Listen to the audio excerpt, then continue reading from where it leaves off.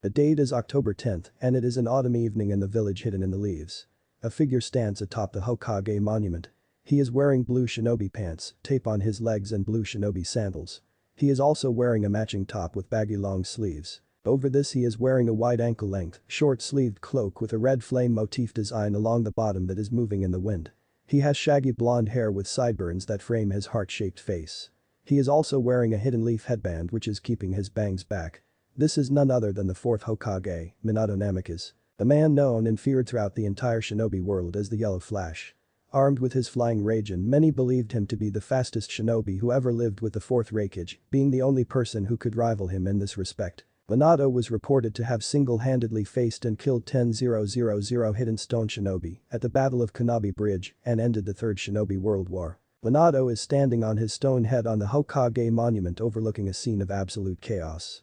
Smoke is rising into the sky and smothering the light of the full moon and the stars. Screams of fear can be heard clearly, even from where he is. A giant creature with red fur, crimson blood, thirsty eyes and 9 swinging tails can be seen below, destroying the hidden leaf with shinobi, desperately trying to stop it and failing. The 9-tailed fox. The most powerful of all the 9-tailed beasts. Legend has it could level mountains and raise tsunamis with a swing of its tails. Right now it is proving its legend to have some truth to it. Minato is thinking about the events that led to this very moment. It all began with the pregnancy. 9 months ago he and Kushina had found out she was pregnant with quadruplets. They were ecstatic. The two were in disbelief over how they were going to be parents. However, there was a slight issue. Kushina's seal. Kushina was of the 9-tailed fox. In a Jinchuriki's life there was one time where the seal holding his or her tailed beast weakened considerably. This was during childbirth. The chakra usually used for maintaining the seal was directed towards the maintenance of the fetus, or in Kushina's case fetuses. Thus when the third found out he demanded the matter be handled with the utmost secrecy. And that was what was done. The pregnancy was kept a secret. When the time came the children were to be delivered in a secret location with a barrier erected and the Anbu Black Ops who were part of the third security detail on guard. The deliveries were a success. Naruto, their firstborn son, had come first. He had tufts of blonde hair atop his head and whisker-like markings on his cheeks. An hour later their first daughter was born. She had been named Into. She had Kushina's red hair. Not long after this their second son came. Menma had tufts of black and red hair atop his head. Just 15 minutes after this Yaoi, their youngest and second daughter were welcomed into the world. She had Minato's blonde hair only a shade lighter. It was only then that it really sunk in. He had really become a father. Just as he was about to rebuild the seal he turned around to see Bawako and the other midwife drop to the ground dead. The cloaked hooded man wearing an orange mask with a tiger stripe-like design with one eye hole and the fully developed 3-tomo Sharingan of the Uchiha visible through it was standing there with a kunai in hand in front of the cradle that held the children. He told him to step away from Kushina or they would die. Minato didn't know what to do and the man attempted to follow through on his promise. Minato saved the children, but he had been forced to use his teleportation and left Kushina in the hands of the enemy, whose plan he realized was to separate them from the beginning. He used the flying Raijin seal that he had incorporated into her seal to get to her, but he was too late. The masked man had ripped the 9 tails out of her body and she informed him of his intention to use it to destroy the village. Minato was devastated. He knew the consequences of a tailed beast being ripped from its Jinchuriki's body like that. Of course the masked man had infiltrated the village and summoned the 9 tails right in the middle of it. That was all that led to the current situation. Minato inhales and exhales deeply. He had already found Tsunade and taken her to Kushina's location. He hoped that, by some miracle, she would be able to save her. I've allowed myself enough selfishness, he says internally. It's time to protect the village. Meanwhile below the 9 tails must have sensed his presence because the fox turned its head and looked straight at the Hokage monument. It opens its mouth revealing its fangs. Small balls of blue and red chakra begin to form and converge on the spot at its mouth until a giant purple ball of chakra has formed. The tailed beast bomb. An attack only a tailed beast is capable of. One that could destroy entire armies and leave a scar upon the very face of the earth in a second. The 9 tails takes aim before releasing the bomb, sending it flying at the Hokage monument. You won't have to find your way here, he definitely declares. He begins weaving through hand signs before shouting flying Raijin. Guiding thunder. A complex sealing formula appears in the air in front of the monument. When the bomb reaches its momentum it stops. It begins to sink into the sealing array until it can't be seen. Minato then holds up a flying Raijin kunai and an explosion is seen in the distance. Minato has no time to examine his handiwork. He whips around, a kunai in hand, in an attempt to behead the masked man who had tried to sneak up on him. His attack goes right through the man as if he isn't there. When his hand comes out on the other side, the man grabs his wrist. A swirling distortion formed in the air with the masked man's only visible eye being the epicenter. Minato suddenly sees himself being pulled into the man. Acting fast, he activates the flying Raijin. Minato finds himself laying on the ground next to one of his kunai in front of another one of his safe houses, this being the one destroyed earlier. My attack slipped through him as if he wasn't even there, he thought, getting up. The same distortion from before appears and out of it the masked man materializes. So he can use space-time ninjutsu as well, assessed Minato. Minato begins to analyze the situation. Why did you attack the leaf? He questions. The masked man simply stares at Minato. I could say I did it on a whim, and I could say I did it for a purpose. I could say I did it for peace, and I could say I did it for war. Minato begins to assess the situation. He was able to get past a top-secret barrier, kill all the Anbu Black Ops on guard who were assigned to the 3rd security detail, and he knew about the seal weakening during childbirth. He was also able to break it, tame the 9 tails, and get past a hidden leaf's main barrier undetected. Could it be? Are you Madara Uchiha? No, it's impossible. He's dead. I wonder about that. Replied the masked man, taking out what appeared to be a pair of shackles and putting them on. Well, I guess it doesn't matter who he is. He's still not an ordinary shinobi. His space-time ninjutsu surpasses mine and Lord Second's, and he's got a dangerous ideology.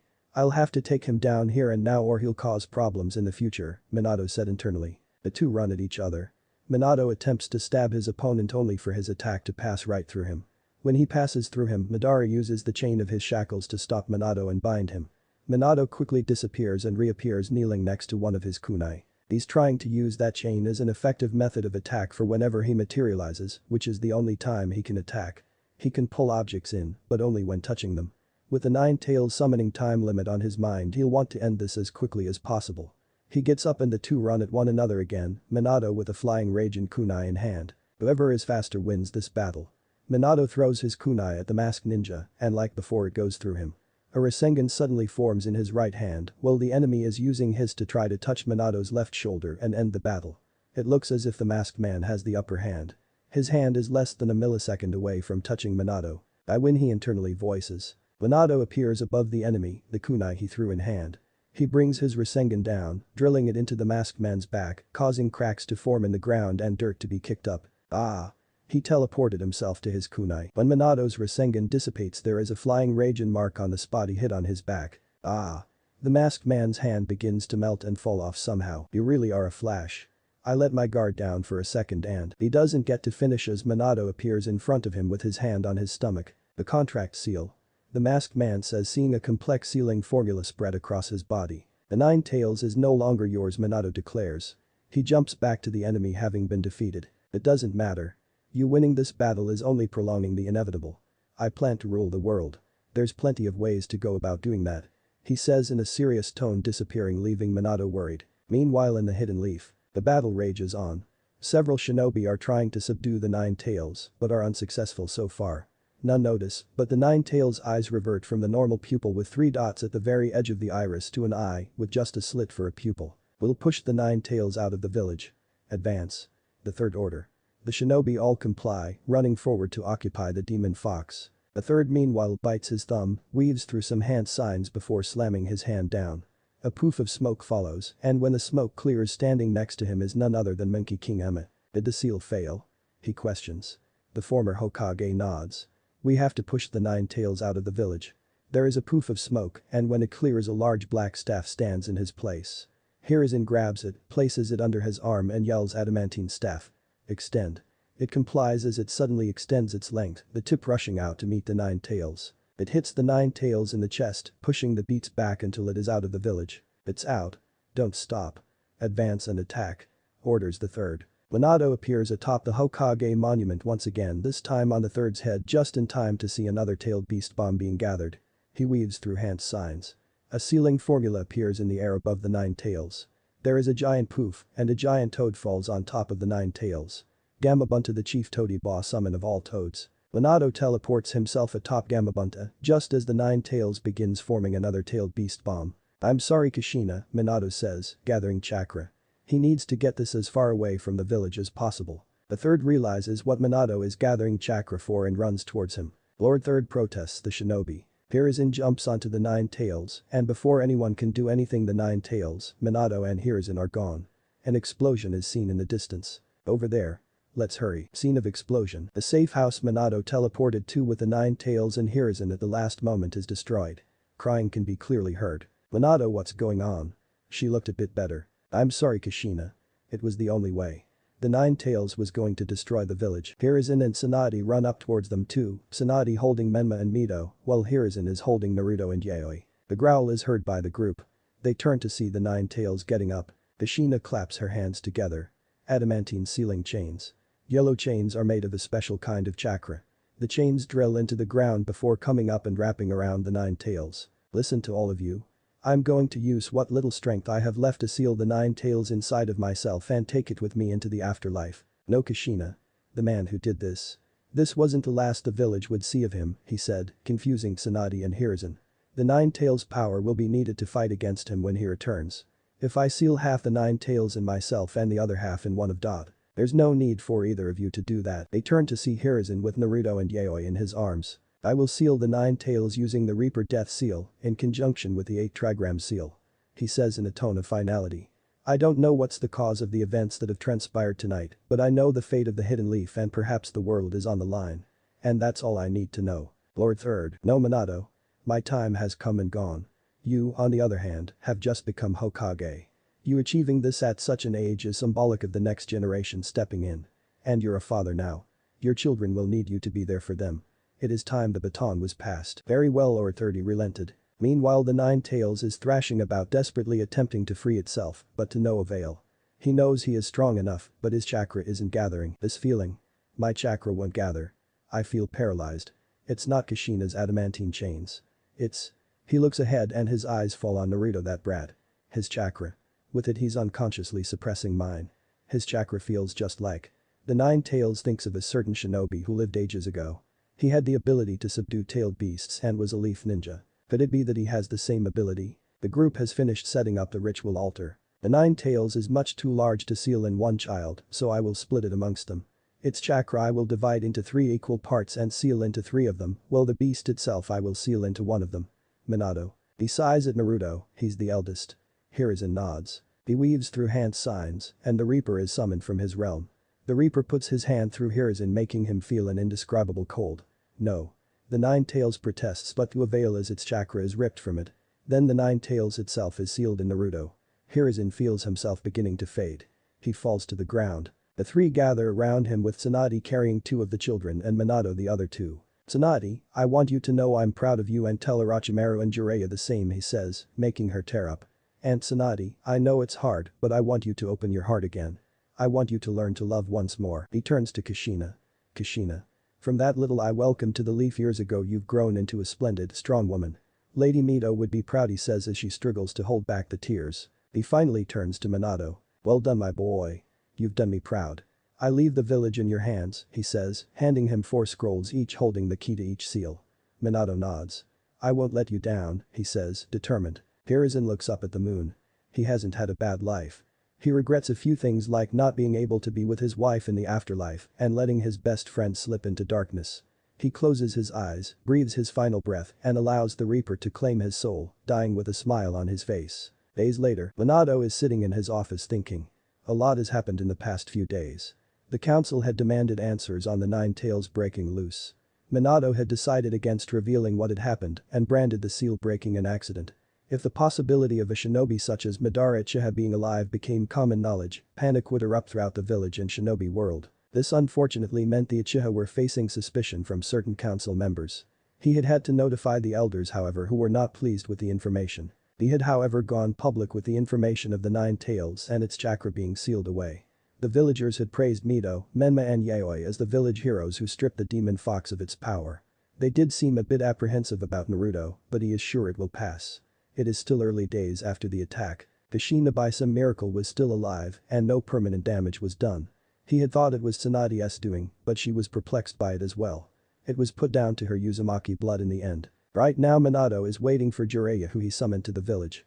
He hears someone enter through his window. He turns to see his sensei. Hey brat, Jiraiya greets walking into the office. Minato smiles and immediately activates privacy seals on the room so none outside can hear anything. He proceeds to explain everything to Jiraiya from beginning to end. When he has finished, the Sannin has a frown on his face. I think this is it, sensei. What you spoke about, Minato says. The shinobi world will face great danger in the coming days. A child of prophecy will be born.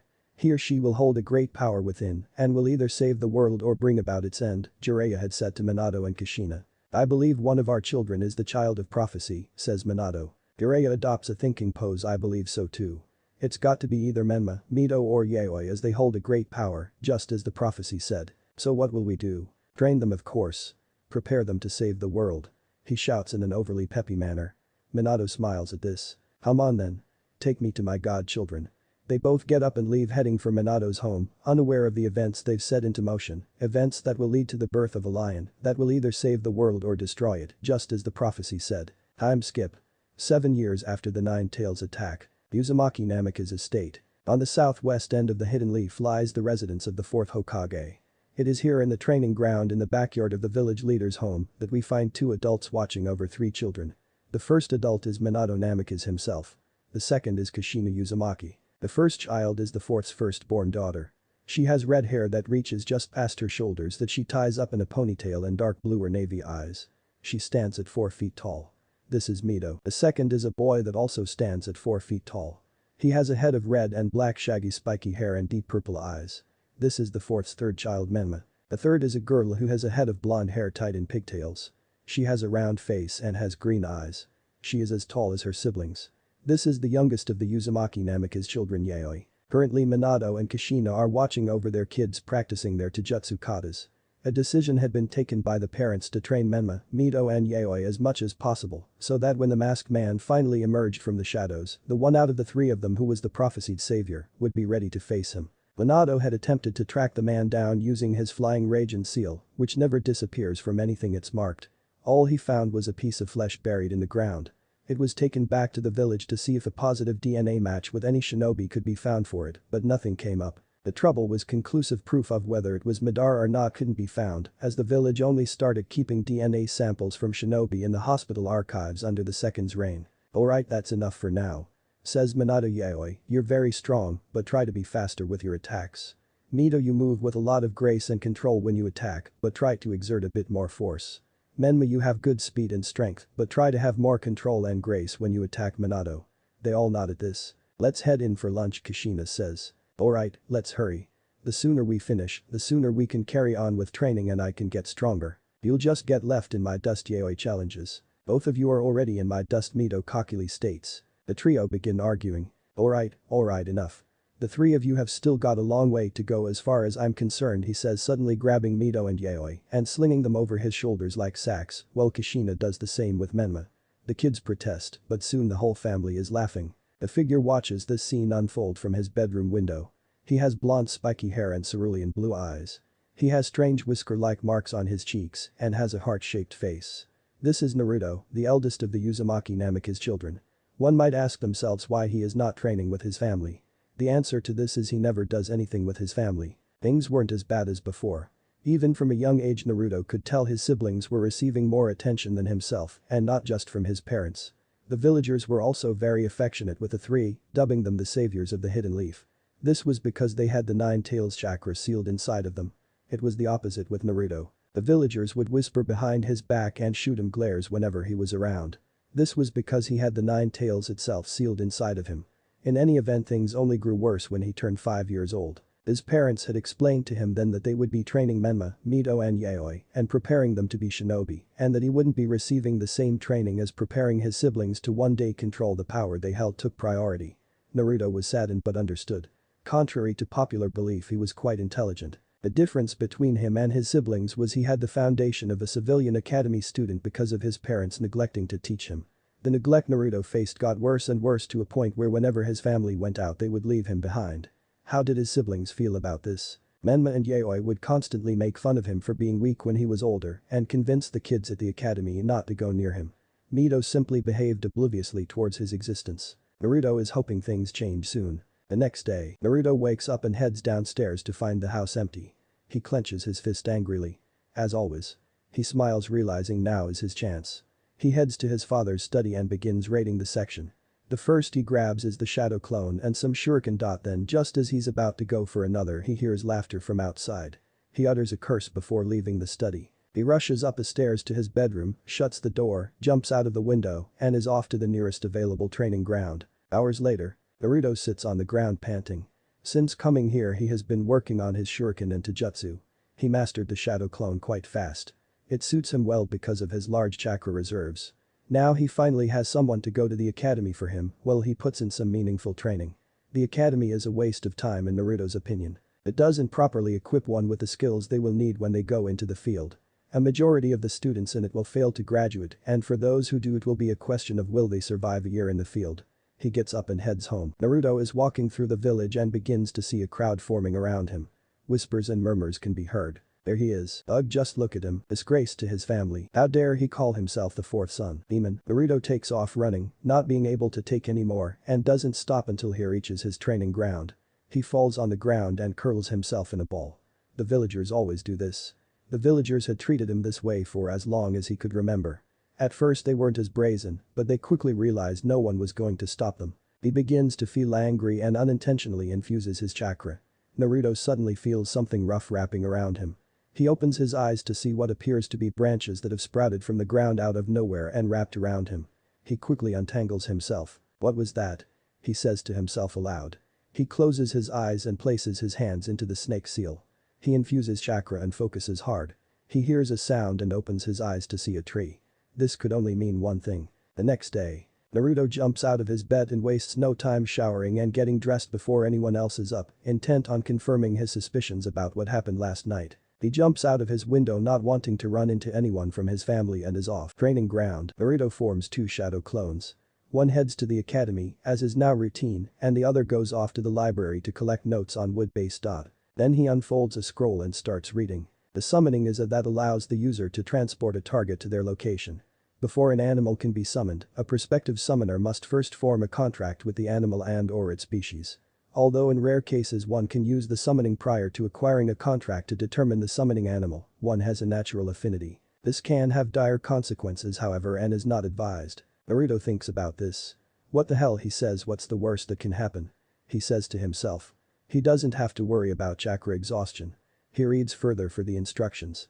Naruto bites his thumb while infusing a fair amount of chakra. He slams his hand onto the ground. Summoning. A poof of smoke engulfs Naruto. When the smoke clears, Naruto looks around in shock. This is not the hidden leaf. He appears to be in a mountainous area with dense jungles. Naruto hears a growl and turns around to see, standing only a few feet away, a lion. This one is no ordinary lion however.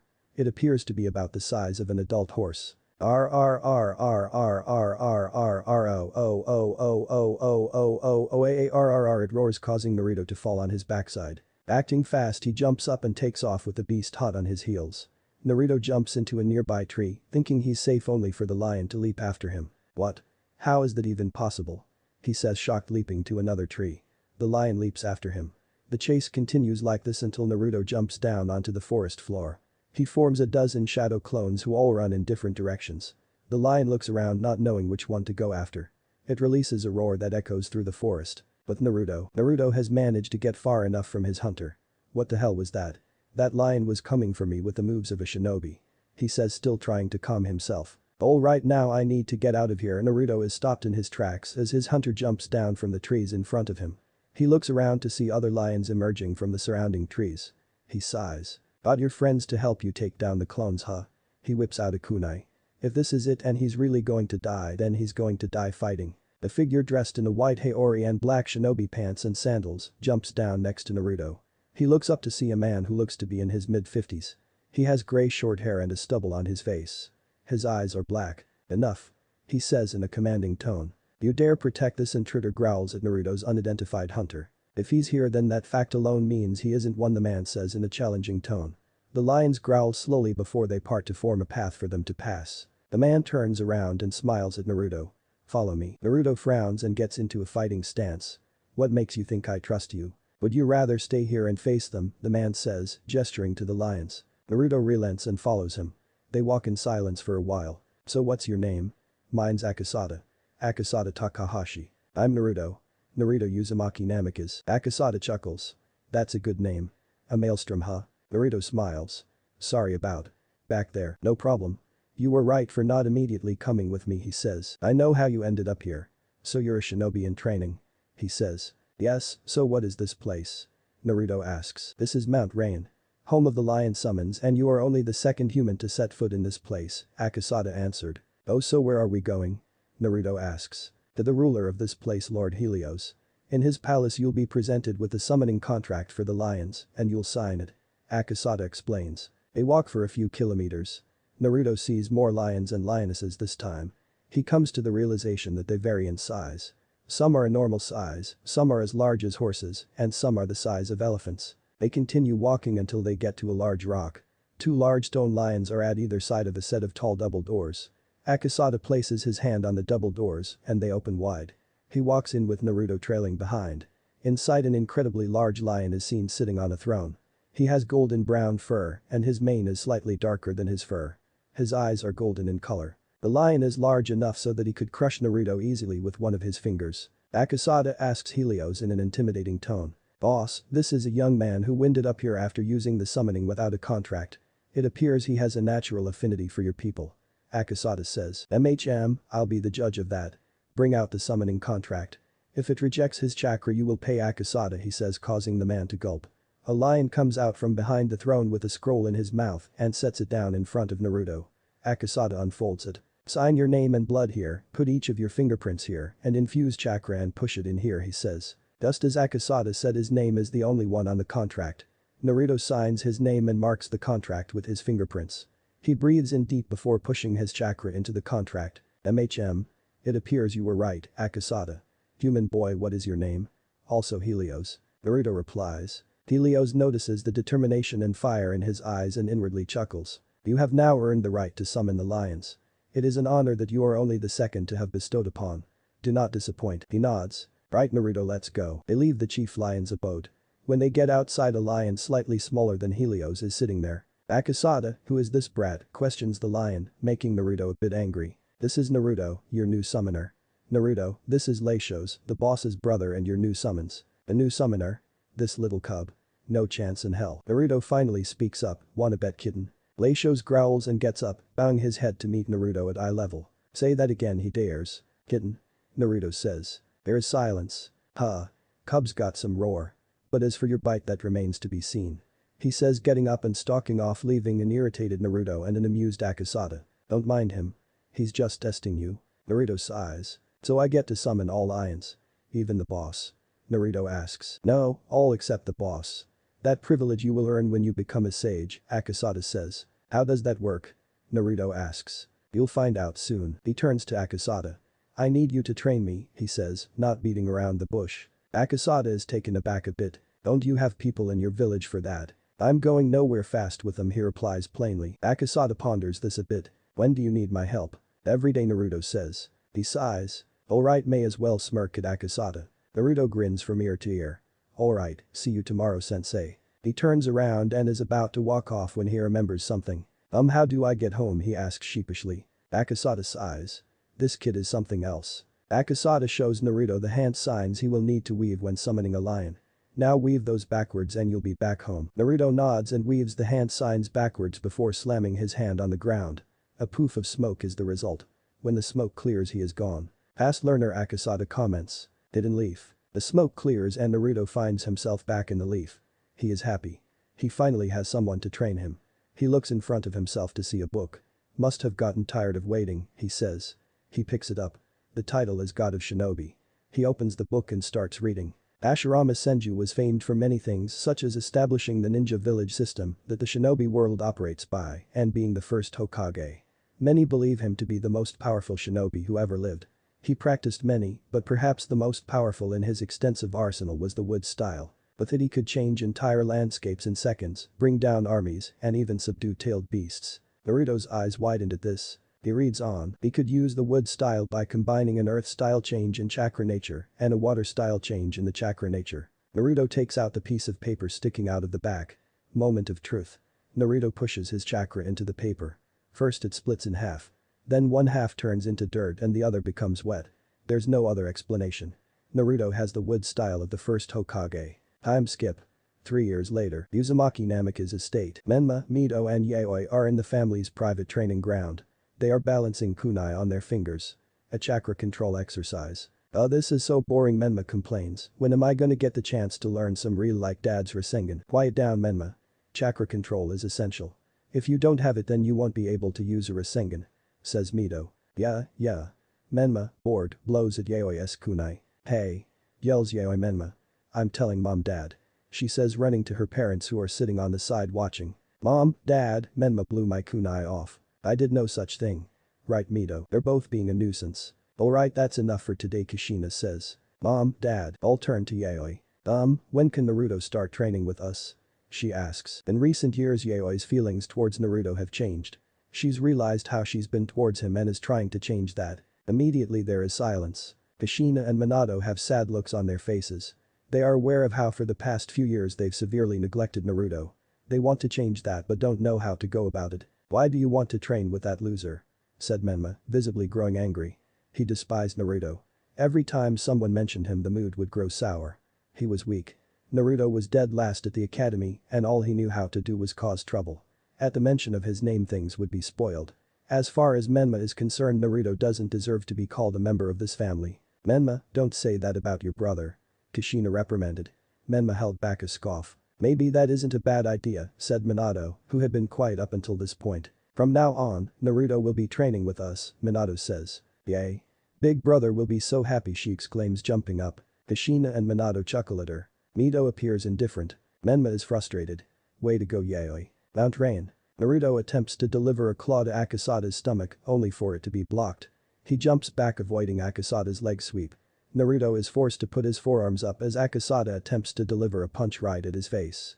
Naruto reacts by grabbing Akasada's arm and attempts a judo throw, but Akasada lands on his feet and kicks Naruto in the stomach, causing him to skid back. Naruto jumps into the air and attempts a right hook at Akasada, but he catches Naruto's fist. Naruto twists himself in the air and attempts a spinning kick at Akasada which grazes him. "Alright, that's enough. You're at times faster and at times more focused on strength. You need to be more of both at the same time. Remember, the Lion Fist is about using an immense amount of speed and strength to grind your opponent down." Naruto nods. The Lion Fist is the taijutsu style that Akasada had taught him. Naruto and Akasada had formed a deep bond with one another and become quite close with each other since Naruto had become his student. Naruto had learned that Akasada was a former shinobi of the hidden cloud known as the Typhoon. For his vast arsenal of wind-style dot, Naruto had done some research and found out that Akasada was quite feared during his heyday and wreaked havoc on the battlefield during the Third Shinobi World War. He was the cloud's equivalent of the Sannin. The history books reflected that during the course of the war, Akasada had mysteriously gone missing and was presumed dead, but the truth was Akasada had lost his entire family during an attack in the war, his parents, his wife and his kids, and had from then on wanted nothing to do with the shinobi world. He had lived on Mount Rain since, with the lions welcoming him as he was their one and only summoner at the time. Akasada had learned Naruto was the son of the 4th Hokage Minato Namikaze and his wife the red-hot habanero of the Hidden Leaf Kushina Uzumaki and the vessel for the chakra stripped 9 tails. He had never faced the Yellow Flash, but an old friend of his had. He was shocked to learn that Naruto possessed the wood style of the 1st Hokage. Naruto had learned a lot from Akasada. He had taught him quite a bit, but not just in regards to ninjutsu. Before Naruto met Akasada he trained to become stronger so that the world would know his name, and to some extent that was still part of what he wanted, but now he looked at things differently. He understood that people like him and Akasada were victimized the way they were because of the way the shinobi world was, and he wanted to change that. "Alright, head home. We'll continue tomorrow," says Akasada. Naruto nods, bites his thumb, weaves the summoning jutsu hand signs in reverse, and in a poof of smoke is gone. Naruto's training ground. In a puff of smoke Naruto is back in the village. By now it is dark. He gets up and walks towards his home. He has worked by the same routine for the past 3 years. Every morning he wakes up, gets ready for the day and leaves before everyone else. He gets to his training ground, or at least what used to be his training ground, and forms a shadow clone that goes to the academy. He then performs the reverse summoning jutsu and spends the whole day on Mount Rain training with Akasada. Once the day is up he heads back. Of course he has to make sure he doesn't get careless, lest he risk being found out, so on days where they have practical tasks and sparring sessions at the academy he has to show up. Naruto keeps up the appearance of a dead last hopeless loser at the academy. He believes that he can't afford to trust anyone with the knowledge of his true power, lest he risk vulnerability. As for his wood style, Naruto had learned only a few with it and he hadn't trained extensively with it. Naruto is aware of the fact that if the village were to learn he possesses the firsts they would make efforts to transform him into a weapon, and his father, as always, would allow them to do as they please. He couldn't have that. He will, for now, only resort to using it in a dire life or death situation. Naruto turns a corner and whips out a kunai as a swirling distortion forms in the air. During his years under Akasada he had awakened a sensory ability. Out of the distortion appears a figure wearing what appears to be traditional Uchiha robes. He has spiky long hair that reaches down his back. His face is hidden by an orange mask with a tiger stripe-like design. His mask has one eye hole, and through it Naruto can see a 3-tomo Sharingan glowing in the dark. The man does a good job at trying to hide it, but his chakra feels vile. He's an Uchiha alright, but he can't be a leaf ninja. His chakra came out of nowhere, observes Naruto. Who are you? He questions. The masked man chuckles. It's no surprise you don't remember me. But I remember you, the man replies, not answering Naruto's question. He steps forward giving Naruto his cue to attack. The blonde boy jumps at the masked man, a kunai in hand, intent on killing him. Naruto is shocked when he passes through the man as if he isn't there. He attempts to deactivate any, but there is none. He weaves through some hand signs before yelling wind style. Wind or barrage. Naruto breathes in before blowing out multiple balls of wind chakra, sending them right at the man. The same thing happens. They pass through him like a ghost. The next thing Naruto knows, the masked man is standing in front of him. He knees him in the gut, causing the boy to hunch over. Then he punches him square in the face, sending him stumbling back. He grabs the boy by his collar and tosses him like a rag doll, sending him skidding and rolling. Naruto gets up on his knees and feels the man infuse a large amount of chakra. He puts his hands in the snake seal. Wood style. Wood barrier jutsu. The masked man, seeing this, has a manic smile on his face behind his mask as he weaves his hand signs. Fire style. Fireball. A massive fireball somehow comes out of the man's mouth and goes right through his mask. It collides with the barrier, but it stands firm and protects Naruto from the flames. He takes his hands apart, allowing the wooden beams to recede back into the ground. He gets up onto his feet and looks at his enemy. This is bad. He has the ability to make himself intangible, meaning I can't land any attacks on him. Naruto gives himself no more time to think. His eyes widen and he places his hands in the snake seal as realization hits him. Release. He yells. The masked figure in front of him disappears as he immediately breaks that was just cast on him. He whips around only to receive a kick to the chest that knocks the wind out of him. While he flies through the air, the masked figure weaves through a set of hand signs. Fire style. Fireball, he calls out once again. Naruto, meanwhile, crashes to the ground and gets to his knees, not being able to muster the strength to jump up. His eyes widen as he sees the fireball cannoning towards him. He jumps up and does his best to evade the fireball, but can't escape the resultant explosion from it colliding with the ground, which sends him flying once again until he hits the ground and rolls before skidding to a stop. Naruto lays on the ground, helpless as the man walks towards him. The masked stranger grabs him and lifts him up by his collar. I'm impressed. You've grown strong. Even I wasn't expecting wood style. He says. Naruto is clawing at the man's arm, desperately trying to free himself from his grasp. But you're nowhere near as strong as you should be, the man says. He looks Naruto in the eye, the tomo of his Sharingan spinning. The blonde boy yells in pain before he goes limp in the masked stranger's grip. He's out cold. The masked man drops Naruto unceremoniously onto the ground. Now sleep, Naruto. Sleep and grow stronger, he says as he disappears into the swirling distortion he appeared through. Uzumaki Namika's estate. There is an unusual silence at the Uzumaki Namika's estate as the family sit around the table. They are waiting for Naruto to return. Kushina had gone up to his room only to discover he wasn't in it. She refused to serve dinner until her eldest son returned and sat with them. He usually didn't eat with them, but considering the occasion that should change. An Anbu Black Op teleports into the room in a puff of smoke. Lord Hokage says, addressing the village leader in the appropriate manner on one knee. Yes, what is it? Asks Minato. There's been a terrible incident. The Uchiha clan has been massacred. Itachi Uchiha is believed to be responsible. What? Minato says, leaping out of his seat. My name is Mikoto. Kushina is not able to finish her sentence. Her best friend can't be. She and Fugaku left the Uzumaki Namika's estate a couple of hours ago on a visit. Lady Mikoto is alive. So is Lord Fugaku and their children. Itachi was caught by Lord Fugaku accosting his younger brother Sasuke. He and his sister Satsuki are currently at the Leaf Hospital. There is more. Your eldest son has been attacked. Itachi is believed to be responsible for this as well. A shock-laced silence fills the room. No, no, Kushina cries, tears beginning to stream down her cheeks. Kushina. I'm going to the Uchiha clan compound. You head to the hospital now, Minato says. Menma, Mito and Yaoi watch this scene unfold, not knowing what to do. Leaf Hospital, 2nd and 3rd degree burns and fractured ribs. Tsunade says, giving her assessment. He should heal fast, all things considered, but that isn't the real issue. Naruto appears to have suffered an immense amount of psychological trauma, Tsunade says to a crying Kushina. Kushina is desperately trying to keep it together. She has her arm around Mikoto who has stopped crying by now and has just shut down. I'm not sure when he'll come around, Tsunade admits. Thanks Tsunade, she says. All they can do is hope. A few days later. Naruto groans as he finally opens his eyes. He feels like he has been hit by a brick over the head. There he sees Tsunade. All of Naruto's physical injuries had already healed to Tsunade's surprise. That was incredible even for an Uzumaki. Lady Tsunade. Naruto feels someone jump onto him. He looks to see his mother, in tears hugging him tight. He doesn't know how to feel about this. Naruto, I was so scared, she says. He sits up in his bed. Kushina has not left his side since she came to the hospital.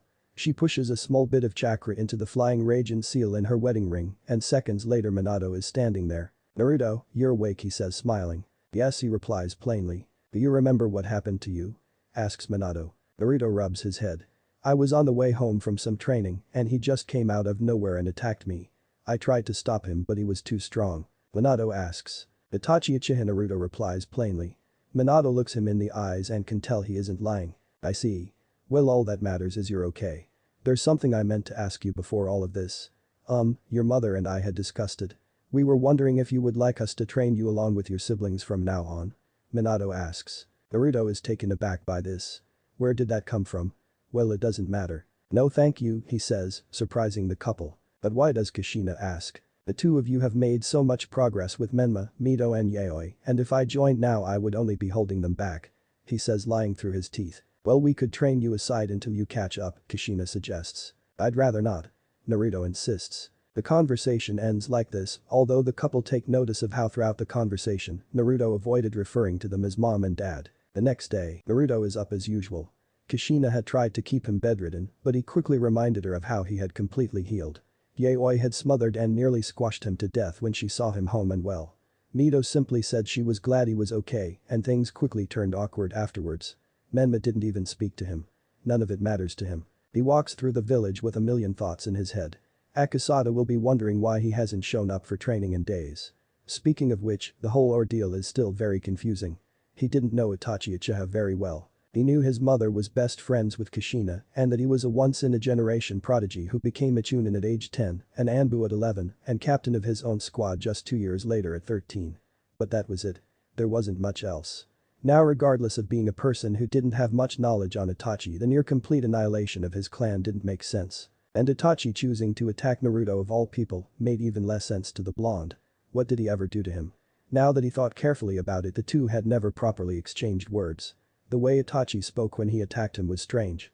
Like he'd been watching him. He shakes his head finally arriving at his old training ground.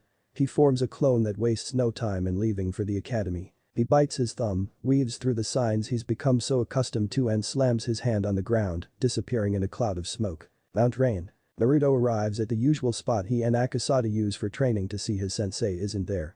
He decides to go look for him at Helio's palace. He walks past many lions and notices some of them give him looks.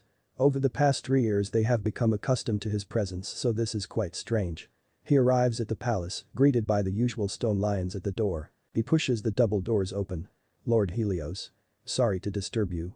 I can't understand what Akasada Naruto says. Sitting next to Helios is Latios. Naruto steps forward Helios commands. Naruto does as he is told. The lion comes towards Naruto with a scroll in its mouth.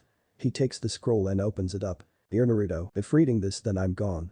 As I write this letter I'm sick. The truth is I've been sick since before the day we met. At first I didn't tell you because it was a matter of you not needing to know. But then things changed Naruto. Over the 3 years we spent together you and I forged an incredible bond. You found a place in my heart and I found one in yours. You made me feel like I had my family back. Like I had back the son I lost. And for you I suppose I was the father you never had. And that's probably why you're mad at me right now. And I'm sorry. I'm so sorry for being a coward and not telling you this face to face. I just couldn't bring myself to do it. I hope you can forgive me. And one more thing, Naruto. I believe it will be you. I believe you will be the one to change this shinobi world. To ensure there never have to be people like you and I. It's no coincidence that you possess the ability of the first Hokage. You are the harbinger of change for this world Naruto. Go and fulfill your destiny and show the world you are what I've always known you to be. A lion. The world is a jungle laden with dangers, but you are its king. A lion. Love, your sensei, your friend, your father, Akasada Takahashi. P.S. You will be given a large scroll that contains almost every I've ever mastered, along with a storage scroll containing my life savings. Use these well. The lion comes forward with a second larger scroll. Naruto is by now crying at full force.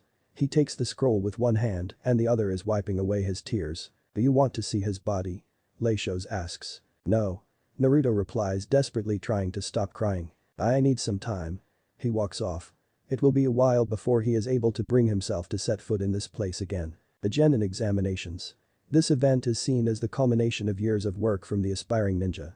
A day where academy students who were once seen as hopeless rookie brats were finally recognized as fully fledged shinobi. Naruto Uzumaki is walking through the central part of the hidden leaf towards the academy.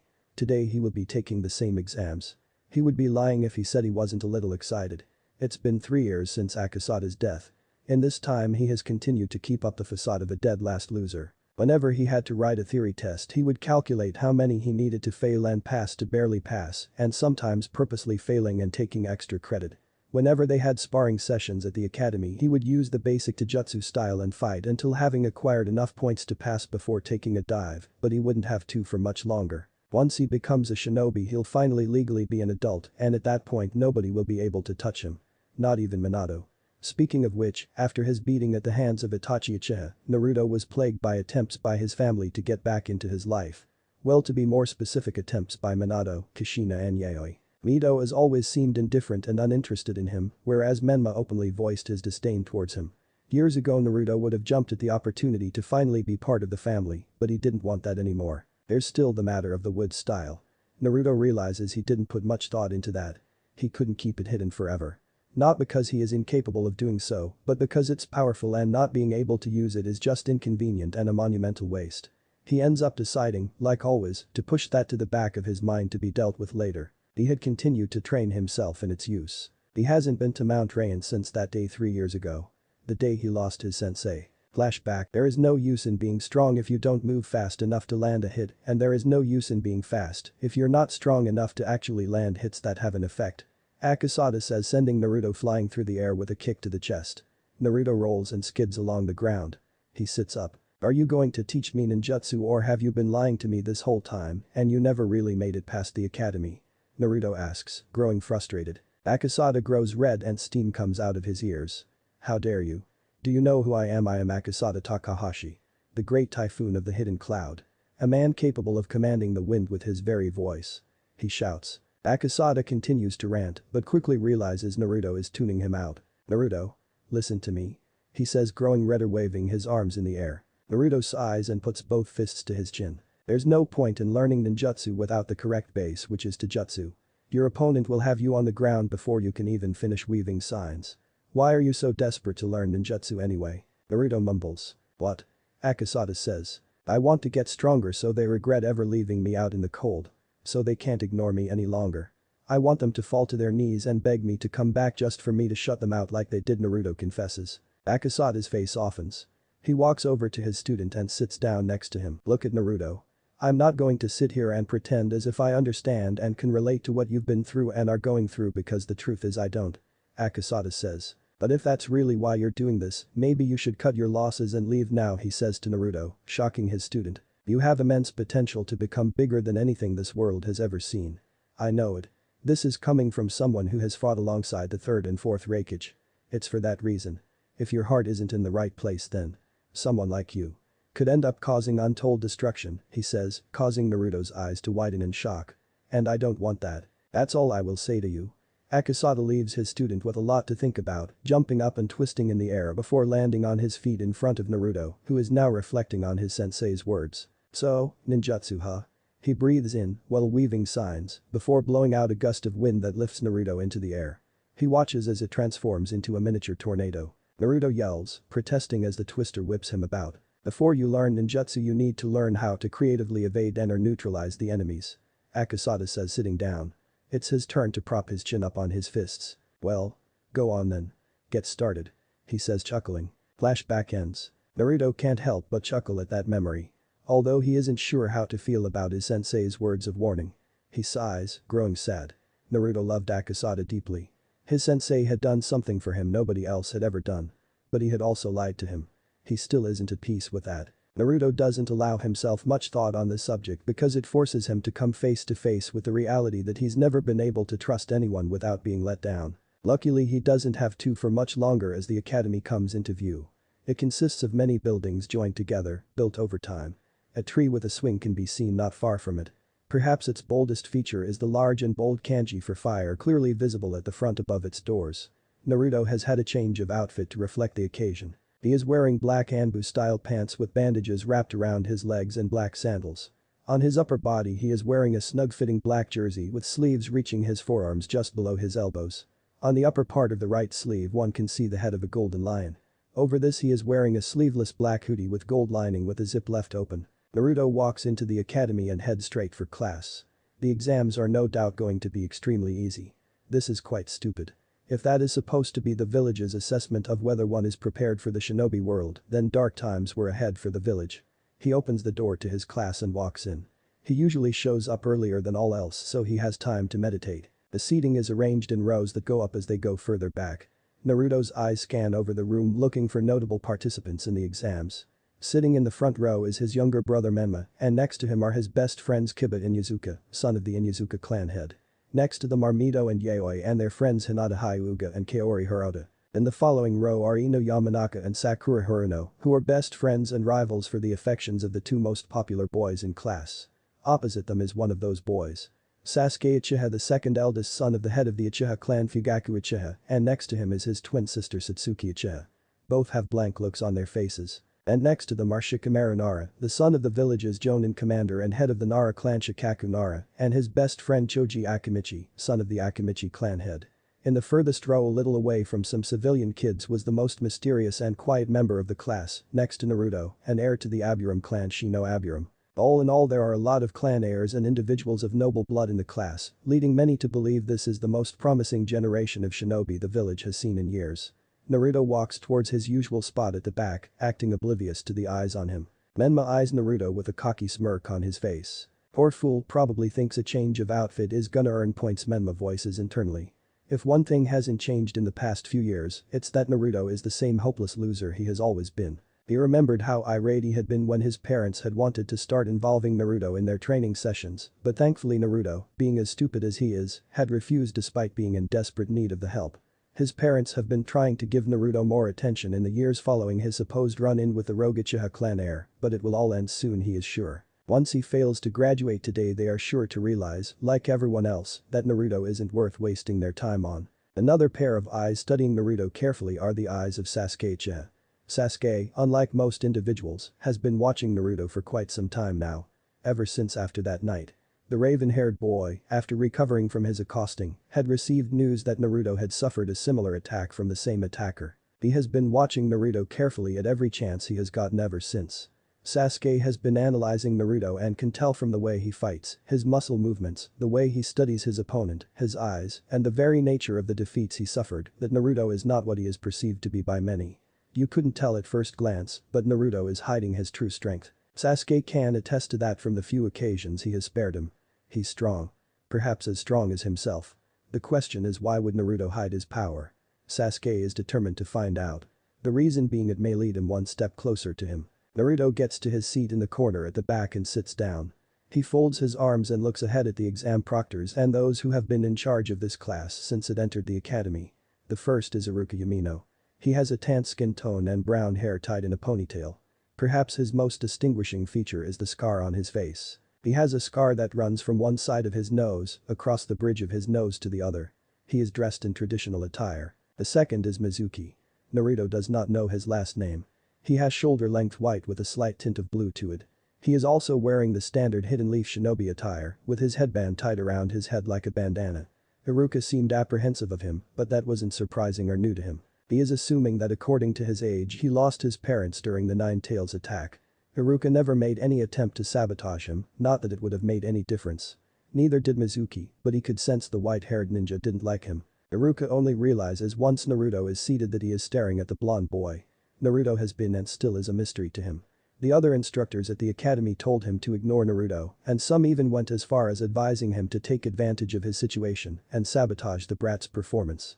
Why should the power of a demon brat be a shinobi?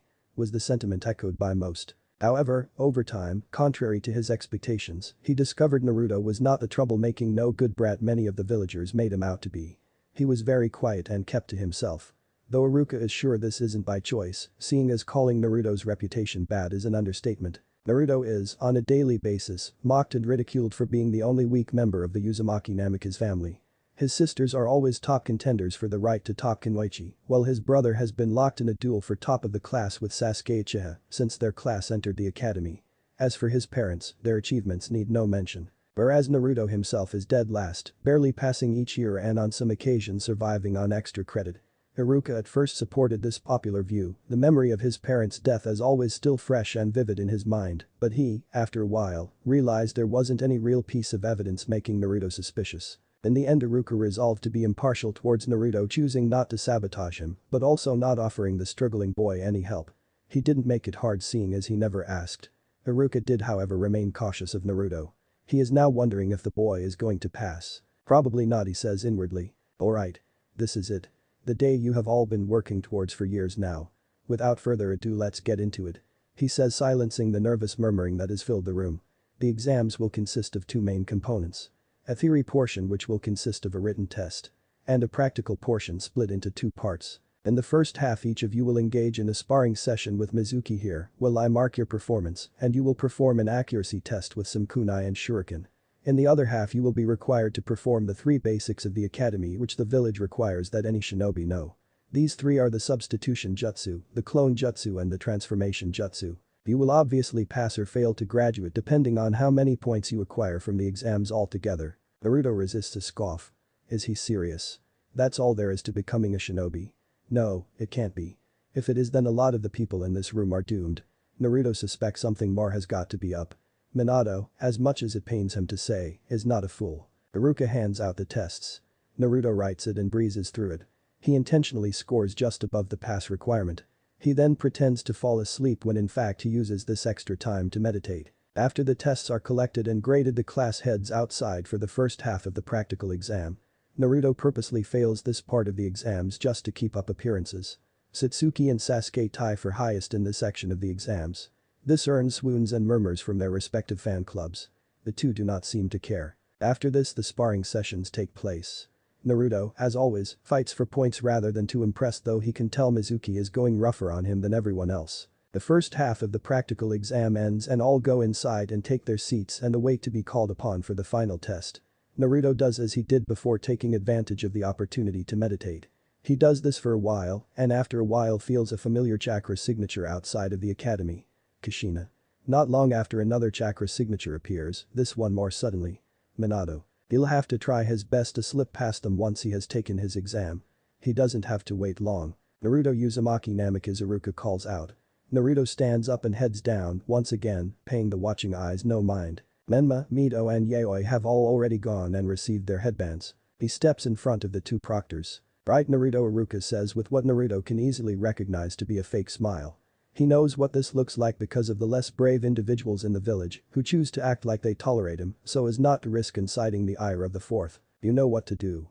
Substitution, clone and transformation in that order. Naruto substitutes with his chair in the corner.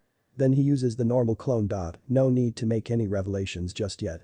Then he performs the transformation dot. Iruka and Mizuki are shocked to see an identical version of Hashirama Senju standing before them. Not one discrepancy. Congratulations, Naruto. You pass. He says, fake smile and all. Well done, Mizuki says, sporting a fake smile of his own, except he is hiding anger. As opposed to the many smiles and exclamations of joy they got today, Naruto simply bows and says thank you, a blank look on his face. Naruto grabs the only headband with a black strap on the table. Iruka and Mizuki tell him to report to the academy in exactly a week to meet his assigned three-man squad. He nods at this and leaves, putting his headband in his pocket as opposed to wearing it around his head so proudly like most of the other new shinobi had. Naruto walks out of the academy. There's no running away like he had planned because his family is standing right in front of the entrance. Had he teleported away, his father would have sensed him infusing chakra. Oh well. Minato sees Naruto and doesn't know whether to smile or frown. His eldest son. Minato is happy to see his boy. He notices his change in attire. He is looking like more of a man. Minato feels a sharp pang of guilt at how he didn't get to see Naruto grow up and mature into this. He didn't intend for things to turn out like this. Kushina sees Naruto, and a small smile comes onto her face, though her eyes reflect her true feelings. The realization of the amount of damage she has done to her little boy had brought about a deep feeling of self-loath within her. It took a while for her to be able to look at him without thinking about breaking down. On some nights Minato had to comfort her to sleep. But she is determined to right the wrong she has committed. She will rebuild her family. Yaoi is off towards Naruto as soon as he comes into view. She has been desperately trying to connect with her older brother for the past 3 years. When she was younger she used to make fun of him and convinced all the kids at the academy not to play with him. She would even pull pranks and everyone would blame Naruto. She was younger then and foolish. She acknowledges that. She just wants to be his sister again. She realizes he isn't wearing his headband. Oh no, did he fail? Menma sees Naruto approaching and resists coughing. He honestly makes him sick. Naruto has always been and will always only ever be good for ruining everything. Like the family were planning on going out to celebrate Menma, Mito and Yaoi graduating from the academy with flying colors when their parents had demanded they wait for their big brother. Menma didn't understand it. They had never done that before. Naruto was always left out of everything. What is so different now? He notices the blonde is not wearing his headband. I knew it, he thinks, smirking. Mito simply looks on indifferently. She is impartial about Naruto. He is, for all intents and purposes, a stranger to her. She knows that her parents feel guilty about neglecting Naruto, but they have tried to reconnect with him only for him to shut them out. She knows that he is dead last in their generation, but he only has himself to blame for that. He turned down the opportunity to train with them. He also cultivated a reputation for troublemaking for himself. What can you do for someone like that? All in all she cares little for him, or at least that is what she tells herself. Naruto sees Yaoi coming. At first he thinks about sidestepping and letting her fall, but decides against it. Yaoi jumps on Naruto, hugging him tight. Big brother. She looks him over. Did you pass? She asks. No, he didn't. Are you surprised? Menma says, smirking. All eyes fall on Naruto, who takes out his headband and straps it around his head. Congratulations, Naruto. I'm proud of you. Minato says, beaming. Naruto nods and bows. Thank you, Lord Hokage, he says simply, making Minato wince at how he doesn't call him his father. Naruto moves to end the conversation before it can go further. I'll be seeing you all later, he says, turning brushing Yaoi off and leaving. Kushina looks down in sadness. She feels Minato's arm wrap around her. Give him some time, Kushina. He'll come around. Minato comforts me. Right guys? What do you say we go out and celebrate, Minato says. What about big brother Naruto? Yaoi asks sadly. Your brother wants to be left alone right now, Kushina says. Naruto's training ground. Naruto opens his eyes and looks up. The light of the crescent moon and the stars is shining down. He came here to meditate a few hours ago after escaping his family. I did, Akasada-sensei, he says. Naruto gets up and starts walking home. Now things are going to start changing. Naruto feels a familiar chakra signature approaching. A figure flies past in the trees towards the village gates. But Mizuki is speeding towards the village exit. Under his arm is a large scroll. This is the forbidden scroll of seals. Mizuki is heading to the village gates, intent on delivering it to his master. This was not the original plan. The plan was for the demon brat to fail to graduate so Mizuki could fool him and tell him he could earn extra credit by bypassing security and getting the scroll. However, things didn't go according to plan. The demon brat actually passed. Mizuki realized that the little rat had been hiding his ability this whole time. Thus he was forced to steal it himself, leading to the current situation. He realizes someone is tailing him and drops down to the forest floor. Naruto jumps down and is faced with his academy instructor Mizuki. Well, if it isn't the fox brat of the hidden leaf, Mizuki says with a vile smirk on his face. Naruto stands there, not the least bit fazed by these words. You're not on active field duty. Why are you attempting to leave the village? Whoa, big shot. Just because you got lucky and graduated you think you can boss people around now, Mizuki responds. Naruto had been compelled by a feeling deep within to follow after him. His eyes darted to the scroll in his arm. Oh, you want to know what this is? This, little rat, is the forbidden scroll of seals, he says, shocking Naruto. I was just on my way to deliver it to my master, Lord Orochimaru. He continues, shocking Naruto even more. Orochimaru is one of the 3 legendary Sannin and a former student of the 3rd. He was one of the candidates considered for the position of 4th Hokage, but most importantly he is the biggest traitor in the history of the Hidden Leaf. Why is Mizuki working with him? Naruto doesn't know either. Mizuki is a traitor. That is all he needs to know. You're probably wondering why I'm telling you all this. Well, it's because you're about to be dead. He shouts, taking the Fuma shuriken off of his back and sending it hurtling towards Naruto. He stood there not moving. Just as the shuriken appears to be centimeters away from cutting Naruto in half, he releases a burst of wind-style chakra, sending it right back at Mizuki, who has to jump into the air to avoid it. Mizuki suddenly feels the wind knock out of him as Naruto, out of nowhere, kicks him in the back, sending him crashing into the earth. What? How is he so fast? Mizuki inwardly says, shocked. He tries to get up from his knees, but is sent flying through the air into a tree from a kick to the side which fractures his ribs. Mizuki can do nothing as Naruto weaves through hand signs and shouts water style.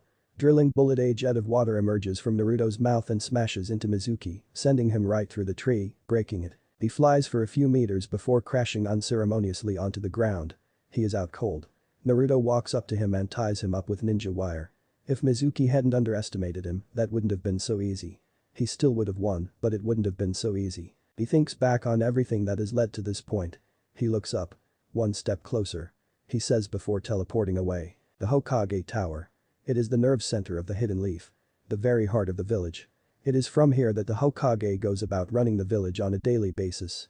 And as usual, now the Hokage is currently in his office on the top floor of the tower, where a view of the entire village is available, discussing a matter that will affect the future of the village. The last few days have been particularly busy for Minato.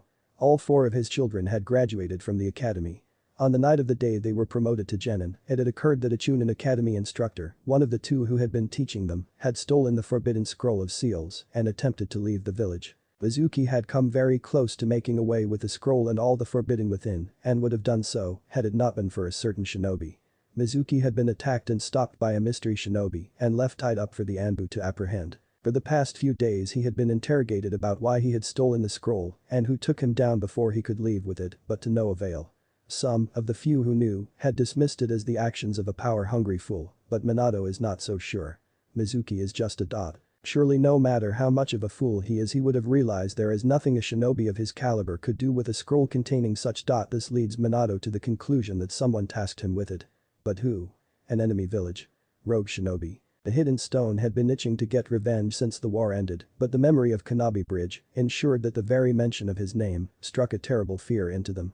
The Hidden Cloud is a very militaristic village, and their current Raikage is on a mission to make the village the most powerful in the elemental nations. Though with their failed attempted kidnapping of the Hyuga clan head's firstborn daughter, occurring only a few years ago, perhaps they wouldn't be so brazen. Rogue shinobi. Was it perhaps the criminal shinobi organization that Jiraiya had informed him of and that Itachi Uchiha was reported to have joined? Whatever the case, Minato knew this should be treated with the utmost seriousness. He had had Ibiki and Anko handle the matter, but when they failed, surprisingly, he had Inoichi attempt to extract the needed information. To his shock, the Yamanaka clan head failed as well. After some investigation, it was discovered there was a seal on the shinobi's brain that acted as a lock to his memory. The seal wasn't a problem for someone like Minato, however it is outfitted with a fail-safe mechanism that ensures that should it be broken, Mizuki's brain will be destroyed before any information can be retrieved. This is worrying to Minato. Although this did confirm his suspicion that Mizuki was working for someone and someone powerful, but who? Minato was just thankful that the scroll was recovered. Now if only he knew who was responsible. He understands Mizuki not revealing his master, but why not reveal who stopped him? Perhaps this is another individual within the village who was working with him who ended up deciding against handing over the scroll and betrayed Mizuki, and now he is protecting this person for fear that they will tell all there is to know about the plot. Minato is very disappointed in how the scroll was even able to be stolen in the first place. Security around the tower has been tightened as a result.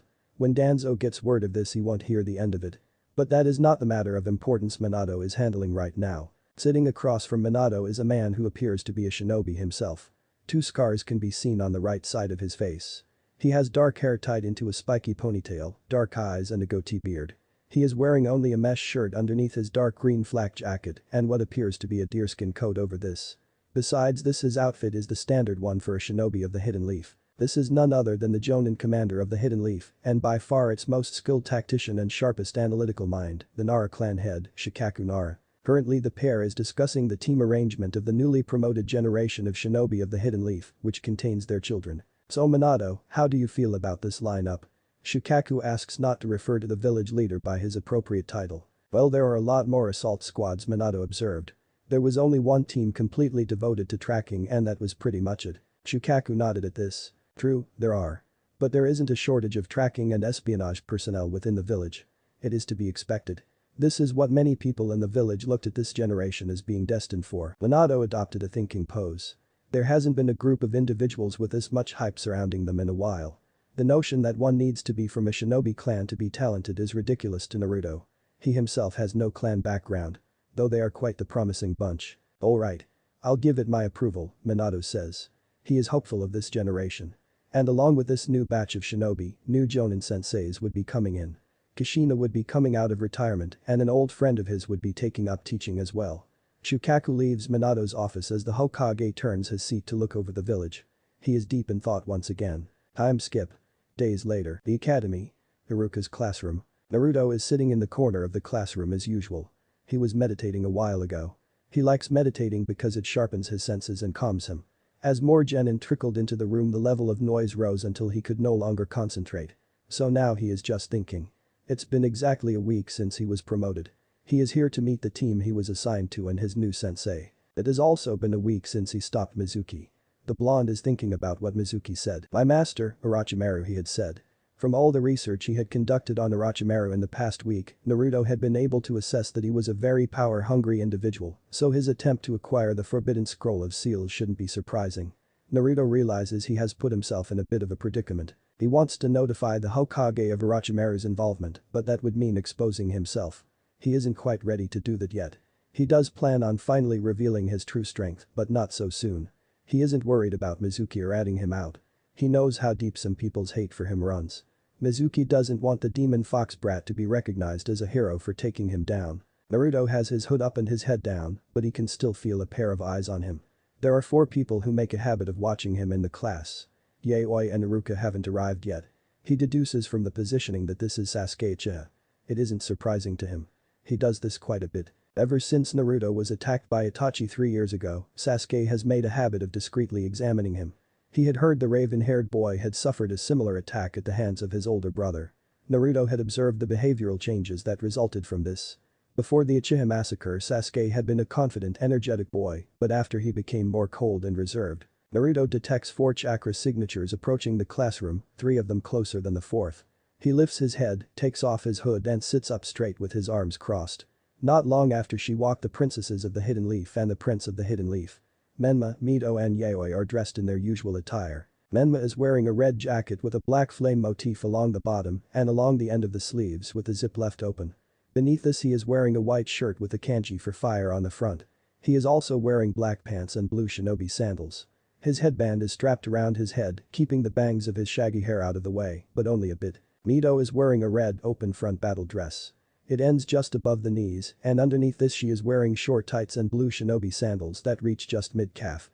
Her long red hair is tied in a ponytail that reaches her mid-back. She is also wearing blue wristbands. Her headband is strapped around her waist. Yaoi is wearing a pair of tight blue shorts underneath which she is wearing mesh pants that reach her ankles. She is also wearing blue sandals and a midriff white top that exposes her belly button. As always, her hair is tied in pigtails and her headband is strapped around her neck. The arrival of the hero trio of the Hidden Leaf earns swoons and murmurs from their respective fan clubs. Menma. You're here. Look at him. He's so cool. Yaoi is so hot. Mito, marry me. She's incredible. The 3 walk into the classroom behaving completely oblivious to the shouts and murmurs. They have gotten used to this sort of treatment. They walk to their seats and sit down, Menma high-fiving Kiba. Man, they can't get enough of you, Kiba compliments. What can I say, I'm an irresistible, Menma brags. Mito smiles and greets her friends. Hi, Mito greets Hinata. Hey Hinata, Kaori, you ready?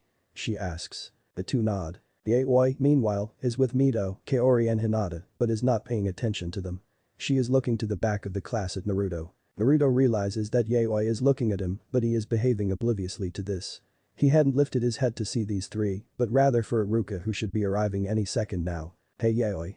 Yaoi sighs in an exasperated manner. She turns her head to see Kiba standing in front of her. How are you? Kiba asks. It is no secret that Kiba is infatuated with Yaoi. Members of the blonde girl's fan club begin to protest. The Inyazuka dares them to do something. Right. Iruka shouts while walking in. Quiet down. Kiba, sit down. No one listens and it looks as if a fight is about to break out. Iruka sighs before performing his big head dot. Shut up. He yells. There is silence. Kiba finally sits down. Right now, first of all, I would like to congratulate Menma Uzumaki Namikaze and Sasuke Uchiha for tying for Rookie of the Year, causing applause to erupt throughout the room, particularly from the 2 boys' fangirls.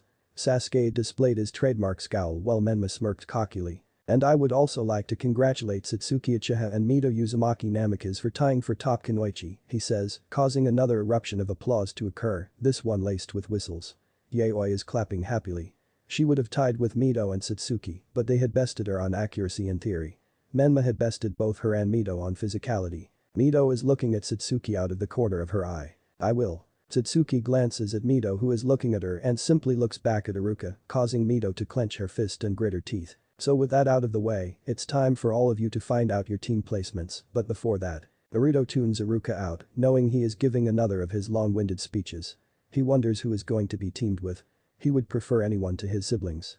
The advantage of being perceived as the dead last is that he would likely be teamed with at least one strong person. He continues to ignore Iruka. Years of tuning out Akasada when he was rambling or bragging had allowed him to develop this skill. He continues to ignore Iruka until he sees him look down to the clipboard in his hands. Right. The following are the squads you are all assigned to. Naruto listens but isn't really interested until the notable genin begin being named. Team 7 will consist of Menma, Mito and Yaoi Uzumaki Namikaze, the three grown at their luck. Even on duty they can't get away from each other. I'm going to give Dad a piece of my mind. They all inwardly say at the same time. Your sensei will be Kushina Uzumaki Namikaze. Iruka continues with a surprised look on his face. The three siblings are shocked. They were not expecting their mother to be their sensei. Murmurs of protest fill the room. Many are about how three of the strongest kids are on the same team family, and how it is unfair, while many are also the cries of members of the three's respective fan clubs. Ino has tears streaming down her face, and Sakura is smirking. There Ino. You never really had a chance in the first place. I mean, only true love can prevail. Teammate will consist of Kiba Inyazuka, Hinata Hyuga and Shino Aburam. Your Jonin senseis will be Kuranaiki. Iruka continues. Team 9 is currently active. Team 10 will consist of Sakura Haruno, Shikamaru Nara and Choji Akimichi. Nuo Sakura cries, throwing herself on the floor, while Ino laughs loudly at her. Ha! I may not be on the same team as Menma, but at least I'm not stuck with those two hopeless acts, Ino says, pointing at Choji and Shikamaru. Choji raises an eyebrow while Shikamaru looks on with his trademark bored expression. What a drag, he says. Iruka's sweat drops at this behavior. Ino continues laughing at her best friend, who is still laying on the floor and hasn't recovered from her shock. Shut up. Iruka shouts for the second time. Sorry Iruka-sensei, Ino says, blushing embarrassedly. Iruka shakes his head irritably. Team 11 will consist of Sasuke Uchiha, Kaori Hirota and Hisateru Hajiwara.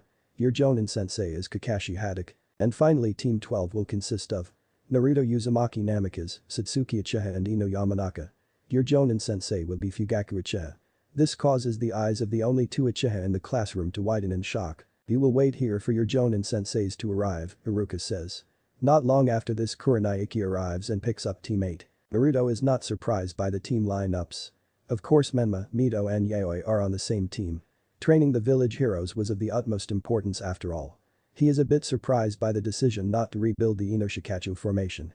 The placement of the Uchiha makes sense. They've both been assigned to teams on which they have senses who will be able to train them in the use of the Sharingan. As for him and the team he had been assigned to, well. From what he knew, Fugaku Uchiha is the head of the Uchiha clan and the father of Itachi Uchiha. He is known and feared throughout the shinobi world as Fugaku of the Wicked Eye for his prowess with the Sharingan, another one of the legends born during the Third Shinobi World War. He is yet another candidate who was considered for the role of Hokage. He is quite excited to be assigned to such a strong shinobi. Naruto doesn't know much about Ino. She is the heiress to the Yamanaka clan and the daughter of the clan's leader, Inoichi Yamanaka. She is Sakura Haruno's best friend and has a crush on Menma. That is pretty much all he knows. He isn't too sure about her. It seems to him like her eyes haven't been opened to the cold realities of the shinobi world. And then of course there is. Satsuki has been watching him out of the corner of her eye. Naruto Uzumaki Namikaze. Before, the only thing that made him of any concern to her was the fact that he was Mito's brother, and even then they didn't seem close, so she didn't know much about him. And then that terrible night came. The night that robbed her of the one person she adored, admired and trusted most besides her mother. The night that took her twin from her. She remembers waking up, hoping and praying it was all a nightmare. It wasn't. She remembers finding out he had been through something similar. She thought about reaching out to him, but she didn't even know him. And besides, she could never reach out to anyone again after that. Now she is on the same team as him. Well, it doesn't matter. She just has to focus on getting stronger. Ino sighs exasperatedly. She isn't on Menma's team. Well, at least Sakura can't rub it in her face because she isn't on Sasuke's team. She knows Satsuki a bit, or at least she thinks she does. She used to be friendly and got along with everyone. Then she changed. This was the same time Sasuke changed. It was after their brother supposedly massacred their clan. Naruto, on the other hand, is a complete mystery to her. He is quiet and doesn't talk to anyone. She remembers even from a young age he was treated differently from his siblings.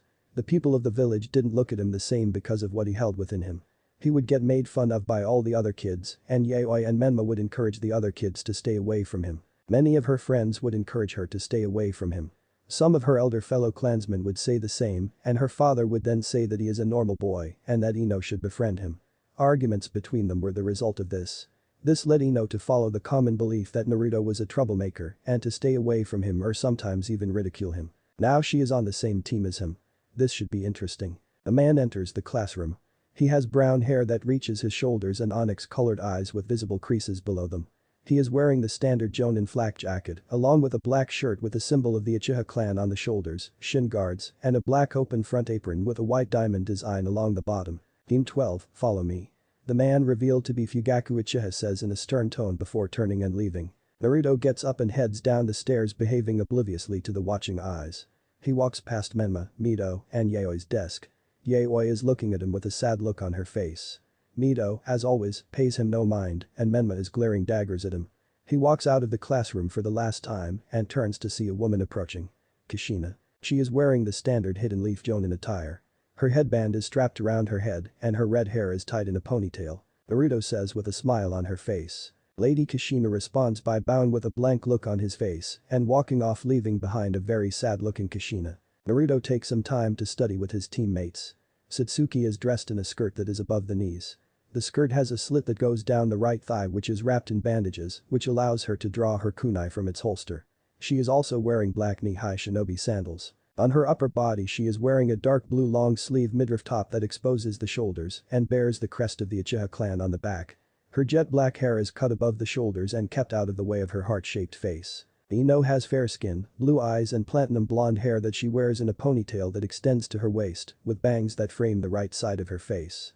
Ino is wearing a purple outfit consisting of a high-collar blouse and a matching apron. She has bandages on her abdomen and legs. She is wearing wide arm warmers with a purple trim and her headband is worn as a belt. Training Ground 12. Naruto, Satsuki and Ino are all sitting in front of Fugaku, who is sitting atop one of 3 wooden stumps. The group introduced each other to one another and told of their likes, dislikes, hobbies etc. Naruto ensured he gave away as little as possible. Naruto doesn't consider himself to be dense. Fugaku grew up alongside Minato. The two are close friends. He knows that one of the main reasons he is on Fugaku's team is because the Hokage trusts him and has most likely assigned him to a long-term mission to observe him and analyze him. Alright then, now it's time for you to take your graduation test. What do you mean? Ino asks we've already been promoted. Not really Fugaku replies that was only a means of weeding out those truly capable of being shinobi. And this is a means of acquiring the best out of those capable. Naruto isn't surprised. Just as he suspected. So let's not waste any time. Fugaku says taking 2 items out of his pocket. One is a stopwatch. The other is a pair of bells joined by a red string. The test is you each have to get one of these bells from me in order to pass. As you've observed there are only 2 bells. So the 2 out of the 3 of you who get a bell will pass and be declared genin, and the odd one out will be sent back to the academy to repeat a year. There will be a time limit of 1 hour. Failure to acquire a bell within that time will also constitute failure. Fugaku says setting the stopwatch. He hooks the bells to his belt. Any questions? No good. Your time starts. Now. Immediately Satsuki and Ino jump away from the clearing. Naruto simply stands there staring at Fugaku. You're not going into hiding like the others. I'm not surprised. Your file did indicate you weren't the sharpest knife in the proverbial toolbox Fugaku challenges. Naruto crosses his arms not taking the bait. There's no point to it. A shinobi of your caliber would be able to determine my location easily, no matter where I hid, he replies. He's actually lying. If he wanted to, he could hide his presence from Fugaku. He just doesn't want to hide. Fugaku smirks. An astute observation. Meanwhile with Satsuki is tense. She is hiding in a tree looking down at Naruto and Fugaku who are having small talk. By the end of today someone will have failed and been sent back to the academy. She has to make sure it isn't her. As long as she gets to keep her headband, it doesn't matter what else happens. BSSSSST, Satsuki Ino says, causing the Uchiha girl to jump in fright and whip around with a kunai in hand. Why are you sneaking up on me? What do you want? Satsuki hisses. Listen. We're up against a Jonin here. We can't go in on our own. If we work together and use all opportunities presented we can get those bells, Ino says. Oh yeah? And what about him? Satsuki asks Naruto. He's the dead last. He's hopeless anyway. Let's just focus on the bells, Ino says. Satsuki nods in agreement. So how do we go about it? Ino asks. Well, he's distracted by Naruto right now. We can capitalize on that. Ino nods. You go in and cover me. Once I give the signal, get out of the way. I'm going to use my clan to gain control of his body. Then the bells will be ours, Ino says. Satsuki nods and they prepare to put their plan into action. But Fugaku and Naruto. There is complete silence. Naruto is still standing there just staring at Fugaku. Why isn't he attacking? Fugaku asks inwardly. He's stalling. Well, if he won't take the initiative, I will, Fugaku decide. However, he cannot as he whips around to block a punch from his daughter. Past, he observes. Satsuki aims a kick at Fugaku's midsection. He blocks and pushes her back. Satsuki doesn't relent and goes on the offensive once again, aiming a right hook at his face, but he parries it away. She goes low and attempts a leg sweep, but he jumps up and back. Satsuki is growing frustrated. He hasn't thrown a single attack at her. Does he think she's too soft? She'll show him. Fugaku stands with his arms behind his back. This is much too easy. Her interceptor fist is incomplete without the Sharingan, which he isn't even using right now. Satsuki weaves through some hand signs before shouting fire style. Fireball. Satsuki breathes out a fireball the size of a small house that careens at Fugaku. He raises his eyebrow at this. Is she using this against him? The fireball seemingly engulfs Fugaku. Satsuki doesn't let her guard down. When the fire dissipates, nothing is left where Fugaku was. She whips around to receive a backhand that sends her reeling back. He stands there with his arms behind his back once again. A shrill whistle echoes throughout the clearing. Satsuki dives to one side, allowing Fugaku a clear view of Ino, who has her hands in a triangle formation. Mind transfer, she shouts. Her consciousness leaves her body, making a beeline for Fugaku.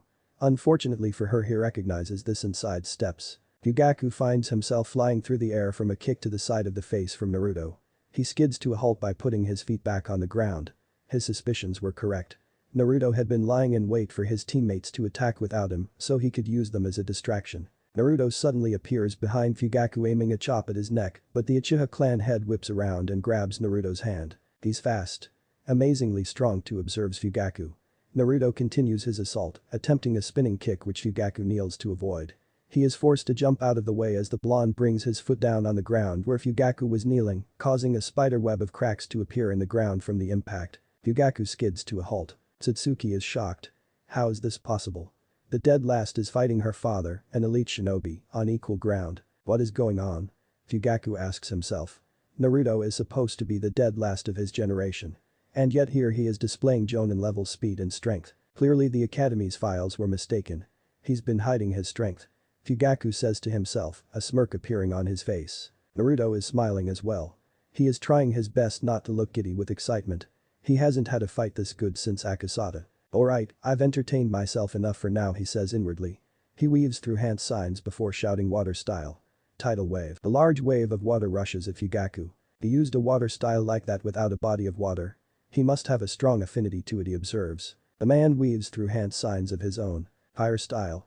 Dragon flame. A humongous dragon made of fire emerges from Fugaku's mouth. The two collide and a battle for dominance ensues.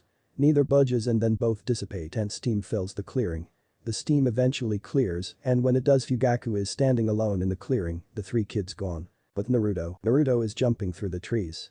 He has Ino held in one arm and Satsuki in the other. He hops down and onto the forest floor once he is sure they are far enough from their opponent. Satsuki pushes herself out of his arm. Let go of me. She shouts, pushing herself off of him, blushing madly. Why did you pull me away? She asks angrily. Naruto looks at her blankly and replies calmly. He lays Ino down on the floor. Her eyes flutter and open slowly. Are you alright? Naruto asks. She groans. They didn't work. Listen. Our opponent is an elite Jonin. There is no point in attacking him like this, Naruto says, having figured the meaning of the test out. He looks at Ino. You left you in an extremely vulnerable position. He was familiar with it and was able to dodge it. You were wide open, he says, causing Ino to look down and frown. He turns to Satsuki. You used the interceptor fist of the Uchiha clan, so one could say you're at the biggest disadvantage of all. The man we're facing is the head of the Uchiha clan. He knows the ins and outs of that fighting style, all its strengths and weaknesses. He's much more proficient in it than you, Naruto states, making Satsuki angry. She is aware of how she is at a big disadvantage facing her father of all people. You can't hope to face him using fire style either. All of that leaves just me. I'm our best bet, he says. Satsuki resists a scoff. It's not me being cocky. It's a fact. He's never seen my fighting style before and he doesn't know what I have in my arsenal. I will be the cover. I'll go in and fight him head on and when the opportunity presents itself you will attempt to grab the bells. Naruto says. Oh yeah? And have you forgotten there are only 2 bells, she asks. They all look at each other. Don't worry about that. You just focus on getting those bells.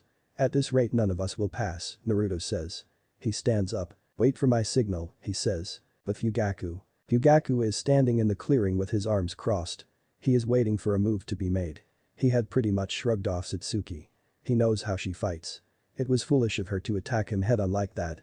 Inoichi's girl had teamed up with her and tried to use her clans, but unfortunately for her he recognizes it from his younger days. But it was Naruto who really surprised him. The boy is incredibly fast and strong. He also doesn't recognize his fighting style. He is interested to see what else he has up his sleeve. Naruto drops down from a nearby tree. He walks a few steps and stops. Back for round 2 huh? Fugaku says with an uncharacteristic smile on his face. Naruto flashes a smile of his own. This is going to be fun. He weaves through some hand signs. Fire style huh, we'll give this a try. Wind style. Wind orb barrage. Balls of wind style chakra emerge from his mouth and head straight for Fugaku. He leaps out of the way and blocks the fist that comes at his face. The real Naruto meanwhile is standing not too far away. Clone explosion, he yells. Fugaku's eyes widen as the Naruto who is in front of him begins to glow a white color. There is a huge explosion. Dirt and smoke rises into the air. Naruto whips around and jumps back as Fugaku narrowly misses him with a kick. Substitution. While in midair he whips out some shuriken and throws them down at the Uchiha, but he takes out a kunai and parries the incoming projectiles away. Naruto doesn't give Fugaku any resting time. As soon as he touches the ground he speeds forward.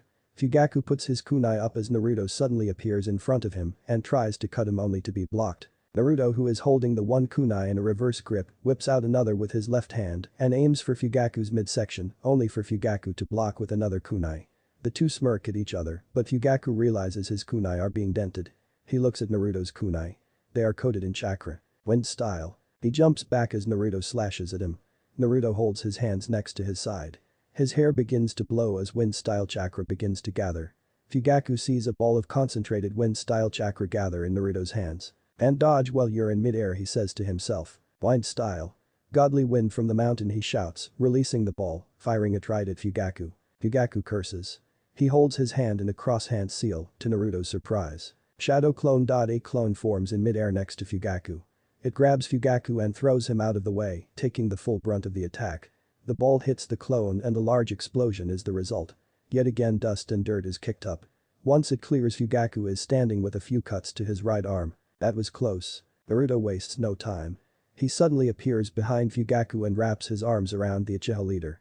Fugaku tries to force himself out, but it is of no use. He's too strong. Satsuki, Ino now. Naruto shouts. Satsuki and Ino, who have been watching all of this in shock, leap from the trees and run straight at Fugaku. Fugaku breathes in and even with his hands restrained blows out a fireball that forces the two girls to leap out of the way.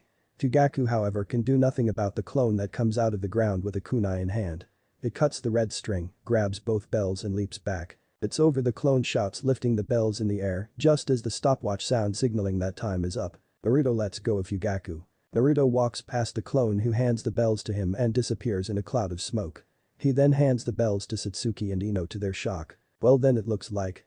You all pass, he says, shocking Ino and Satsuki, but not Naruto, who had already figured out the meaning of the test. The true purpose of this test was to determine whether you would selfishly look out for yourselves or work as a cohesive unit regardless of the outcome. I see one of you figured it out, he says, looking at Naruto smiling.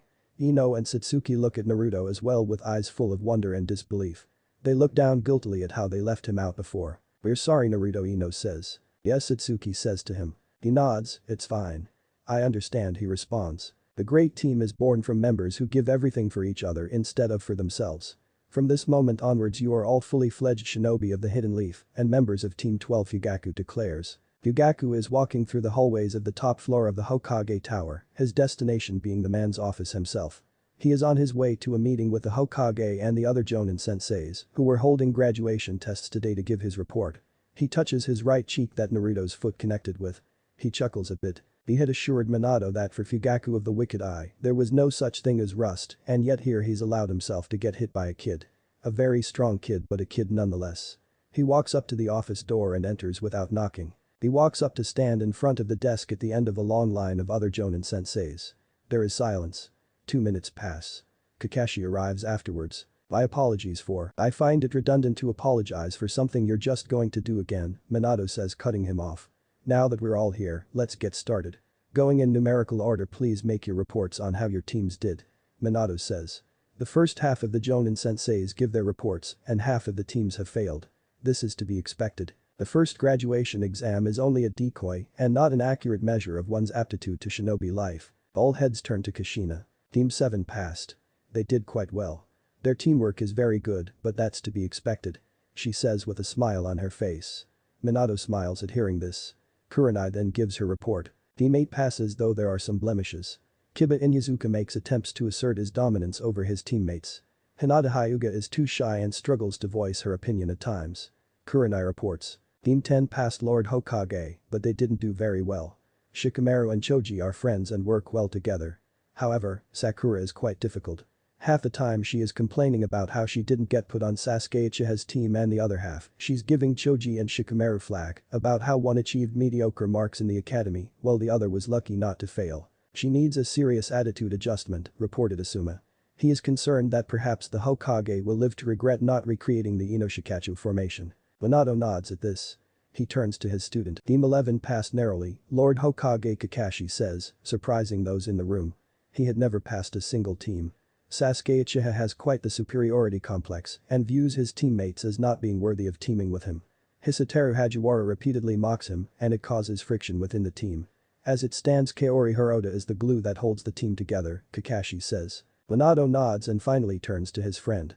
He manages to hold back a chuckle but can't resist smiling when he sees the bruise on Fugaku's cheek. No rust, huh? Fugaku sees the look on his face and narrows his eyes a bit. Team 12 passed.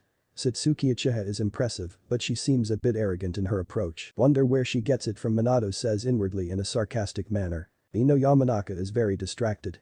She seems obsessed with Team 7's Menma. He says. This time Minato cannot hold back the chuckle. He is aware of how Inoichi's daughter is infatuated with his son. The real shock, however, Naruto Uzumaki Namikaze Fugaku continues earning the attention of all in the room. Naruto is no doubt the strongest member of his team, Fugaku says, shocking all in the room. During the test he displayed what was no doubt Jonin level speed and strength, using a taijutsu style I've never seen before. He is the reason I have this bruise, Fugaku says, pointing at his cheek. He used quite a few impressive elemental jutsu and even the shadow clone jutsu to perform a clone explosion jutsu. Not only that, he also displayed impressive leadership skills when he figured out the true meaning of the test and got his teammates to work together to pass Fugaku finishes. There is complete silence in the room. Everyone is in disbelief. Fugaku Uchiha's praise isn't earned easily, and yet here is praising Naruto. The same Naruto who is a supposed dead last and is nowhere near the level of his siblings. Of all the people in the room, none are more shocked than Naruto's parents themselves. I have to get to the bottom of this, Minato says to himself. Alright everyone, thank you. Please inform the rookies on the teams who didn't pass that they are to report to the academy at the beginning of the following year to repeat, assuming they still want to be shinobi, he says, dismissing all the Jonin. All leave except for Fugaku. No rust, huh? Minato asks. Fugaku frowns. Give me a break. And cut the small talk. I'm here to make my report. Alright, Minato says, smirking. What is your assessment of Naruto? Minato says, turning serious. The boy's very smart. I'm sure he realizes that I'm watching him. He hasn't given anything away at all. I will continue to observe what Fugaku says. Minato nods. Thank you, Fugaku, Minato says. Fugaku wasn't one to ask questions, so when Minato asked him to do this, he did it like any normal mission. Fugaku leaves the office, leaving Minato and Kushina alone. Minato, how is this possible? Kushina asks in disbelief. I don't know. Clearly Naruto has been keeping secrets. Let's go home. We'll have to ask him about everything. Minato says. Besides how Naruto could be so strong, what really worries him is why his son would hide his strength. He is proud, but he doesn't understand why the boy would want to be recognized as a dead last. He'll find out soon. He gets out of his chair and walks over to his wife. He wraps his arms around her. Speaking of Naruto, Minato, do you mind explaining to me why he wasn't on my team? Like I asked her questions with a sickly sweet tone to her voice and a deadly looking smile on her face. Minato gulps. Kushina, we agreed that training Menma, Mito and Yaoi on how to use more of the Nine Tails chakra took priority, and I can't have 5 people on one squad. Besides, I trust Fugaku, don't you? He says nervously. She continues to smile. Alright. But you're definitely not getting any sex for a while, Kushina says, causing Minato's eyes to widen. Now let's go home and celebrate. Uzumaki Namika's estate. Yaoi is hysterical. She has tears streaming down her face. Mito has a blank look on her face. Menma is glaring daggers. Naruto is sitting on one of the couches in the household's living room. Minato and Kushina walk in. Hi everyone, we're. What's going on, Kushina asks, realizing Yaoi is in tears. Menma says nothing. Mito remains silent. Mom. Dad. Big brother is moving out, she manages to say, hearing a voice trembling. Minato and Kushina see the suitcase and backpack Naruto set down next to him. Minato reels back with shock. Yaoi's words don't quite register at first, but when he sees Naruto's luggage, he realizes the severity of the situation. Kushina is in complete shock and disbelief. She can't believe this is happening. Her son is leaving. Why? It's obviously because of her. She did this. Minato's face turns. Naruto, why are you moving out? This is your home. We're your family. Where are you going to go? When were you going to tell us any of this? You can't just leave, Minato says authoritatively. Naruto, who has been sitting on the couch looking calm, stands up. I was going to tell you as soon as you got home. You need not concern yourselves with details. And actually, Lord Hokage, I can. I am now a shinobi and therefore legally an adult. Naruto states calmly. He grabs his backpack and slings it over his back. He doesn't owe anyone any explanations. He grabs his suitcase and begins to leave, only to find Kushina is now blocking the exit. You're not leaving, she says in a strong tone, a deadly aura about her, though everyone can tell she is on the verge of tears. Naruto begins to grow frustrated. Please move out of the way of Lady Kushina, he asks, trying not to lose his temper. No. Naruto listened. I know that we haven't been the best parents to you. I know we haven't been a family to you. I know I haven't been a mother to you. But if you just give us a chance, I'm sure we can make things right. I know the pain we've put you through. No. Naruto shouts, finally losing his temper. Years of pent-up rage finally realizing itself. You have no idea what I've been through. None of you. He continues, turning around. Years. For years I've been treated like some kind of monster for something out of my control. And you weren't even there for me. What do you mean, Naruto? Minato asks, confused. You don't even know how naive you are, Lord Hokage, he scoffs at the villagers. For as long as I can remember I've been ostracized and hated by them. At first they weren't so direct because they were scared of what you two would do to them. But after a while they must have realized you didn't care because when I was around 5 years old it all escalated. The looks, the names, people treating me like some sort of disease. Now given time I could have gotten over that, but what I really struggle to look past is that the people who are supposed to be my family, the people who should have my back when nobody else does, left me out to rot in the cold. Minato is shocked. The villagers did that. But. When? How? Kushina is in tears now. So is Yaoi. Menma and Mito are shocked as well. Well, now I'm done. You've never been anything to me. The best you could do for me is let me go to live my life. Naruto says with finality. He looks to the exit which Kushina is still blocking. He infuses chakra and in a poof of smoke is gone. As soon as he is gone, Kushina takes off to her and Minato's bedroom crying. She locks herself in and cries hysterically. Her baby boy suffered so much and she wasn't there for him. She just made things worse. Yaoi falls apart having only Mito for support who is comforting her. How could she have done this? How could she have locked her own brother out and even tormented him with the amount of pain he was going through? Menma looks on at this scene, seeing everything in complete disarray. He looks to one of his sisters who is falling apart in the other's arms. She leads her away to her bedroom. He looks to the hallway where his mother ran and where his father followed her. He looks down and then clenches his fists and grits his teeth. He punches the wall causing a spiderweb of cracks to appear. Curse you, Naruto. I will make you pay for ruining this family, he silently vows. He looks up to reveal his usually purple eyes have turned crimson red and his round pupils are now slits. But Naruto is now laying on his bed in his new home. An apartment on the top floor of a building on the north end of the village.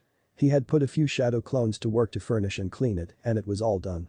He could afford to buy it and many other things because Akasada's life savings was worth millions, but he doesn't want to attract any unwanted attention for now. He stares at the ceiling deep in thought.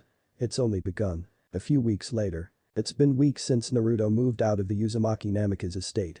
He is very thankful for his sensory ability as it has stopped him from running into the family on multiple occasions. News spreads fast. Naruto has noticed in recent weeks that the villagers are being more cold towards him, but it's not as if any of it is new to him. His teammates have clearly heard as well. The two females have been giving him strange looks, particularly Ino. Fugaku, thankfully, didn't even show he knew despite the fact that he obviously did. Things are going well with his new team.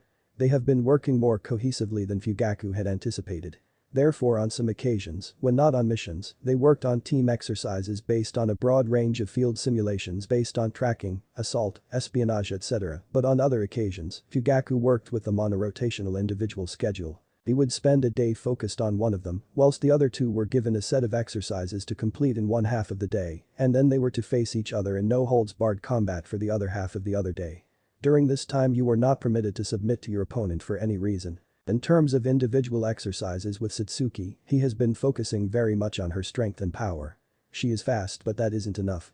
He has of course also been making efforts to help her improve her fire style and shuriken dot. But he has been helping the girl improve her physical ability in general, as in that respect she is sadly miles behind her teammates. Of course she isn't as physically gifted as them so Fugaku had decided to teach her some as well. Her attitude is somewhat improved, but there is still room for improvement. As for Naruto himself there really isn't much missing. It has become obvious that he is the strongest of the three. Naruto likes sparring with Fugaku, and his sensei likes the influence he has on his teammates. They have been pushing and motivating themselves to catch up to him which is very good. Currently Team 12 are in the Hokage's office reporting on their 40th D rank mission. They had completed more than any other rookie team in the village. This was, besides there being a very cohesive unit, because of the fact that Fugaku was a drill sergeant in the way he worked. He was relentless and whatever his students gave him he demanded 5 times more of. Congratulations on another successful mission Team 12, Minato says as a large woman exits his office with a screeching cat in her arms, which she is practically smothering to death. That's right, give it to him Ino inwardly says living vicariously through the woman. Good riddance to bad rubbish Satsuki says to herself. Although she can understand why the little beast keeps running away. Naruto looks on trying not to smile. He almost feels bad for the cat, whose name is Tora. The animal reminds him of himself. Back when Akasada was still alive he would test Naruto's speed by gathering the fastest lions on Mount Rayan and having them chase after him for the whole day. Team 12 have crossed paths with Tora many times before. Naruto could have ended things fast on each occasion but chose not to, thinking it would do his teammates some good. They are very infuriated by this and have promised him great pain in the future for it. Perhaps not pain on par with what Tora was subjected to, but pain nonetheless. I assume you're here for another mission Minato says. There is a tense silence. The 3 genin in the room look to their sensei with their eyes narrowed. Fugaku raises his eyebrow and smirks at this. Yes, Lord Hokage. I believe the Team 12 are ready for their first C-rank mission. The minimum requirement has been met and I do believe they're ready. Fugaku says. You're right. Your team does qualify for such a mission Fugaku. I have seen firsthand that they're very capable. They've performed more than any other rookie team within the village so far. Minato says handing the Uchiha male the scroll outlining the details of the mission. It's a simple escort mission. It shouldn't be much trouble for you, he says. He uses the telephone on his desk to order his secretary to send the client up. Not long after an elderly man, who smells of sake, wearing spectacles and a large hat comes in. He looks at Team 12, studying them carefully before finally speaking. This is it. I didn't pay my money for 3 rabbits he says wiping the alcohol from his chin. Ino and Satsuki seem insulted while Naruto simply raises an eyebrow. Who gets drunk at this time of day? Fugaku pays the man's words no mind. We'll meet up tomorrow at the village gates at the time we usually meet up at the training grounds. From there we will head out to the land of waves. We'll be escorting and guarding Tazuna while he completes a bridge project for the nation. Pack enough supplies for at least a month. His students nod at this. Throughout all of this Minato has been watching Naruto discreetly. Things have changed since Naruto moved out. Yaoi hasn't been her usual bubbly self. Kushina is obviously suffering but is trying to pull herself together so the performance of her team doesn't suffer. Menma has been more irritable too. He admits he himself has been finding it hard to concentrate on work. He is angry at the villagers for letting him down. He is angry at Yaoi and Menma for damaging Naruto's reputation, the former having expressed her regret while the latter didn't seem to care, but most of all he is angry at himself. Angry for allowing any of this to happen. How could he cause his son to go through such pain?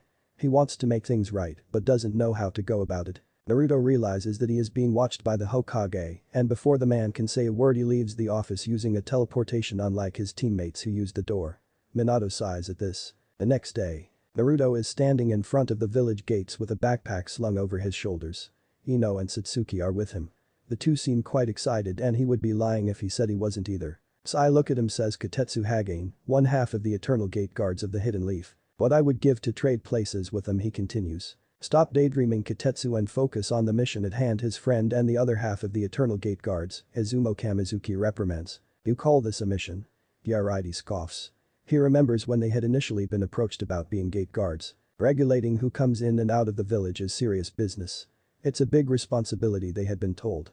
He still can't believe how easily they had been hoodwinked into this. Izuma watches the genin, and though he won't admit it, switching places is a tempting prospect right now. Fugaku arrives alongside Tazuna. Alright, let's not waste any time. Let's head out, Fugaku orders. All the genin nod at this and the group leave, setting out for the land of waves. They walk in relative silence. After a while Naruto sees a puddle up ahead. Even if it weren't for his sensory ability this trick wouldn't have been able to fool him. It hasn't rained in weeks. The group continued to walk. Fugaku steps on the puddle and as soon as he does chains spring out and wrap around him. The chains pull in opposite directions, ripping him to pieces. The chains retract as two cloaked figures wearing claw-like metal gauntlets emerge. One down, says one of the two. They're on it, the rest of the group poised to attack. Satsuki doesn't let this shock her. She knows her dad and she knows he's strong. Way too strong to get taken down that easily. She jumps in front of one of the cloaked figures. Ino sees her sensei get ripped to bits and is horrified. He was a jonin. An elite shinobi. If he got taken down, what good would she be? She swallows her fear and resolves to fight, even if certain death awaits. She sees one of the two attackers charge for Satsuki. She weaves through hand signs and casts a dot jutsu. Descending hell. Gozu looks up to see a giant fireball coming down from the sky. He quickly breaks out of it, scoffing at how weak it is, only to be greeted with a kick to his midsection that sends him back. Satsuki doesn't relent, following up with a kick square in the face before jumping out of the way. Ino finishes off the enemy with an uppercut that knocks him out. Meanwhile Maizu goes straight for the target, intent on mowing straight through the blonde brat standing in front of him, who hasn't even drawn a weapon or gotten into battle stance. This is going to be too easy. All of a sudden the kid disappears, giving him a clear shot at Tazuna. He's running away. He laughs loudly as he closes in on the old man, who closes his eyes preparing himself for his death. Just as Maizu's gauntlet is millimeters away from Tazuna, something suddenly stops him. Naruto appears behind his opponent, grabbing his cloak at his neck. He yanks on it, tossing the cloaked attacker like a rag doll away from Tazuna with one hand. Maizu hits the ground hard and skids and rolls. He jumps back to his feet, not believing that kid threw him like that. He suddenly hunches over, coughing as Naruto appears in front of him, kneeing him in the gut. Naruto then raises his hand and chops his opponent on the back of the neck, allowing him to fall to the ground unconscious. Satsuki and Ino finish with their opponent just in time to see Naruto tie him up. They watch in awe as he ties his opponent up with ninja wire. He's so strong, Satsuki inwardly says, clenching her fist. Ino watches with much the same look. I think this is the same loser from the academy, she says to herself. Fugaku jumps down from the tree he has been watching this scene unfold from. His team handled themselves well, particularly Naruto. Sensei. Ino shouts happily, seeing that their sensei is alive and well. She looks across at her teammates and realizes that they already knew. Azuna looks on in shock. But. I saw. He looked like he was wearing it. He saw Fugaku get ripped to pieces only to see pieces of wood on the ground. Substitution. Sensei replaced himself with an inanimate object and made it appear as if he died, Naruto explains to the confused man. But. Why would you do that? He asks angrily. It was for two reasons, he says calmly. The first was to assess how my team would react in an actual battle situation. You three did well. I'm proud of you, he says, earning smiles from the three. He turns back to Tazuna. And the second was to determine which one of us they were after, he says, narrowing his eyes, causing Tazuna to gulp. When Naruto jumped out of the way of the enemy's attack to determine that, my suspicions were confirmed.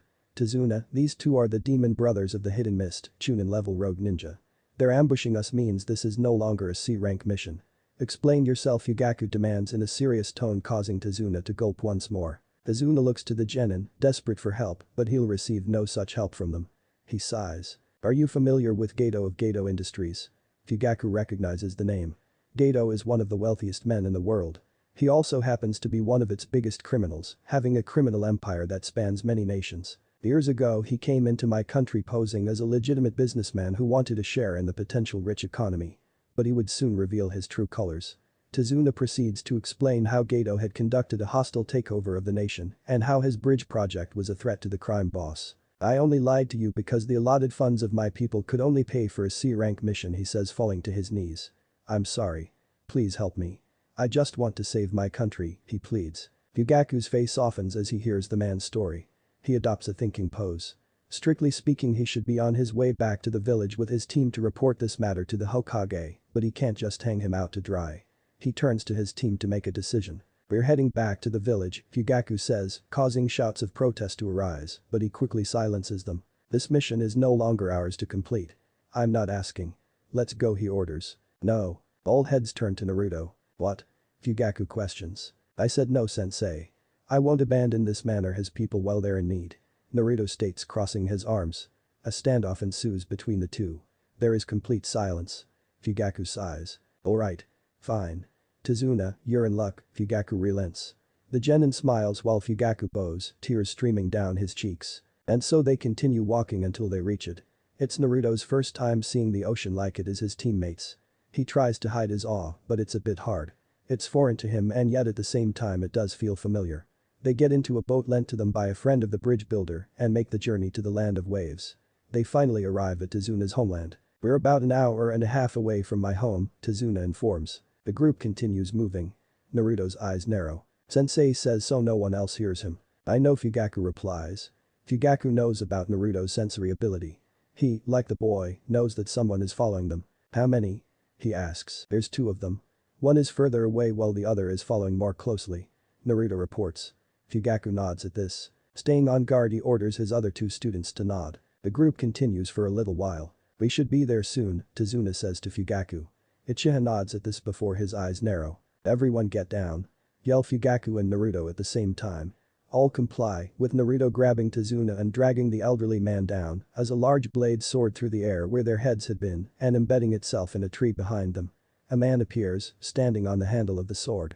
He has beady eyes, spiky hair and bandages covering the lower half of his face. The only piece of clothing on his upper body are the arm warmers on his arms. Fugaku Uchiha of the Wicked Eye.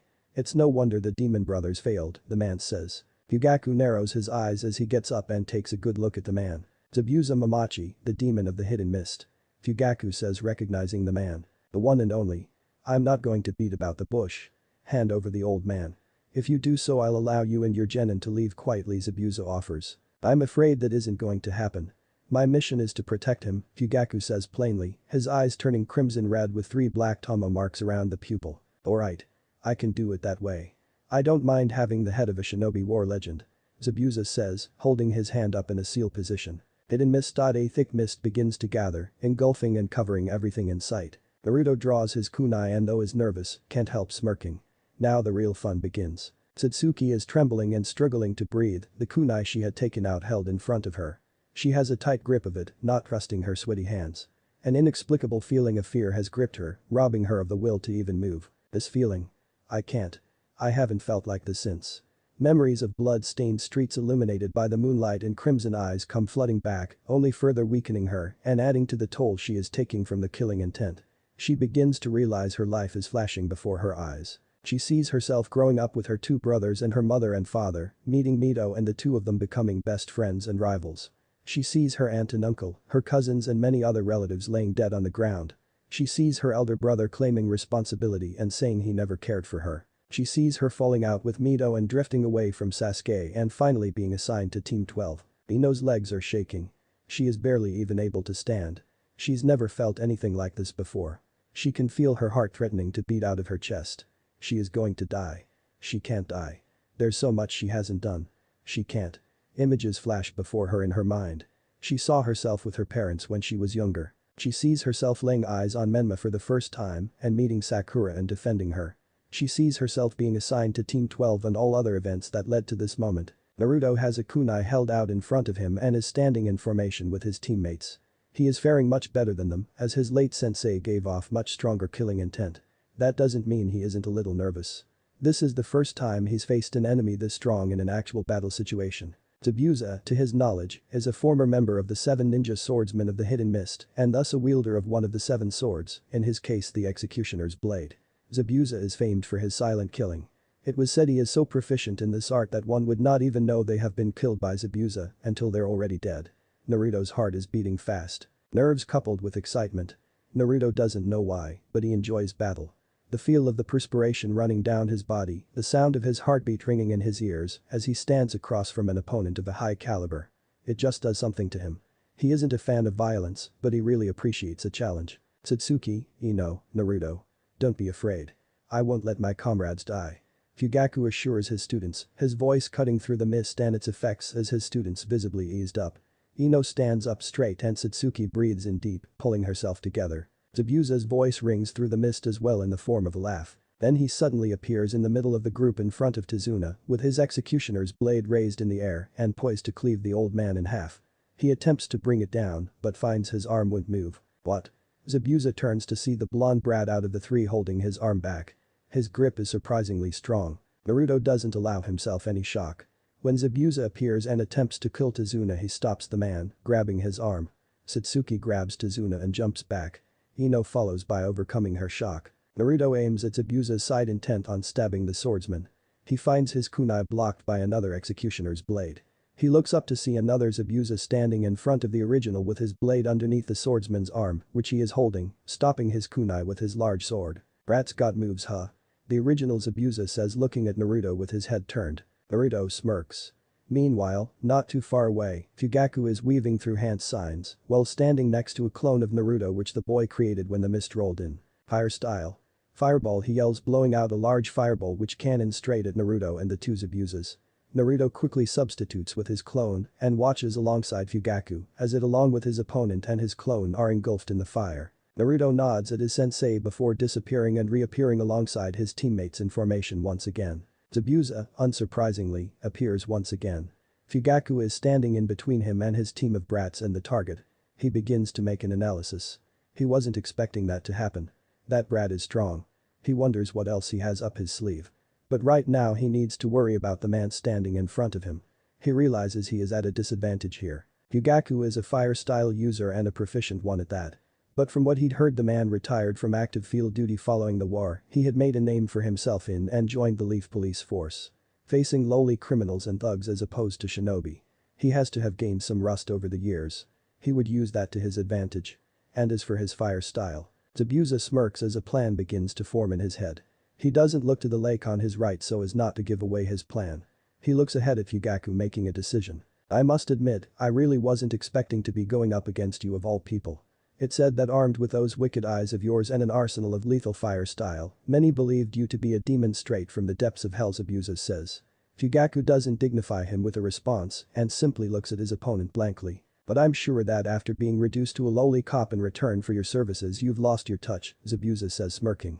Fugaku remains silent, not replying. Speaking of which, I must also admit I was also shocked when I heard that the Uchiha clan was massacred.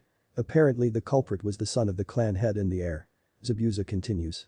Fugaku's eyes narrow as they gain a cold look. The only reported survivors were the head of the clan himself, his other two children and his wife. Can you confirm this? I will warn you only once, Fugaku says in a low and dangerous tone. Do not ever speak of my clan, he says with the tomo of his Sharingan spinning a bit. Zabuza chuckles. A clan head's responsibility is to lead and protect his kinsmen. You not only couldn't do this, but you also failed to protect your son from becoming what he is. A criminal. And now after failing as a clan leader and a father, you're going to fail as a sensei when your students are killed, Zabuza says, pointing his executioner's blade at the group standing behind Fugaku. Fugaku, true to his word, gives no warning. He suddenly appears behind Zabuza with a kunai in hand. The bandaged swordsman whips around and blocks the kunai that was intended for his back with the flat side of his executioner's blade. A battle of strength ensues. Zabuza jumps back and is forced to move sideways as his opponent summons a Fuma shuriken which he throws at him before setting on fire using a fireball. As Zabuza moves sideways he is struck with pain as his executioner's blade is kicked right out of his hand. Fugaku then whips around and uses his other leg to send Zabuza flying with a spinning kick to the midsection. Zabuza skids and rolls before quickly jumping back to his feet. He's faster than he thought. He resists, smirking. Just a little more.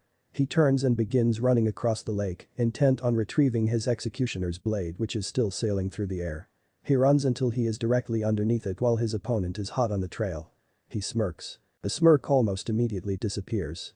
His eyes widen as there is a poof and his blade is immersed in a small cloud of smoke. Out of the cloud comes Fugaku. He substituted himself with the blade. Before the swordsman can do anything, Fugaku utters the words. Fire style. Dragon flame. A number of dragons all made of fire style chakra emerge from his mouth and head straight for Zabuza. His eyes widen and then he disappears from view as the dragons smash down on the surface of the water and where he could be seen before. Steam fills the air making it harder to see coupled with a mist. It remains for a while and then it starts to dissipate. When it does, Fugaku can be seen walking across the surface of the lake towards a downed Zabuza who is lying face down in the water and appears to have suffered a few burns. Fugaku stands over Zabuza staring at him for a few seconds. He then grabs the swordsman by the neck, lifting him into the air. He stares him dead in the eye, his Sharingan still active and the cold look from earlier still present. "You dare to sully my clan's name with your mouth?" he asks in a venomous tone. Zabuza's only verbal reply is a low groan. "That is the last mistake you will ever make," Fugaku continues. Zabuza smiles and a splash is heard. A pair of hands emerge from beneath the water, grabbing onto both Fugaku's ankles to his shock. The hands pull him down, causing him to release his grip on Zabuza as he goes underwater. The Uchiha whips out a kunai and stabs the water clone that pulled him in, causing it to disappear, reverting back to water. He pulls himself back up to the surface and breaks it just in time to see Zabuza finish a set of hand signs. "Water style. Water prison. You fell for that hook, line and sinker," he says with a wry smile on his face as he encases Fugaku in a sphere of water. "How easy can you be?" Zabuza asks, smiling. Fugaku curses as he becomes trapped in a sphere of water. He can't believe he fell for that. It was set up from the very beginning. Zabuza had been planning to lead him into the lake where he was strongest and he had allowed his anger to take over and let that happen. And now his team and Tazuna are in danger. "You've underestimated me and that is the last mistake you will ever make." Zabuza smiles at Fugaku who scowls. Naruto, Satsuki, Ino and Tazuna watch this scene unfold. The three genins' faith in their sensei doesn't waver initially. They watch as he maintains a calm demeanor in the face of the enemy. This soon disappears as Zabuza provokes him using the Uchiha clan massacre. Fugaku attacks Zabuza, ruthlessly grinding down on the swordsman. Zabuza attempts to retrieve his blade and to all it appears as if the Uchiha has his opponent on the back foot. All except Naruto. His eyes widened in realization. Zabuza uses water style primarily. That much was evident from this mist and the water clone he created earlier. And now he's drawn Fugaku into the lake. He attempts to yell a warning to his sensei, but it is drowned out by the sound of the fire dragons impacting the water. He hopes that Zabuza's strategy backfired. No such luck. Zabuza traps Fugaku in a sphere of water. The water clone of Zabuza appears in front of the group. They raise their kunai in response, not allowing themselves any shock this time. The clone swordsman laughs. "Well, don't you look serious?" He chuckles. "Do any of you even for a second believe you're capable of stopping me?" he questions. The genin remain silent, not dignifying their opponent with a response, but rather preparing for him to make a move. "Do any of you even for a second think you're a real shinobi? You're nothing more than kids playing pretend. Do you want to know how I became a shinobi?" The Blood Mist, years ago, was somewhat like other villages, but it differed in some respects, particularly one. It's an academy graduation exam. The final test to become a fully fledged shinobi in the mist was an all-out death match. Zabuza says. In order to become a ninja, one had to slaughter all their peers. The friends they had grown up with, eaten with and played with. Ino and Satsuki's eyes widen in shock while Naruto's narrows. Ino shuddered at the thought of having to kill Sakura. Satsuki shudders at hearing Zabuza's words. Imagine if she had had to kill. She stops herself, realizing what she was thinking. "There is one thing that was particularly unique about my graduation. I wasn't even a registered participant," he proudly says, shocking the genin. "And yet little brats like you still think you're shinobi. Pathetic." Now.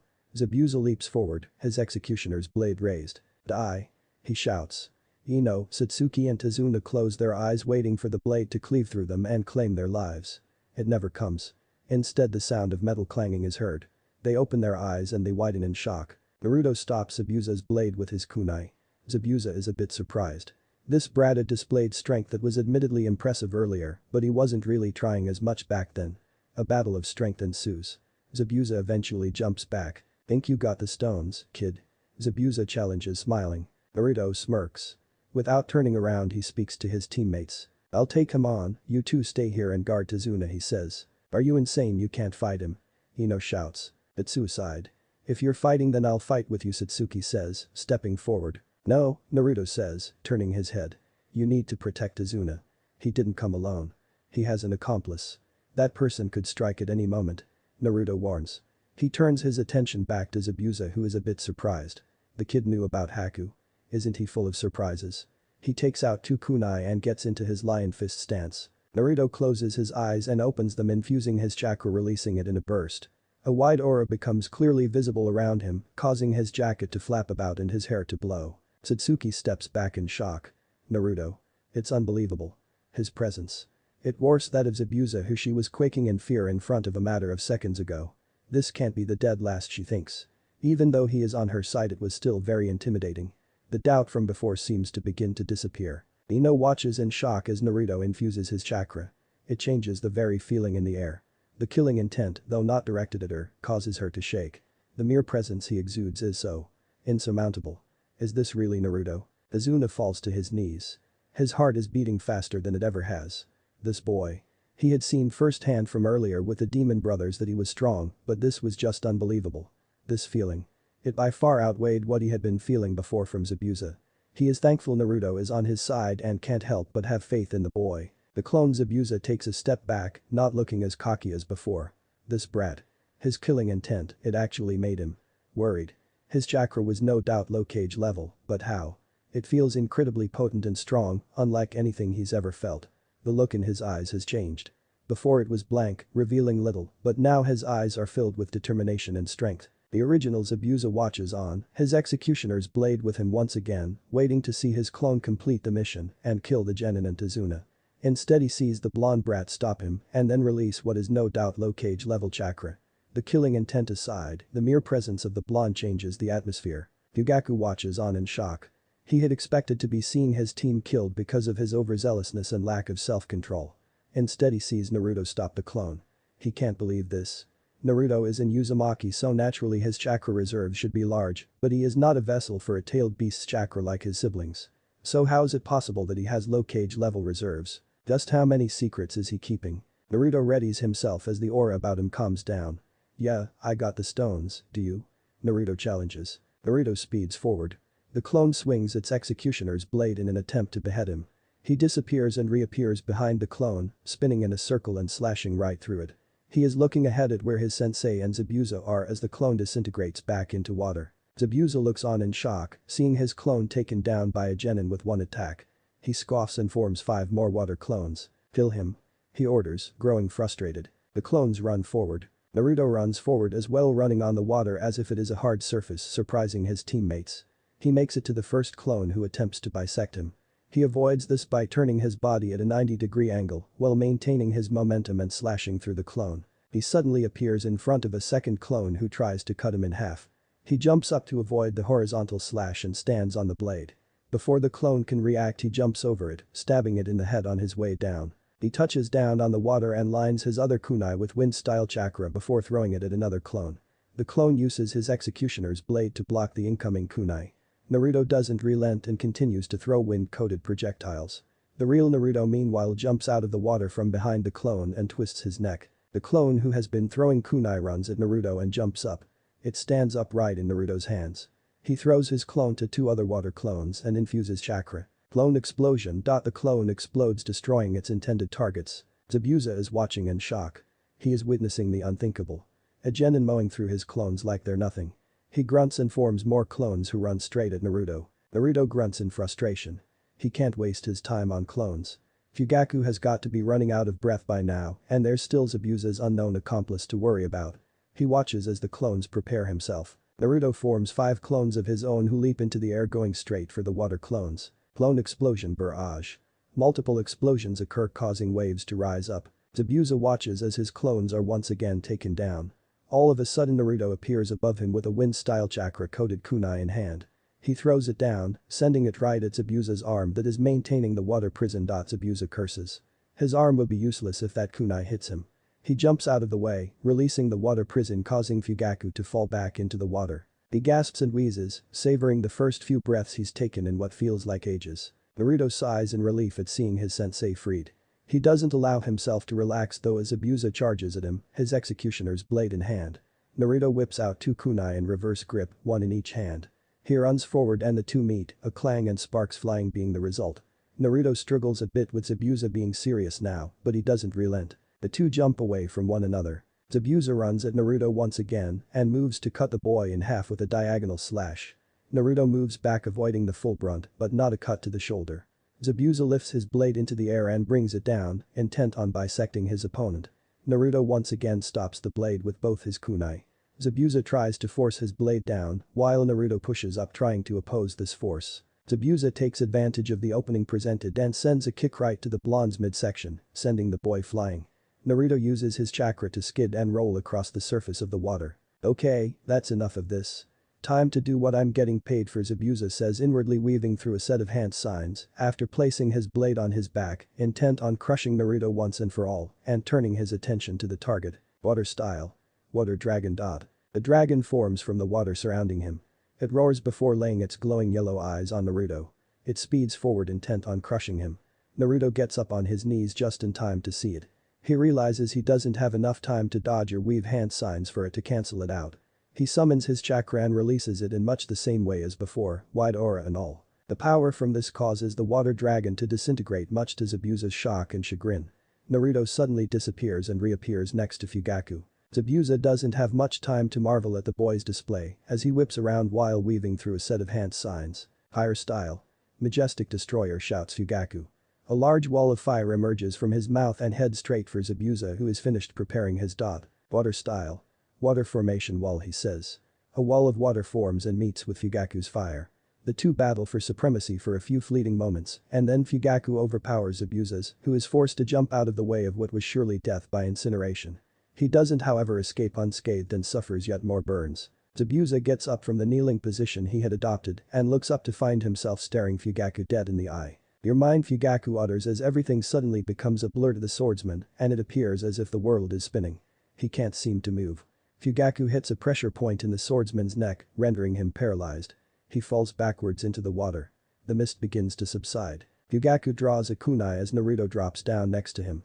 He takes a step forward. It seems you've underestimated me. He says, using the swordsman's words against him just as was done to him. It's over, he declares. He is allowed to take no more than a step. Two needles sail through the air and land in Zabuza's neck. He stops breathing. There is a poof of smoke and a masked figure appears. The mask she or he is wearing has a blue pattern on the edges. The symbol of the hidden mist is also clearly recognizable. Fugaku and Naruto's eyes are narrow. Hello, the figure days in a feminine voice. And you are? Fugaku asks. I'm a hunter ninja of the hidden mist. The newcomer says, I've been tracking Zabuza for months now. Thank you for presenting me with the opportunity to capture him. Now I can. You can stop, Naruto interjects. We've been waiting for you to show yourself. We know you're Zabuza's accomplice, Naruto says, shocking the newcomer. I see. Well, in that case. The newcomer flips out more, preparing herself. Naruto steps forward only for Fugaku to place his hand on his shoulder, stopping him to the boy's surprise. Let her go, to Naruto. We don't know how strong she is, he says. Naruto stands down like he is ordered to do. The masked newcomer picks Zabuza up and disappears in a puff of smoke. Naruto and Fugaku walk back to the shore. Well done, Naruto. Thank you for saving my life, Fugaku says, looking ahead. Thank you, sensei, and don't mention it, Naruto responds. Although you do have some explaining to do, he says. Naruto doesn't respond to this. They walk the rest of the way in silence. The two finally reach the shore where their comrades incline to wait. None speak. The three can only gawk at Naruto. Ino is in disbelief. She knew there was more to her blonde teammate than meets the eye, but what she'd just seen was ridiculous. He had fought the enemy with such power. It is unbelievable to her that this is really Menma's older brother. Satsuki is in disbelief. Naruto had taken on Zabuza and held his own. He had probably saved her dad's life too. She stares at the blonde, completely in awe of him. How strong is he? Azuna led the way. The longer we stay out here, the more risk there is of another run-in with more of Gato's hired hands, Fugaku orders. A while later, there it is, Tazuna says, pointing to a house on the horizon. It is a two-story house which overlooks the ocean. They walk to the front and enter the house. Tsunami, I'm home, Tazuna shouts. Out of another room comes a woman with black hair with bangs that frame her face. As soon as she sees Tazuna, she runs towards him and jumps on him, hugging him. Father, you're back. You said you would only take 3 days to get back. Are you alright? Are you hurt anywhere? Tazuna chuckles. I'm fine, Tsunami. Thanks to these four. Tsunami, Fugaku, Satsuki, Naruto and Ino. They're the ninja who saved my life. Guys, this is my daughter Tsunami, he says, introducing them. Thank you for protecting my father, she says with a somewhat happy and sad look on her face. Fugaku observes this. Right, Tsunami? We have guests. Let's make them feel at home and let them settle in, Tazuna says before his daughter has the chance to immerse herself in thoughts of the sad past. Oh, forgive me everyone. This is our home. It's not the largest, but it's home, she says to them, smiling. Inari. She calls out. Out of another room comes a little boy. This is my son Inari. Inari, your grandfather is back. These ninjas protected him on his way back. Come say hi, she says to him, smiling adoringly. The boy simply looks at the group with a dark look on his face before heading up the steps. Tsunami sighs at this before turning around and flashing a smaller smile at the group. "Alright, let me show you where each of you will be sleeping," she says. Unknown location. Zabuza can be seen laying down. He has bandages tied around parts of his body where he was burned. His headband has been taken off and put aside. A groan comes from the swordsman as his eyes flutter and open. "Don't bother trying to move," says the swordsman's accomplice. She is wearing the same attire from earlier, only now her mask has been removed and lays next to her, revealing her beautiful face. "Haku?" He groans out, darting his eyes, finding he can't turn his head. "Yes, Master Zabuza. It's me. I'm sorry I didn't act sooner. Had I done so you wouldn't be in this state." She feels guilty over all of this. She had initially seen the Uchiha man hammer down on her sensei and thought about stepping in, but realized his plan. It was successful and she thought that it was done and the mission was complete, but then that boy stepped in. He had unleashed an unbelievable amount of chakra, taken down her master's clones, and forced him to release Fugaku. From there things went downhill. And now it turned out she had paralyzed Zabuza for nothing because they knew all along she was with him. "Forget it. That blonde brat knew you were hiding in wait. He would have given you a hell of a lot of trouble, that's certain. I suppose you got lucky and escaped," he says. All he remembers is escaping from that fire style that Fugaku used and looking up into the man's eyes. As soon as that happened the world just seemed to spin and reality slipped away. He would be clenching his fists if he could move. He had gotten carried away and underestimated Fugaku. He'd forgotten about the Sharingan's ability. Of course credit needed to be given where it was due. Fugaku is very strong, and rest assured he won't allow himself to underestimate him again or Naruto. That boy was something else. He would have been an absolute monster in the future if it weren't for the fact that his fate is sealed. Anyway, the next time we cross paths with them, Haku, I'm leaving those two girls in your hands. They shouldn't be any trouble for you, but as for Fugaku and that Naruto boy, both of their heads are mine." Naruto can be seen laying against a tree. He has been out here since last night. He came here to train and ended up falling asleep. Flashback. After Team 12 arrives and settles into what would be their home for the next few weeks, Fugaku speaks to his team, telling them Zabuza would probably need at least a week to recover and they would need to be prepared because the next time they meet he won't be alone. "I'd also like to apologize to all of you for what I did. I allowed my emotions to cloud my judgment, putting you all in danger. I promised you I wouldn't let you die, but the truth is had it not been for Naruto you would have all been killed," Fugaku says in a solemn tone.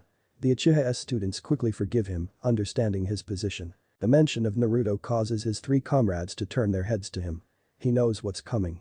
They attempt to interrogate him concerning the power he displayed during the encounter with Zabuza. "Training," he simply responds.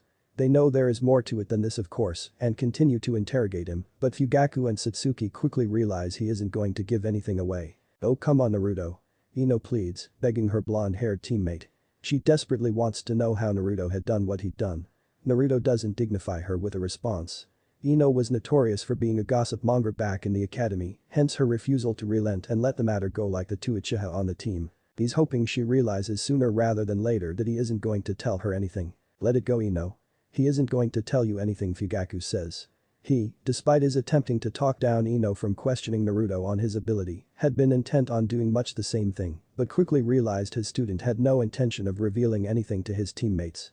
He glances at his daughter to see her staring at the aforementioned Naruto. Satsuki shakes her head at her female teammate. Naruto isn't going to say anything else besides what he'd already said. That much is clear. She turns and looks to her other blonde teammate trying not to stare. She is still in a state of shock over what had happened. It seems each time she begins to think she has an accurate measure of his strength he proves her wrong. How strong is he? Team 12 for the few days that follow this particular meeting go about guarding Tazuna. They work on a rotational schedule of 2 guarding for half the day while staying behind and training before switching. The days pass by uneventfully until one night. "There's no point you know. You're all going to die," a voice says in a matter-of-fact tone. There is complete silence. The sound of eating mixed with chatter that once filled the room is now completely gone. All heads of those sitting at the dinner table turn to see Inari standing there, eyes burning with loath. Team 12 had already been briefed on how Gato's oppressive rule had meant all who dared to stand against him or even be found to secretly be opposed to his rule were killed. As it turned out, Inari's father, Kaiza, who was considered a hero in the village, had tried to stand up against the crime lord. He had been publicly tortured and executed for this. Gato had made an example out of him, warning all that much the same fate awaited them should they show any signs of resistance. The ordeal had heavily traumatized Inari and had made him the way he is now.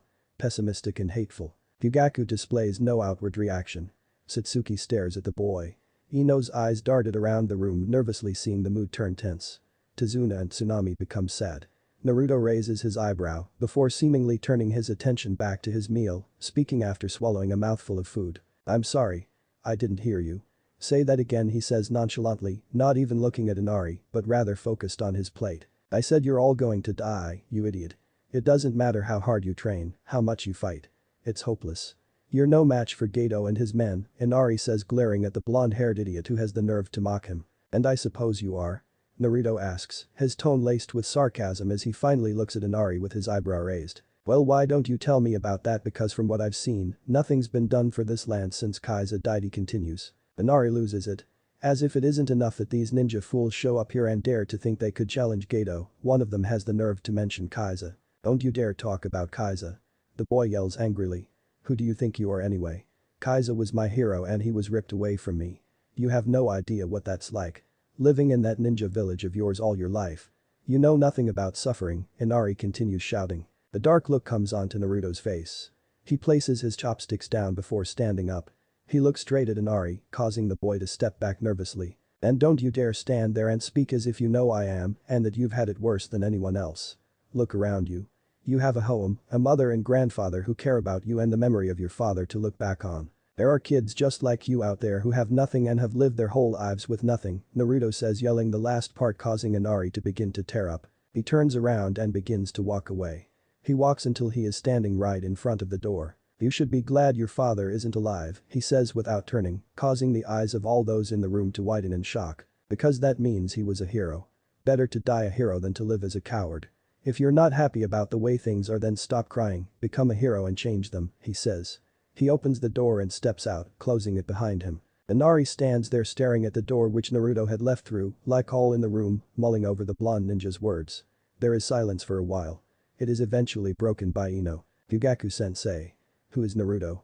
She asks, not to find any better way to voice what is on her mind. Her sensei, this time, doesn't shake his head at her attempt to gather information on her teammate. "I'd be lying if I said I knew the answer to that, Ino," he responds, still looking at the door. He seemed deeply insulted and angered by Inari, saying he didn't know what it means to lose a loved one. "But from the intel I have, he hasn't ever been particularly close to anyone in the village. Could it be that Minato was wrong?" He analyzes inwardly, wondering if Minato knew even less about his son than he thinks. Flashback end. That was the reason Naruto had ended up here. He wasn't really thinking at the moment. He'd just gotten frustrated and angry at hearing Inari's words. "He was ripped away from me. You have no idea what that feels like." He sighs. He looks up at the early morning sky and begins to think. Something he hasn't had the chance to do since leaving the village. Blowing up like that probably gave his observer a lead. He's decided he'll open up more to his teammates. This way he'll perhaps stave off some of the suspicion he's under. He is certain that besides the Hokage's personal reasons, the treatment he has received from the villagers and not sharing any close bonds with anyone in the village has made him a potential flight risk. He is given no more time to think, unfortunately. He opens his eyes as he senses a chakra signature which he recognizes. Aku walks into a clearing, humming to herself. Her raven hair is let down and is out of the way of her beautiful face. In her hand is a basket which she is using to collect herbs which she will use to make a strong enough painkiller for Zabuza. She was more than happy to be out of the hideout for a bit. Her master has been very cranky recently, but it's to be expected. He isn't used to being in such a position. She spots the silhouette of someone sitting against a tree. She approaches, wanting to get a closer look. She freezes as she realizes it's him. The blonde boy from a few days earlier who had fought against her master. She begins to think. If she were to kill him now, a lot of trouble would be avoided. There is no doubt in her mind that she can handle the two Kunoichi he was with without trouble. He is another matter altogether though. The fact he was able to take her master on was proof of that. And then there is his sensei. That man is dangerous. As much as it pains her to admit, he may be stronger than Zabuza. She approaches him, reaching out for his neck. She nearly jumps in surprise when he grabs her wrist with his eyes still closed. His eyelids open, revealing his ocean blue eyes. Haku is captivated by them. She finds herself unable to move. She is broken out of this trance when he speaks. "Can I help you?" Naruto asks with his eyebrow raised in pretense. "Was she going to try and finish me off before our next meeting?" He assesses. "Oh," she stumbles, still in awe. "I apologize. I saw you sleeping and wanted to wake you up. You'll catch your death sleeping out here in the cold." She lies while smiling at him. "A good liar," he observes. He glances at the basket in her hand. He recognizes the herbs as the ingredients to a painkiller. This is obviously for Zabuza. "I see. My apologies." Please forgive me, he says, standing up and bowing respectfully. It's fine, she stutters embarrassedly. I'm Haku, what's your name? She asks politely. Naruto responds. What are you doing out all alone? He asks. A friend of mine is in pain and in need of medical attention. There are some medicinal herbs in this area that can help, she asks. Naruto offers to help her pick the herbs. She attempts to reject his offer, but he insists, so she shows him the herbs she needs. They get to work, going about the task in silence. Haku begins to have an internal debate with herself on whether she should converse with the blonde or not. Normally she wouldn't be doing this, but she just can't help but feel enchanted by him and the presence he exudes. She looks over at him and sees his blonde hair move in the breeze, those faint whisker marks on his cheeks, and Naruto is on one knee picking the medicinal herbs. He can feel Haku's eyes on him. The girl is trying to hide the fact that she is staring at him, but even if it weren't for the fact that Naruto can feel when someone's eyes are on him, he would still be able to tell. Is she ruminating on whether to kill him? Perhaps. He stands up, turning his head and looking at her. His cerulean blue eyes meet with hers. His eyes are mysterious. They appear emotionless and blank, masking all within.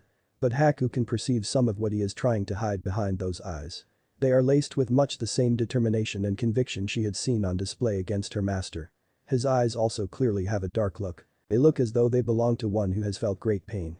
One who has no semblance of trust in anything but himself. Perhaps this is why he masks himself, not revealing what is within himself. When his eyes meet with hers, they bore into the depths of her very being, as if they know all. She quickly realizes she is blushing and tries to force it down, but the realization of her reaction to the handsome blonde only causes cheeks to grow redder than before. Naruto walks towards her, the herbs cupped in both hands. He resists raising an eyebrow at her sudden change in skin color. Perhaps Abusa isn't the only one not in peak condition. He places the herbs in the basket which she holds out while sitting down. He places himself down next. So, you're a shinobi? She asks, trying to make small talk and not look suspicious. Naruto simply nods in response. You must be quite strong, she continued. Naruto shrugs. That depends on one's definition or measure of strength. In my opinion, I am somewhat strong, but there are many who are far ahead of me. He responds to her. She stares a bit at him again in thought. So why do you fight? She asks. He turns his head, looking at her, surprised by the question. Why do you have to be strong? It is my belief that one can only be strong if they have something or someone precious to protect, she continues. He looks ahead and speaks. I have someone who is quite special to me, who taught me many things. I wish to one day be his equal and eventually surpass him. To be an even greater hero than he was, he says with his voice filled with determination and a smile on his face. He was a bit taken aback by such a question being asked by the female, especially with all things considered. Haku listens and stares in awe as Naruto speaks. The blonde boy speaks with conviction, and as he does this, the wind blows his blonde hair. A smile appears on his handsome heart-shaped face, making him seem all the more such. Haku blushes as she listens to him. And besides this, he says as his face adopts a contemplative look to it. He watches as Haku grows beet red once again. He considers questioning her about her health, but realizes he has no time to. Haku resists raising her eyebrow a bit as she hears Naruto's second reason. It sparks her curiosity and she begins to try to ask him, but he doesn't give her the chance. Well, it's been nice meeting you, he says, should be getting back to my team. Haku nods. It's been a pleasure meeting you too, Naruto. Hopefully our paths will cross again soon, she says. She feels sad that the next time she crosses paths with a blonde, it will be in battle. Oh, they will. Send Zabuza my best regards and tell him I will be looking forward to our next meeting. Haku nearly drops her basket in shock at these words. She jumps back, arming herself with needles. You knew. But then. How? Why did you help me? She manages to stutter out, overcoming her shock. You could have attempted to kill me earlier, but you didn't. You're not like Zabuza, he responds to her shock at how he reads her so easily. And? We're somewhat similar to you, and we both have people who are precious to us. Another word. Naruto turns around and walks off without another word, leaving Haku to recover from her shock. 6 days later, the week had passed uneventfully. Naruto had returned to Tezuna's home the morning after his outburst and apologized to Fugaku for his outburst and abrupt departure. Fugaku had accepted the boy's apology. He didn't bother questioning the boy as he knows he won't give him an answer worth hearing. In the days that have passed, Team 12 have continued to guard Tezuna whilst he completes the bridge project, while also training in preparation for Zabuza and his accomplice's return. Fugaku has been observing his students and the behavior they exhibited over the past few days. They seem to be growing more friendly with each other. Ino has been pushing herself harder. She is determined to close the gap between her and her teammates. She has been training in chakra control exercises, taijutsu and even some ninjutsu. She possesses an affinity to water and earth-natured chakra. Satsuki has been honing her fire style and chakra control as well. Not being part of the last battle against Zabuza has clearly bruised her ego, and she is determined to showcase her skills this time around. Naruto has been honing his taijutsu skill mostly. His stamina is unbelievable. He could train for the whole day without a single break and wake up the next morning to do it once more. Currently Fugaku is on the bridge with Ino keeping guard. His two other students should be arriving any moment now for rotation. Fugaku's eyes dart around as he keeps guard. Zabuza is no doubt in fighting shape by now. Injured but in fighting shape nonetheless. The hidden mist rogue ninja could strike at any moment, but Satsuki sighs exasperatedly as she gathers her stuff. When she woke up this morning and headed down for breakfast she noticed Naruto was missing. Her father told them that Naruto had asked to be excused, citing training as his reason for his request. After breakfast Fugaku and Ino left with Tazuna for the bridge. The hours passed, but there was no sign of Naruto showing up. She has decided to leave.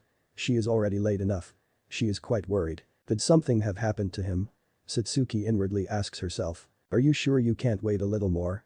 I'm sure he's on his way, Tsunami says to Satsuki. The Uchiha female looks back at Tsunami as she stands in front of the door. I'm late as it is. I should get going. For all I know he headed to the bridge without me. She responds. Tsunami nods understandingly while Inari watches on as well. Well, I'm off, Satsuki says. Be careful. Tsunami says. Satsuki smiles a bit before stepping out of the house and closing the door behind herself. She looks around before jumping away. With Naruto. Naruto is crouched down in the rafters of a warehouse. Below him the room is filled with people. There are about 40 in total. 30 are men and 10 are teenage girls. 15 of the men are scattered about the room, while 14 are gathered around the females, leading them forwards to the front where a middle-aged man with brown hair, a bald spot and a large beard stands. How did Naruto end up here? He had been going about his training and just when he was about to head back to Tazuna's home, he detected a group of about 24 chakra signatures. He heard a scream coming from where the group was and decided to investigate. When he did he found a group of 14 armed men leading 10 young women through the forest. One of the men had backhanded one of the girls. The sight angered but did not surprise the blonde. With the land of waves becoming Gato's playground and the heart of his criminal empire, human trafficking has become a normality in the nation. Naruto could have taken the thugs down then and there, but chose not to, opting to let them lead him to their base, so he could rescue any other captives which lead to the current situation. The group of men and women are now all standing in front of the middle-aged man. We got the order, boss, speaks up one of the men as he steps forward. He is wearing 10, pick of the litter, fresh ones, he says smirking. The man doesn't respond verbally. He looks the girls over, taking the time to walk around so as to study each of them. He walks slowly, enjoying the girls' visible fear. He nods before taking out a key and tossing it to the man who spoke. Alright, put him with the others, he says, finally speaking. The black-haired man nods, and the girls are led to a door on the left side of the front of the room. It is opened and the girls are forced inside before the door is locked behind them. Alright, gather round, the apparent leader shouts. The men in the room comply, gathering in front of him. There is a bit of chatter, but he silences with a raise of his hand. Right, Gato's order is ready. Naruto narrows his eyes as his suspicions are confirmed. They work for Gato. So you can all sit back, relax and get ready for the payday headed your way. Boss, interjects the man who spoke earlier. If I may, I have a proposition, he says. The leader frowns at being interrupted. What have I told you about opening your mouth while I'm talking? And what the hell are you on about? He questions angrily. Sorry. Gato gave us a task and we've completed it. We will be getting paid, but why should we relax now when we can go the extra mile? He asks rhetorically with a sadistic smile spreading across his face. What do you mean go the extra mile? He asks, growing frustrated. I mean we should make sure the merchandise we're delivering to Gato is fresh. If you catch my drift, he finishes with the same wry smile on his face. His sentence is followed by shouts of approval from his compatriots. The leader raises his hand, silencing them once again. I'm just saying, boss. 45 girls delivered, 30 of us. The math sounds good enough to me. Continues the man, swinging the key on his finger. Murmurs of approval arise. They are silenced this time not by the leader, but by a sound that echoes throughout the room. All heads turn to the back. Naruto drops down from his hiding place in the rafters, having heard all he needs to hear. He lands on the ground and watches as the thugs turn towards him. There is silence. Then murmurs begin to fill the room once again. Who the hell is that? It's a kid obviously. Yeah, but what's he doing here? Talk about shit timing. The leader looks around the room, growing agitated. There is silence as the thugs look around, waiting for someone to make a move. The black-haired one holding the key steps forward, still twirling it on his finger. I'll handle this. He says, hey kid. You seem lost. We were actually about to attend to some serious business, so why don't you run out of here and find your way home, he says, the lecherous smile from earlier still on his face. Naruto looks on at the group, his face blank. He finally speaks. Every single one of you is going to die, he says plainly. There is silence once again and then laughter erupts from the thugs. You idiots! Shouts the leader angrily. He's a shinobi. Don't you see that thing on his head? Kill him. He orders. The thugs finally take notice of the headband wrapped around Naruto's head, identifying him as a shinobi. Alright, I'll handle this, says the black-haired thug, placing the key in his back pocket. He draws his katana from his back and runs at Naruto, intent on killing the boy as fast as possible so he can turn his attention back to having some fun. He raises his katana as he begins to get close to the brat. All of a sudden he disappears. Naruto disappears and reappears in front of the katana wielding a thug and palms him in the stomach, launching him back. While he is in mid-air, Naruto inwardly utters the words, wood style. Wood cutting sprigs jutsu. Branches of wood shoot from the thug's body, coming out in different spots, from his head to his midsection, to his legs. He drops to the ground, dead. There is complete silence in the room as all eyes are on his body as his blood begins to pool.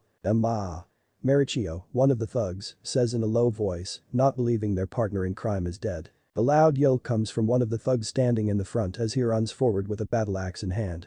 All the other thugs follow suit, intent on avenging their fallen friend. Naruto places his hand over the ground. 8 pieces of wood rise from the ground.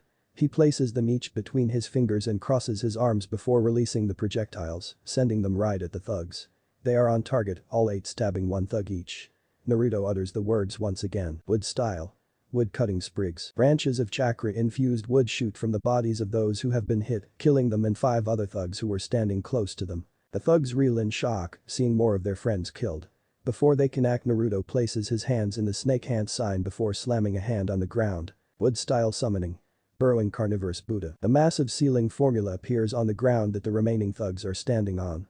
A rumbling sound fills the room as the ground shakes. Some of the thugs jump away, but some are not so lucky. An enormous 4-sided Venus flytrap emerges from the ground, swallowing 9 of the thugs as it rises from the ground. The 7 who manage to escape try to run, but this proves futile. Vines emerge from the ground grabbing at them and throwing them into the air, where they can do nothing but watch as they are devoured. Once it has devoured them all, it disappears in a cloud of smoke. The leader watches on as his men are mowed through and killed in seconds. He steps back, getting ready to try and run. He turns only to be met with a punch square in the face that sends him falling onto his backside. Before he can get up, Naruto grabs him by the scruff of his neck and gives him another right hook that lays him out on the ground. Naruto grabs him and props him up on his knees, positioning him so he is forced to behold the gruesome scene that is unfolded in the warehouse. Do you see that? He rhetorically questions if your subordinates are all dead. Now they died quick deaths that didn't force them to endure lasting pain. You on the other hand may not be so lucky. With that said, I want to know everything there is to know about Gato's criminal activities within the Land of Waves. His arms storage houses. The whereabouts of the other humans he trafficked. His main base of operations and location. Everything, Naruto asks in a low voice. Go to hell. Spits the man. Naruto's eyes narrow. He holds his hands in the tiger seal while kicking the man back to the ground. Bringer of darkness jutsu, he says inwardly. Naruto knows that for most, darkness evokes fear. The man begins to move about beneath Naruto in a panicked manner. What did you do to me? I can't see. He shouts hysterically. Naruto holds his hands in the snake hand sign. Thorn-covered vines rise from the ground and wrap around the man's body completely, apart from his head. Talk, Naruto says. The man's only verbal response is a low groan. He grits his teeth, trying to force down the fear that has been amplified by being robbed of his sight and the scream of pain in his gut. Naruto infuses more chakra. The vines tighten and move across the man's skin as the thorns dig deeper, penetrating his flesh. You're still resisting? Naruto challenges. He infuses more chakra. The vines tighten more as the thorns grow longer, stabbing into the very muscle of the man. I don't know if he groans that Gato has lots of dangerous enemies. He keeps his location a secret. He wails in pain, not being able to hold it in any longer. These vines are poisonous. I'm sure you're beginning to feel it, right? The burning sensation in those cuts all over your body. Naruto kneels down and whips out a kunai. He imbues it with wind-style chakra and holds it to the man's face. This is just the beginning, he says, running his kunai along the side of the man's face, causing a cut to appear on his already bleeding face, marred by Naruto's fists. This pain will only worsen if you don't tell me the truth, Naruto says in a low tone. Alright. I'll tell you, but if I do, you have to swear you won't kill me, the gang leader relents. Naruto releases the restraints and the man moans in pain as he finally regains his mobility and eyesight to discover his clothes are wet with his own blood. Naruto sits down and crosses his legs. There is a proof of smoke emanating from the black wristbands he is wearing. A scroll appears in Naruto's hand. He unrolls it and holds his pen in his hand. Begin. The man does so, telling him all he needs to know. He gets up having gotten the first thing he came for. What do you even want with Gato? The man asks while still laying on his back, not being able to move. I'm going to kill him, Naruto responds. You kill Gato, you won't be the first to try, he says between groans of pain. Before the sun sets today, he will be dead, Naruto says, narrowing his eyes. Naruto looks down at the man who is now desperately trying to find some way to move. You shouldn't bother, you're gonna be dead soon anyway, he says as he turns and begins to approach the room where the kidnapped girls are held. What? But we had a deal. I gave you what you wanted, the man says hysterically. I don't remember agreeing to anything with you, he says plainly. In fact, I made myself quite clear from the beginning. I said you and your gang were all going to die, didn't I? He says while still walking. He stands in front of the metal door which the kidnapped females are held captive behind and whips out 2 kunai. But Satsuki jumps down, arriving at her destination. She walks towards Ino and Fugaku. Satsuki, where is Naruto? Fugaku questions. Satsuki inwardly curses. He didn't show up. Sensei, he didn't come back to Tazuna's home. I'd assumed that it was a sign for us to rendezvous here, she responds. Before Fugaku can respond, a scream is heard. The group rush to the source and what they find surprises but doesn't shock them. Tazuna's workers are all strewn about. They appear to have been attacked. Fugaku frowns and turns to see mist rolling in. It seems he's back. Fugaku says. The 2 females draw kunai whilst Fugaku creates 2 earth clones and orders them to guard Tazuna. 2 approaching silhouettes become visible in the mist, one bigger than the other. Even from here to the group of shinobi, one of them is easily recognizable to the whole group, while Fugaku is the only one who recognizes the other. Where's the blonde brat? Zabuza questions, looking the group over. He has bandages tied over parts of his body, clearly hiding the burns he suffered. He's not here right now, but he's on his way. Don't allow that to concern you as you already have your hands full with me.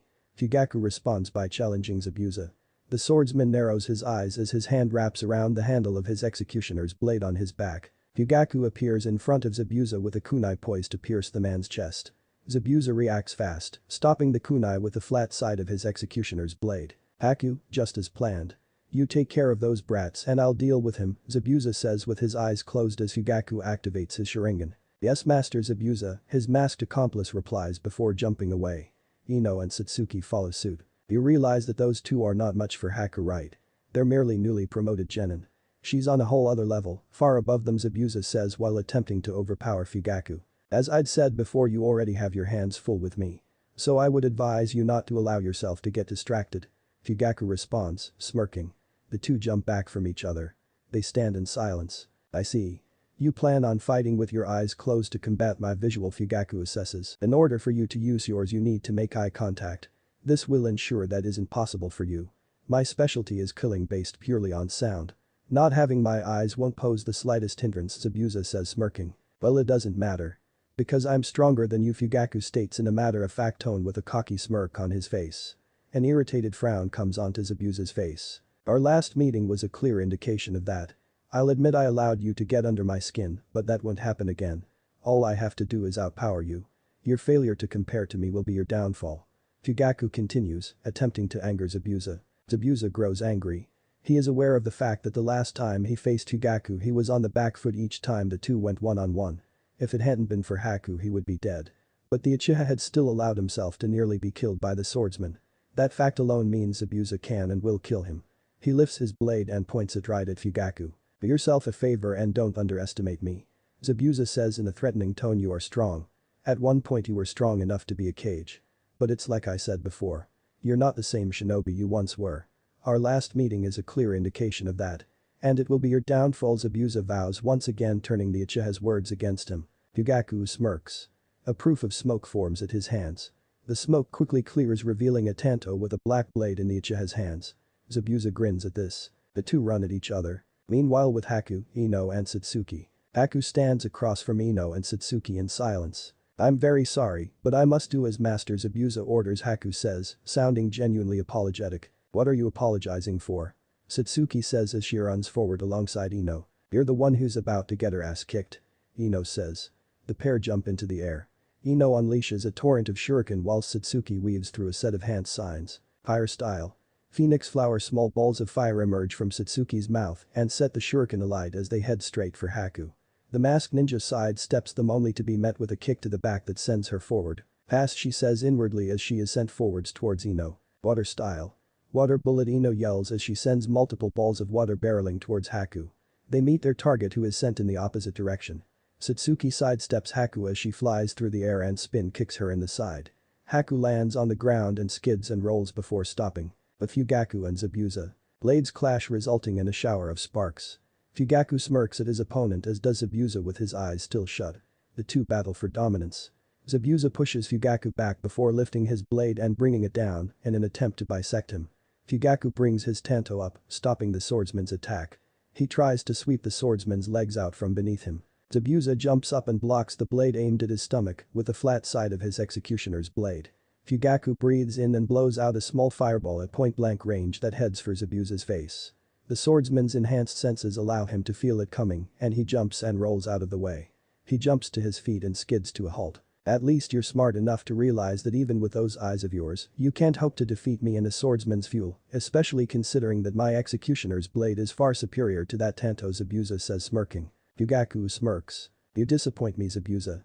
It is true that your executioner's blade is formidable, but it is useless in the hands of an individual who cannot use it, Fugaku says. It isn't the blade itself that is special, but what the wielder can do with it, Fugaku continues. Zabuza nods in agreement with this philosophy. True, but what can you do with that blade? He asks in a challenging manner. Let's find out how Fugaku responds. He breathes out fire onto his tanto. An orange aura surrounds it. Fugaku appears in front of Zabuza and swings at the swordsman's midsection. Zabuza jumps back, dodging the swing while chuckling at the weak attack. Zabuza grunts as he suddenly clutches his stomach, which has suffered a burn. What is this? He set his blade on fire. Zabuza is forced to go down under a swing for his neck. He jumps back as Fugaku swings at him again. Once again he is not cut but suffers a burn to his right leg. This is what I can do, Fugaku shouts. But Naruto. Naruto approaches Tazuna's home. After he had freed the captives at the warehouse, he had told them to return to their homes and to spread the word that Gato's oppressive rule will be over by the end of the day. After he had destroyed the warehouse completely before getting sick and vomiting in the bushes. Today is the first time he has ever killed anyone.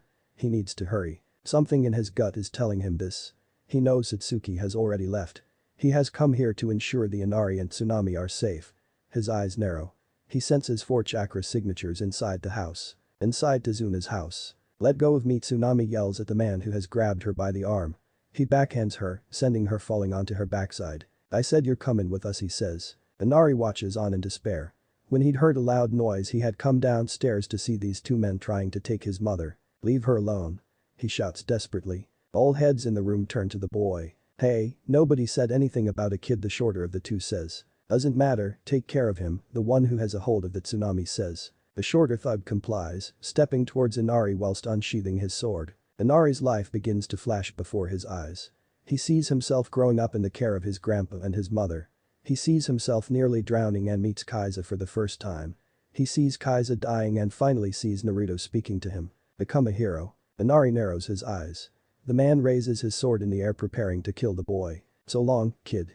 Before he can bring his blade down, he suddenly hunches over. He feels even the strength to scream in pain as Inari punches him in the groin. Inari kicks the man's legs out from underneath him, laying him out on the floor, much to the shock of the other 2 people in the room. You're so dead, kid, the man is barely able to say while clutching at his injured gonads. Alright, that's it, the other thug says, getting up and stalking towards Inari. He stops at about halfway, dropping his weapon. My eyes. What's going on? I can't see. He yells hysterically. He is allowed to say nothing else as he falls forward onto the ground. Naruto. Inari exclaims, happily seeing the blonde ninja standing over the now unconscious thug. Naruto smiles at Inari as he walks forward. The thug laying in front of Inari jumps back to his feet, gripping his sword. He prepares to make Naruto pay for taking out his partner, but before he can do so, he drops to his knees, this time yelling in pain as Inari kicks him in the groin from behind. While he is curled up in a ball on the floor, Naruto chops the man in the neck, knocking him out as well. Meanwhile, Inari rushes towards his mother, who welcomes him with a warm embrace as the 2 tear up at nearly losing one another. Naruto smiles sadly at this scene. He walks towards the 2 who look up at him. Inari, you did it, you became a hero, he says, smiling down at the boy. Really? Inari asks in awe, not having taken in all that had just happened. Yeah, you put your life on the line to protect your mother. That's no doubt heroic. Your dad would be proud, he says. More tears flow down Inari's cheeks at these words. His mother seeing this hugs him tighter. Naruto creates 5 shadow clones. They will protect you until it's all over, Naruto says as he walks towards the door. By the end of this day, this nation will be free, I give you my word, Naruto says before shutting the door behind himself. But Satsuki, Ino and Haku gets up onto her knees and hands. That was unexpected. Their teamwork is very impressive. She stands up and looks to see the two standing side by side. Your teamwork is impressive. I've underestimated you.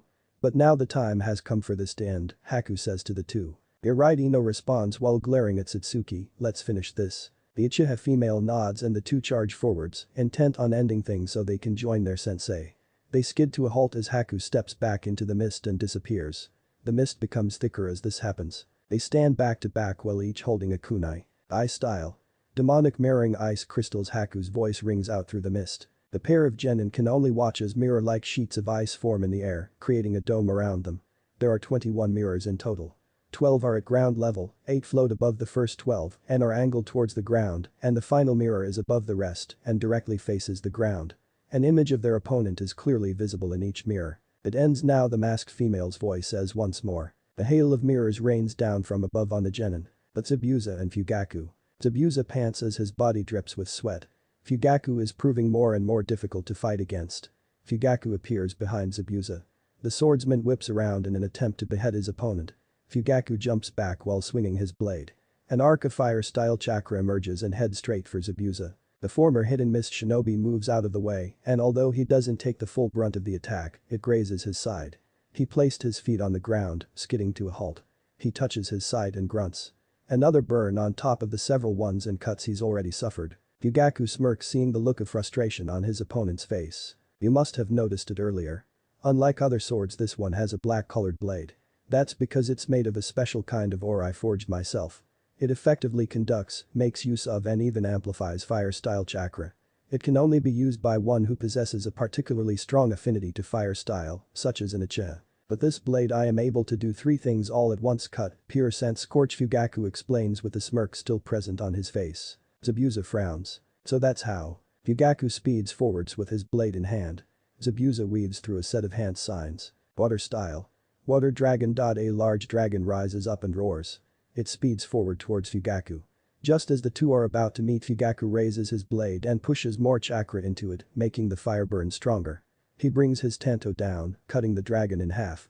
Zabuza gasps slowly in shock as his water dragon is bisected. Fugaku takes advantage of his opponent's shock and appears in front of him. He moves to stab the swordsman in the heart and end the battle.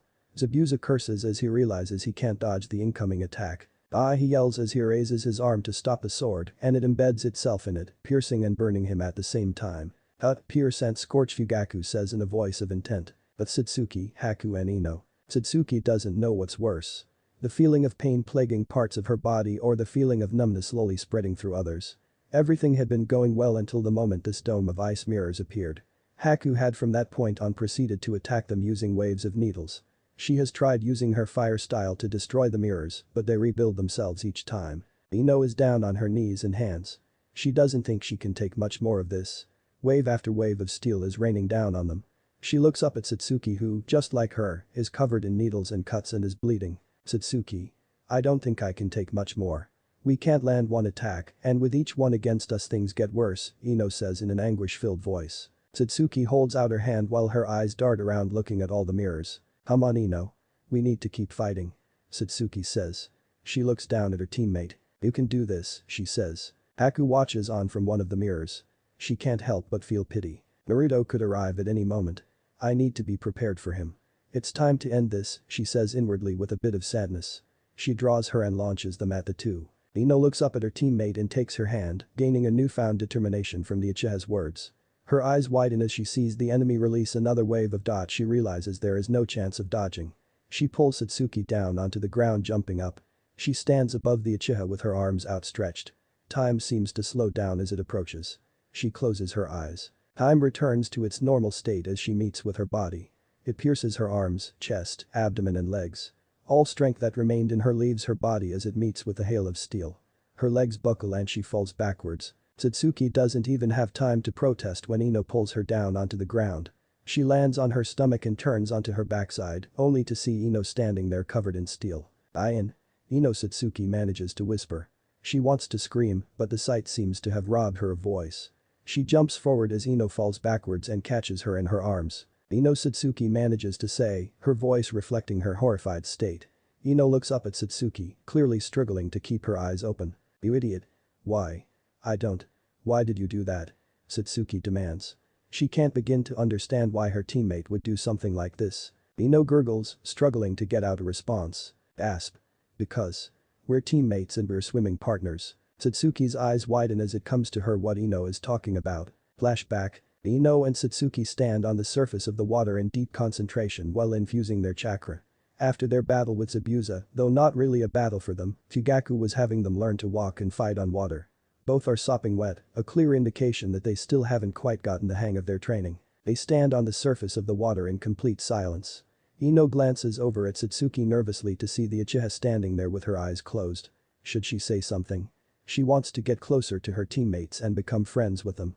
Naruto is clearly a more quiet and reserved person by nature, but he has been making an effort and becoming a bit more open recently. Satsuki on the other hand, not so much. Her female teammate has tunnel vision and her only visible interest is getting stronger. She wants to change that but doesn't know how to go about it. Her eyes widen and she smirks as an idea comes to her. Satsuki continues to infuse her chakra with her eyes closed. She can feel Ino staring at her. She has been for the past several minutes. What is she thinking about? It doesn't matter, she tells herself, just focus. Satsuki hears a splash and doesn't bother to open her eyes. Then she hears more splashes. She opens her eyes to see Ino thrashing about in the water. She's drowning. She must have finally run out of strength. Satsuki runs out to Ino and holds her hand out. Ino grabs it. All of a sudden a smile comes onto her face. Before Satsuki knows it, she's been pulled into the water by her teammate. She breaks the surface to find Ino laughing loudly. What the hell is wrong with you? Satsuki shouts angrily.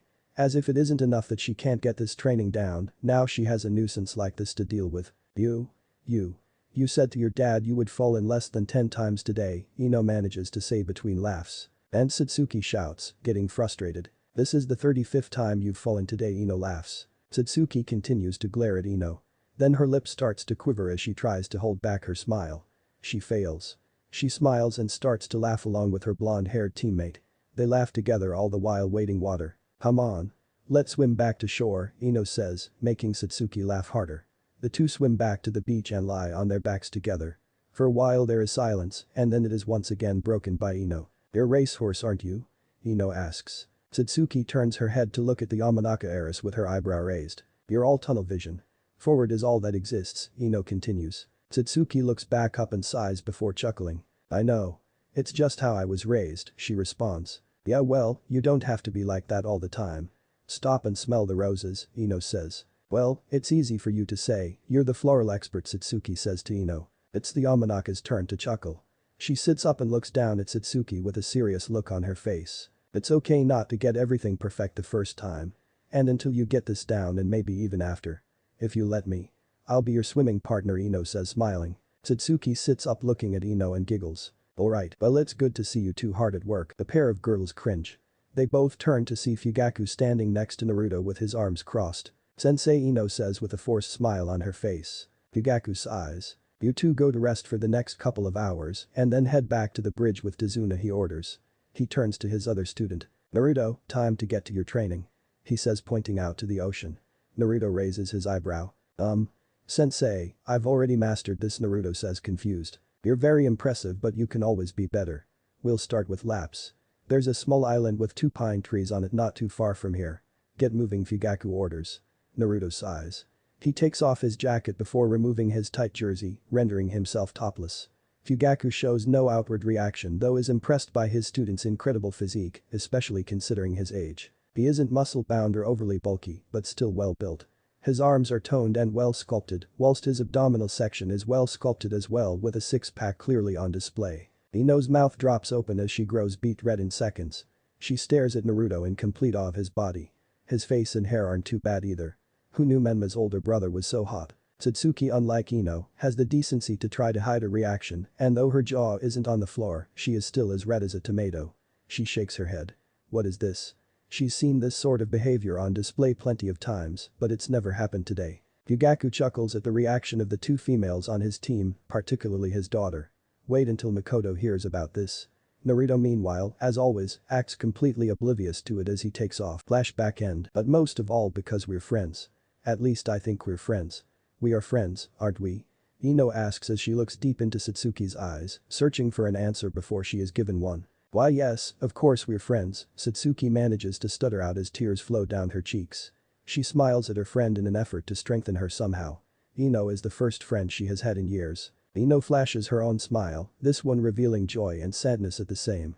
She finally became friends with Satsuki, but she wasn't going to get to know the aloof girl more. I'm happy to hear that. I'm happy we're friends. Ino's glaze over and shut. She stops smiling, the grip she has on Satsuki's hand is released, and she stops breathing. Ino. Satsuki shouts in a panicked manner, hey, open your eyes. We're supposed to keep fighting. Come on. Please, just open your eyes. Satsuki pleads as the tears begin to flow once again. No. This can't be happening. She's lost so many already she can't lose Ino. Aku feels pity and guilt as she looks on at the scene. Though this is an ideal opportunity to finish the battle, she will allow the girl to mourn her fallen comrade. It will do no harm as she will be dead in a matter of moments herself. Satsuki lays Ino's body gently on the ground. She stands up and walks past it with her head down. She looks up at the mirror in which the enemy lies and looks straight into her eyes. Aku's eyes widen in shock as she locks eyes with the jet black-haired girl. Her eyes are now crimson red. The left eye has one tomo mark rotating slowly around her pupil, whilst her right eye has two tomo marks rotating slowly as well around the pupil. The Sharingan. She is an Uchiha as well, how could she have not realized sooner? It doesn't matter, Aku says to herself. Now that she is awakened, she may actually be dangerous. Now she really needs to end this. Before she can act, however, a figure appears in front of the Uchiha. It's him. Naruto appears in front of Satsuki. He looks right up at the mirror in which Aku is in to her surprise. His eyes are not the same as before. Now they are cold and evoke fear. Naruto. Satsuki says in a cold tone. Satsuki. Ino. Is she?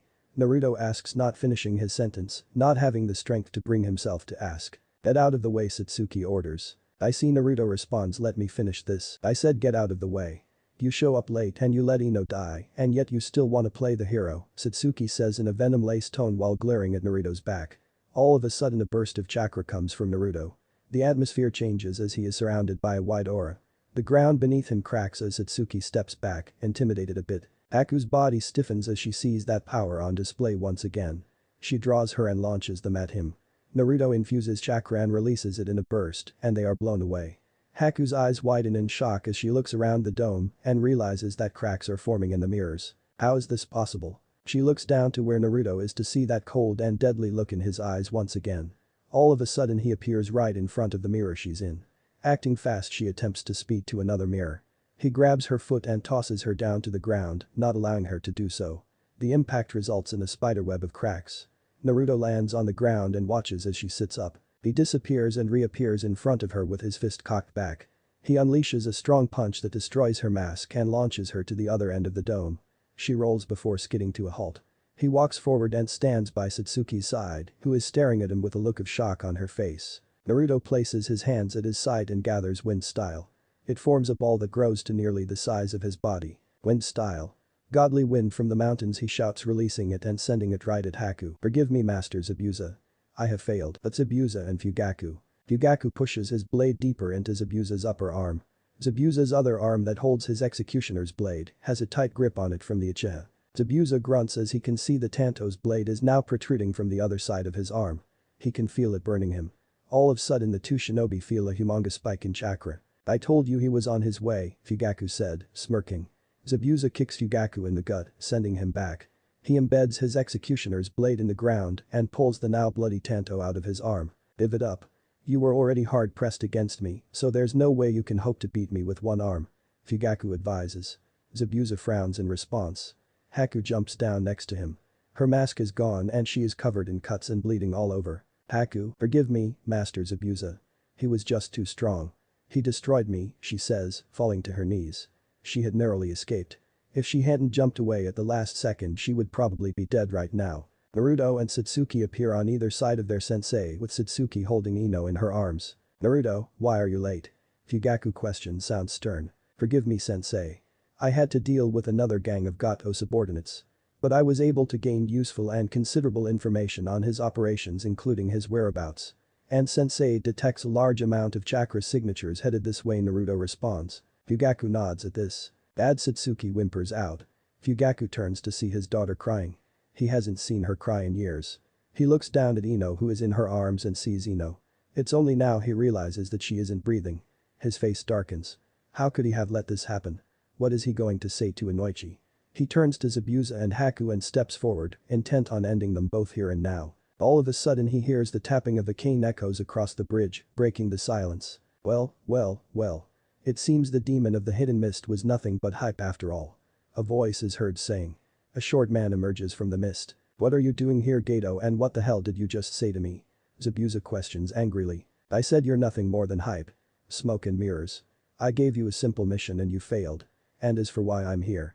It's time to clean up and get rid of all of you, and there's no better time to do that than here and now when you're all weak and vulnerable. He says. Some silhouettes become visible in the mist. A large group of people emerge from the mist, all wielding weapons. Zabuza frowns. You're dead, Gato. I'm gonna cut you open like a lamb in a slaughterhouse. Nobody puts a knife in my back. He says threateningly. I won't let any of you lay a hand on Master Zabuza. Haku, standing up and stepping forward. The both of you are in no shape to fight, Naruto says. Their heads turn to him. Zabuza frowns once again. Normally having one arm would be no problem, but the burn marks he suffered are too much to shrug off. Haku is bleeding quite badly, and though she's trying to hide it, she's struggling to stay on her feet. Sensei, Naruto says, stepping forward. You and I will handle this, he says, whipping out a pair of kunai. Fugaku nods in agreement and steps forward with his student. He walks up to Zabuza, who hands him his tanto and nods at him. Kill them all. Gato yells. The men all shout while rushing forwards towards the group. Naruto and Fugaku run forwards. Fugaku swiftly slices through enemy after enemy, his momentum unending. He wastes no time or effort, with each blow he delivers being a fatal one. Naruto employs much the same method, using each blow from his kunai to kill. Whenever the thugs attempt to overwhelm him using numbers, he releases wind-style chakra in concentrated bursts, sending them back. Gato watches as the two shinobi cut through his army of over 200 men like a hot knife through butter. Go. Kill them.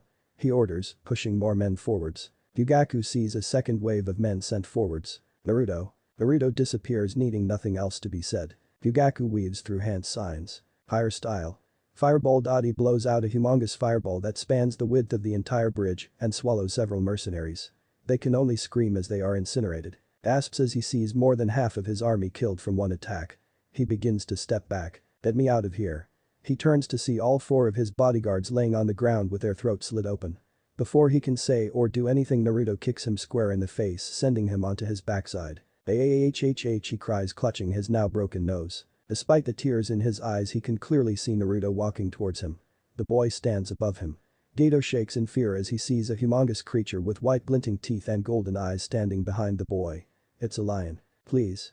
I'll give you anything, just don't kill me. Sorry. I won't go back on my word, Naruto says coldly. Before Gato can even scream, his head rolls off of his shoulders onto the floor. Hours later. After Gato's death, many of the mercenaries he hired attempted to escape, seeing no reason to continue fighting. Needless to say, none were allowed to escape. Naruto had handed over the scroll containing the intel on all Gato's operations to Tazuna. Satsuki had wanted to kill Haku despite all that had happened, but Fugaku had talked her down. Haku then revealed that she hadn't killed Ino, but simply put her in a deep sleep. Zabuza had shaken his head at this and told Haku she was far too soft, before telling her he was glad Naruto hadn't killed her and that she meant a lot to him. She teared up upon hearing this. When Ino woke up, Satsuki had hugged her tight before hitting her over the head for scaring her. Fugaku had expressed his concern, joking that if she had died, he would have followed her into the afterlife when her father found out. Naruto had said he was happy she was okay and smiled at her, to which she replied with a simple smile and light blush. Satsuki then profusely apologized to Naruto for her words to him. He accepted it, saying he understood her emotional state at the time. Now the time has come for Team 12 to leave the Land of Waves. They are now standing on the bridge alongside Haku and Zabuza, across from all the villagers, including Tazuna and his family. Are you sure you have to leave so soon? Tsunami pleads. I'm afraid so, Fugaku responds. Tazuna steps forward. Words can't express my gratitude. He falls to his knees. Thank you so much. Fugaku smiles awkwardly, not knowing how to respond to the display, and narrows his eyes when he realizes his 2 female students are laughing at him. He turns his head to see his 3rd student speaking to Inari. Inari sniffles and wipes the tears from his cheeks. Hey. Chin up. You're supposed to be a hero now, right? Naruto says, smiling. Inari nods. Right, he says, smiling. I'm a hero. So what are we going to do now? Haku asks. Zabuza, who has his arm in a sling, raises his eyebrow, a bit taken aback by the question. He sighs. This whole thing with Gato has really forced me to think about some things. We're going back to the land of water to fight for our home, he says with his eyes narrowed. Haku nods at this. Well, we'll be leaving now. Fugaku says. Goodbye. All the villagers shout as the group walks away. So? What should we call the bridge? Tazuna shouts. There is excited chatter and many shouts and suggestions are heard. Inari tugs on Tazuna's shirt. He bends down and Inari whispers in his ear. Tazuna smiles and stands up. How about the Great Naruto Bridge? Tazuna suggests. Shouts of approval erupt and it is decided. The bridge is named after the hero who saved the land of waves. The sound of the leaves rustling in the wind accompanies that of footsteps on the dirt path. The large green gates of the hidden leaf, wide open, are clearly in sight for the returning Team 12. Fugaku watches, taking in his surroundings, as his squad walks ahead of him towards the Leaf Village, the scene bringing back old memories. He resists the urge to sigh as he thinks about how he's going to explain all the events that transpired concerning his team's mission. He's not worried about Minato, he can handle the Hokage. It's his wife he's concerned about. When she hears he pursued a mission above his team's assignment grade and potentially put their daughter in danger. The wave ordeal hopefully had done some work in opening his team's eyes to the realities of the shinobi world. It had certainly opened his up a bit to a reality of his own. I can't believe it took me so much trouble to take down Zabuza, the Uchiha patriarch says, inwardly scoffing to himself. Minato was right. I am rusty. Unacceptable, he shakes his head. In contrast to the contemplative frown on her, Sensei's face has a smile on her face as she lays eyes on the entrance to her birthplace, elated to be back home. Wait till the others hear that Team 12 successfully completed an A-rank mission. They're gonna be so jealous, she says, looking to her left at her fellow female teammate. Satsuki gives no response, clearly not even having heard Ino's words, her eyes glued to one thing. Yamanaka raises her eyebrow and looks ahead to Satsuki's current focus. Her eyes narrow in thought as she looks back to see Satsuki still staring at Naruto. Did something happen while I was knocked out? Ino asks herself. Satsuki doesn't spare the village a glance as her eyes stay on her blonde male teammate, her mind on what she had witnessed from him. An enemy ninja, no doubt high Chunin level at least, had overwhelmed both her and Ino to the point of toying with them, and he had shown up and in a matter of seconds, defeated Haku and nearly killed her. She wasn't sure before but she is now. Naruto is surely the strongest ninja in his graduating class. He must be. No one her age in the village is capable of such things. It baffles her how he was able to hide such strength for so long, known widely as a hopeless dunce who lacked the talent all others in his family had. That was yet another thing that confused her. Her immediate assumption was that if Naruto is this strong it's surely because of training he received from his parents, but upon closer inspection, it seems less likely that's the case. Naruto doesn't fight like Menma, Mito or Yaoi at all. He doesn't use the same taijutsu style as the three and doesn't have the same in his arsenal they do. It looks as though he was trained entirely differently. Just where is all this strength coming from, and why do you seem so desperate to keep it hidden, she asks, watching as the blonde walks ahead of his teammates, opening up a water bottle. I will find out just who you are, Naruto Uzumaki Namikaze. Naruto takes a sip from his water bottle, well aware of the two pairs of eyes on him. He wipes his mouth with the back of his hand. One pair has only just begun staring, but the other has been on him for what seems like ages now. He can't be sure why Satsuki is staring at him. He can only guess. She had seen him unleash his power, take down and try to kill Haku and kill all those mercenaries on the bridge during the mission. Is she scared of me now? He asks himself. He hopes not. What a pain that would be. He'll have to try to read her body language later when face to face with her. Dirt path becomes stone as Team 12 steps back into the village hidden in the leaves. Team 12 reporting back from. The team leader doesn't finish his sentence as he is met with an unpleasant sight. The two gatekeepers of the village fast asleep. You guys pick up the pace and make your way to the tower, I just need a few moments, Fugaku says to his students. The three genin comply, taking to the rooftops. Fugaku steps forward to stand right in front of the sleeping Chunin, one of them clearly snoring. He slams his fist onto the wooden desk their heads rest on. Itetsu jumps in a startled panic from the sudden awakening, falling off of his chair onto the floor. Izumo wakes up in a fright to come face to face with a frowning Fugaku Uchiha. Hello Lord Fugaku. I see you've returned from your mission. What took so long? Izumo nervously chuckles. The Jonin doesn't respond, simply frowning at him for what seems to be ages. Fugaku looks down at the chair Izumo is sitting on and back at the Chunin. The boy takes the hint and jumps to his feet. Katetsu moans as he gets up. What the hell, man? What's the big ID? He finishes slowly, finally seeing who gave him his rude awakening. Lord Fugaku. Welcome back. He says, gulping, standing upright and to attention like his partner. Fugaku looks both of the Chunin up and down as they sweat bullets. He reaches over the desk and grabs both the chairs they were sitting on and looks both of the young ninja over before finally speaking. If I ever catch the two of you asleep on duty again, he says in a low menacing tone. Jonin Ichiha disappears in a puff of smoke, not bothering to finish his sentence. Outside Hokage Tower, Naruto, Ino and Satsuki Sensei appear in a poof of smoke before them. The three raise their eyebrows at once, seeing the two chairs in each of Fugaku's hands before realization dawns on them. The three chuckle to themselves. Sensei, Naruto says, shaking his head while chuckling. What? Fugaku says, smirking, what's got you three amused? Let's head inside. Inside the Hokage's office, Minato sits back in his chair as Team 12 stands before him. The four-man squad had been assigned an escort mission, C rank, and was scheduled to be back a while ago. Team 12 reporting back from the land of waves, Fugaku says. Welcome back Team 12, the Hokage says. He looks at the team's Jonin once again, seeing the two chairs in his hands. Fugaku, what are the chairs for? The village leader asks, confused. Consider them gifts. Your office seemed pretty bare last I was here. Figured you need more furniture, Fugaku says, placing the chairs down in front of the Hokage's desk while his genin shakes their heads. Oh well, thank you. You were scheduled to be back some time ago. I imagine some complications arose during your assignment, Minato says, leaning forward. Yes. Due to unforeseen circumstances including the involvement of Chunin and Jounin level ninja, the C rank mission assigned to us escalated into an A rank level assignment, Fugaku says, causing Minato's eyes to widen in shock. I see. Why is it that you were unable to return to the village sooner to blacklist the mission requester? Because I took the decision to continue with and complete the mission, Fugaku says calmly. The fourth's eyes narrow. You chose to pursue an A rank level mission with a team of genin, newly promoted at that. How could you be so irresponsible?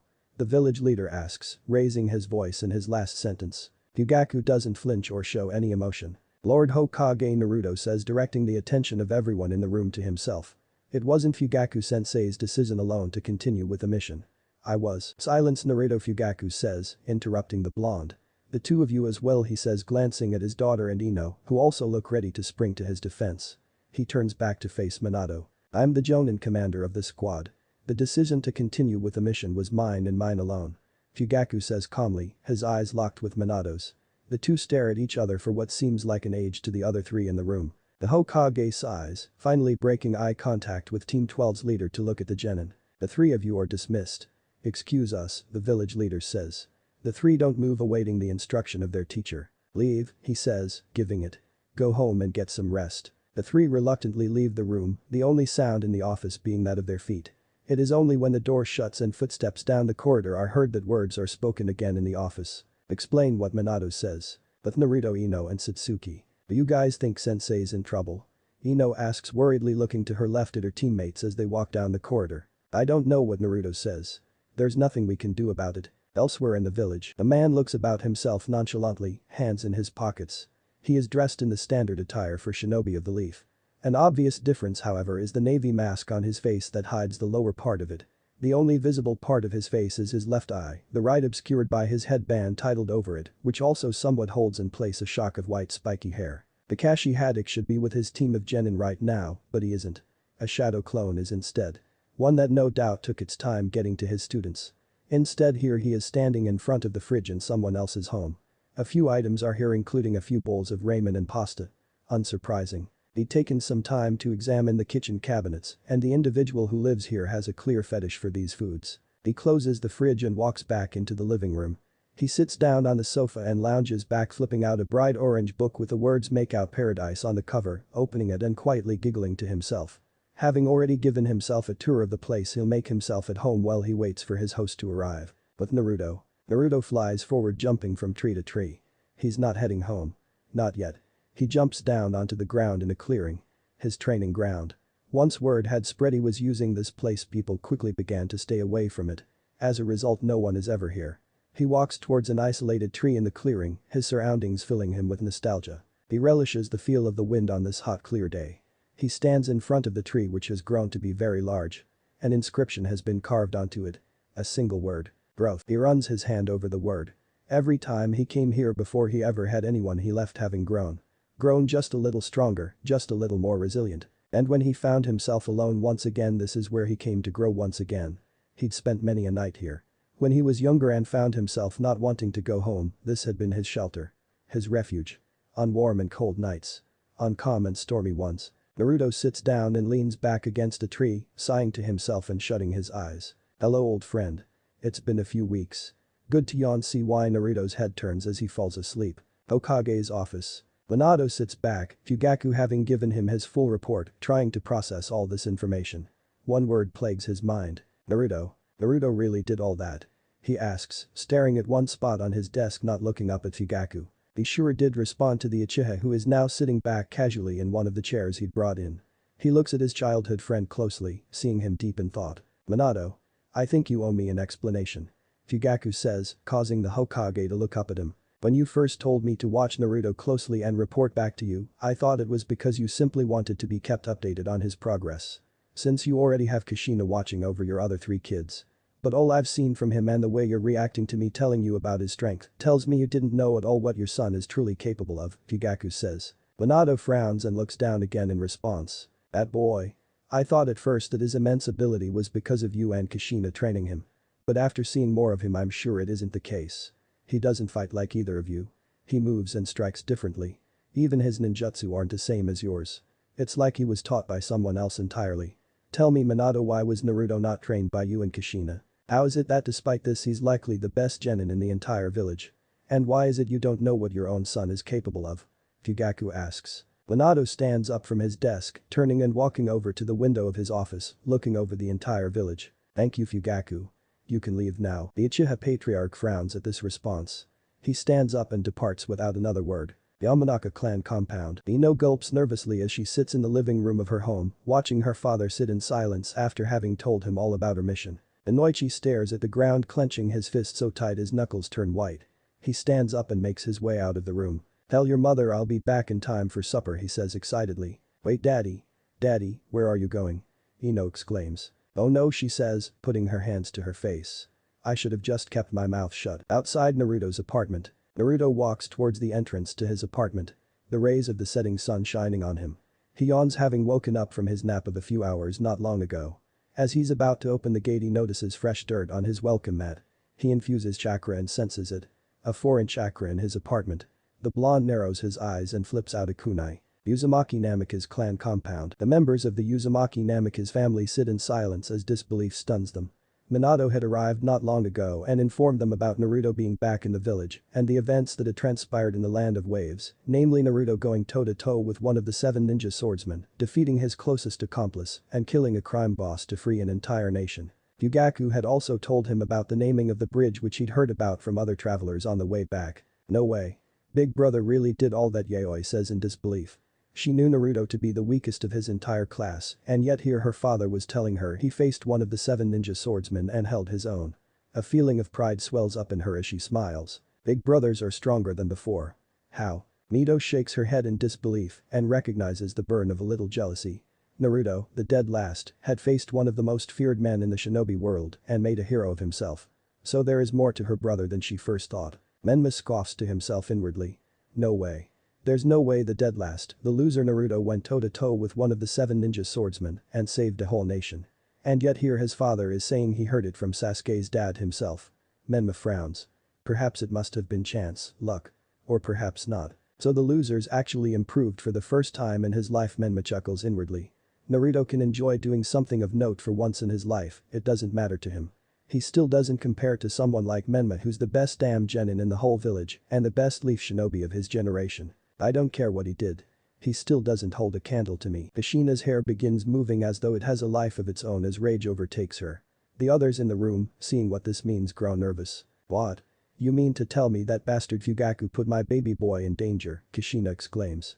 She begins to make a beeline for the door, intent on making her way to the Uchiha clan compound. Kushina, calm down, Minato says, standing in her way. Get out of my way, Minato. I'm gonna give that smug asshole what, she yells, raising her fist. Minato gulps nervously at this. Calm down. I've already spoken to Fugaku. Naruto is perfectly fine and safe. Nothing like this will ever happen again, Minato pleads. Kushina sighs deeply as her hair straightens out. All others in the house breathe a collective sigh of relief, potential disaster having been averted. Uchiha clan compound. Fugaku utters. The sliding door of his office slides open where Satsuki and Inoichi stand. Lord Inoichi, to see you, Dad, she says as Yamanaka walks in. Inoichi closes the sliding door behind him and turns to Fugaku with a frown on his face. Fugaku is about to ask the Yamanaka to sit, but his guest speaks before he can. I think you know why I'm here, Inoichi says in a low menacing tone. No, actually I don't, Fugaku responds calmly. Don't play dumb with me, Inoichi says, his voice rising. I'm not. I'd find no enjoyment in it. You pursued an A rank mission with a team of newly promoted genin Fugaku. You recklessly endangered the lives of your students. He says, now shouting. And this is your business because? Fugaku questions. It's my business because one of those genin is my daughter. The Yamanaka clan head responds. Fugaku takes a sip from his glass before speaking. Your daughter is a shinobi, Inoichi. She could die at any moment. If you're not prepared for that possibility, you never should have allowed her to become one, he says calmly. I am. What I'm not prepared for is the possibility of her losing her life because of the gross negligence of her own teacher. Inoichi yells. Fugaku gets up and walks towards the Yamanaka patriarch, standing face to face with him. Ino is my student and I'll protect her with my life. She might be your daughter, but she's my soldier. I'll order her as I see fit. Fugaku is still as calm as when Inoichi first walked in. The blonde puts his finger on Fugaku's chest, clearly becoming more enraged. You listen here, pal, if anything happens to my daughter because of you, you'll what? Fugaku says in a lower tone, his eyes narrowing and his face revealing real emotion for the first time in the interaction. Inoichi continues to frown but removes his finger from Fugaku's chest. Didn't you hear what I just said? I'm about to have dinner with my family, so unless you plan on joining us, leave. Fugaku says plainly. Inoichi scoffs and leaves, pushing the sliding door open and leaving it open as he departs. Inside Naruto's apartment, Kakashi feels the cold steel of the kunai knife press against his neck. It's about time, Kakashi says calmly, his eyes are still glued to his book. Naruto takes the knife off, placing it back in his weapons pouch. Kakashi Haddock. How nice of you to clean your feet before breaking into my house. Naruto says menacingly. Naruto walks around the sofa to come face to face with the famed copy ninja, who continues reading his book a bit before looking up at Naruto, as though there's nothing strange about the situation. What do you want? Naruto asks. That of the full moon and stars above is the only light visible. This coupled with a mist makes it difficult for Naruto to see. Sensei. The boy calls out to the figure dressed in white walking ahead of him. The figure continues to walk, his words seemingly not registering. Sensei. The blonde boy calls out as he gives chase, seeing the figure immersed in mist, only the outline of its silhouette being visible. He runs, the figure somehow eluding him despite its calm walk compared to his sprint. He emerges from the mist and looks behind himself to see it completely gone along with the trees and forestry of before. The full moon and stars still hang in the clear sky as he stands in a deserted street. He looks ahead once again at the figure, now hooded in black rather than the white from before, which has now come to a stop. Sensei? Naruto repeats, his voice now laced with uncertainty. The figure turns, its face hidden in the shadow cast by its hood, the only visible part being a single eye with 3 tomo patterns around its pupil, glowing a fierce red in the darkness. The figure pulls off its hood, revealing the face of a boy, likely in his early teen years. His jet black hair is tied back in a low ponytail, and his face is framed by center-parted bangs that extend to his chin. Long pronounced tear troughs adorn his face and sit beneath his eyes, which bear the same tomo pattern and glowing red. The boy puffs his cheeks and brings his head back before bringing it forward and opening his mouth, releasing a large fireball.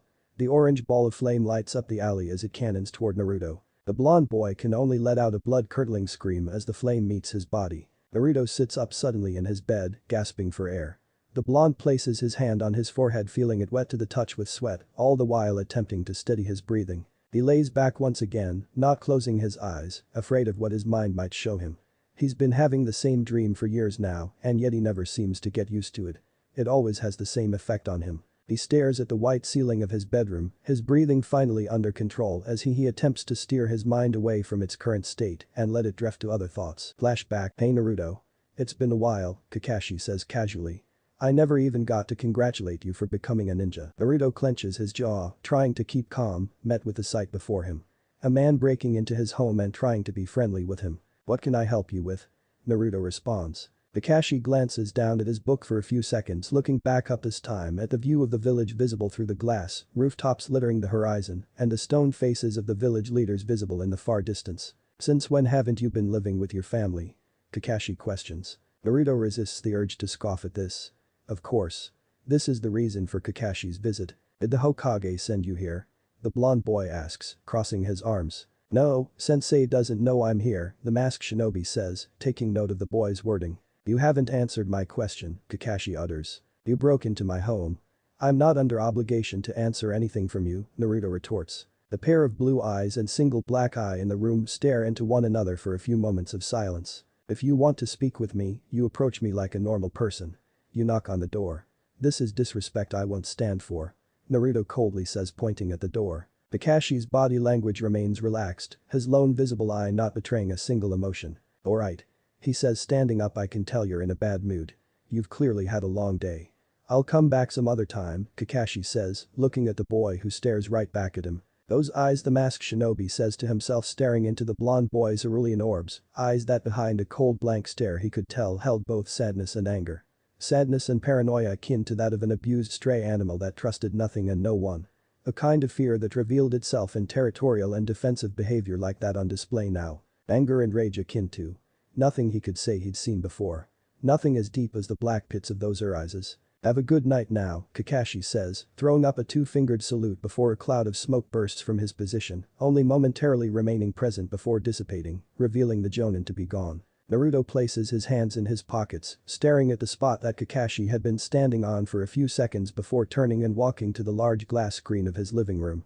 He looks out over the roof-littered horizon, seeing the faint great stone faces and the red tower of the Hokage in the distance, and narrowing his eyes. Flashback end. Naruto pulls open the sliding door of his bedroom balcony, the sound of the hawk that had been on it having cut through and interrupted his thoughts. He bends over and picks up the green scroll, examining it before pulling it open and reading it in the light of the rising sun. Morning Naruto, I wanted to let you know that you have the next few days off in light of recent events. Use them wisely, for rest and recovery. I'll be letting you know when we'll be meeting up again. Fugaku. Naruto breathes a heavy sigh, leaning back against his sliding door looking out at the golden morning sun creeping up on the horizon, the darkness of the night sinking away from the edges of the sky. Sometimes training alone will indeed be relished. His fights against Zabuza and Haku have made him appreciate more that he has a long road to walk to his desired level of strength. He'd been able to defeat the ice user and her due to going into that state, something that for the time being, for his safety and that of his comrades, he can't rely on. Uchiha clan compound. Sasuke lays in his bed, staring at the ceiling, his mind on the same set of thoughts, the return of his father and Satsuki, and the circumstances of their mission. Flashback. Sasuke stands across from Menma's older brother. The noise of his classmates ringing throughout the grounds. Go Sasuke. Teach that loser a lesson. Pick his ass. Sasuke watches as Menma's brother stands across from him, awaiting the order of Iruka, his body tensing, his opponent not even into a battle stance either. Ready? Go. Iruka calls out. A few seconds pass. One moment the two boys are standing across from one another, the next Naruto is laying on his back on the ground, with Sasuke gripping the scruff of his collar and a fist cocked back at the ready. A shocked silence falls over the grounds, in contrast to the noise of a few seconds ago. Then a few whispers and murmurs call out in surprise. Whoa, so fast, just like I thought. Sasuke looks at the blonde boy beneath him, narrowing his eyes. He didn't flinch or tense for a moment when I came at him, he says inwardly, the whole time, and even now his body is completely relaxed. Not an ounce of fear or anxiety, Sasuke muses as he stares into the blonde boy's eyes, his breathing still level. Those eyes as he becomes entranced staring into those ice-cold orbs. Naruto raises his eyebrow. Hey, it's over. Get off, he utters plainly. Flashback ends. Sasuke opens his eyes once again and meets the ceiling. I was right about you. Uchiha jumps out of his bed. He'll have to confirm his suspicions and all he's heard himself. Village center. What really happened? No way. Kiba exclaims, looking at his best friend with disbelief. That's what Dad said, Menma responds, looking ahead while walking with his hands in his pockets. It must be some sort of mistake. Nearly none of it sounds right. Ino's never been all that serious about being a ninja. Just about decent. But Naruto's hopeless. That loser was lucky to even graduate. How could he beat someone Satsuki couldn't and take on a Jonin-level ninja on his own? Kiba says, shaking his head in disbelief. No idea. Maybe Sasuke's father. Menma looks down while walking, unable to even find the words he thought he had. Nonsense. All of it, I'm telling ya. If Naruto is strong enough to fight a Jonin, then I'm ready to be Hokage Kiba. Menma looks up at his friend as they both chuckle. I don't believe it. Even if it's true I still wouldn't care. He scoffs. Enough about him. Menma looks around and smiles, waving at the villagers as they smile at him, murmurs flowing through the crowded center. It's Lord Hokage's heir, the fourth son. Say, is that? Kiba points ahead to a figure in the crowd. Menma looks to where his friend's finger is pointing, and it takes him a few moments to realize who it is. He looks at Kiba as they smirk at each other. See you later bro, Menma yells as he runs ahead. Team 12 training ground. Ino and her sensei stand across from one another in silence. The messenger hawk that had woken her up this morning had told her to report for duty as normal.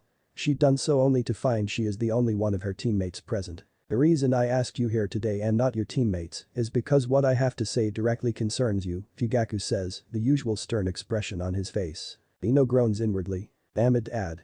What did you do? Sensei, if this is about my Fugaku holds his hand up, silencing the Yamanaka. I called you here today to let you know I'll be training you for the next few days separately whilst your teammates rest, Fugaku says. You're well aware that you're the weakest member of your squad, I'm sure, the Uchiha continues.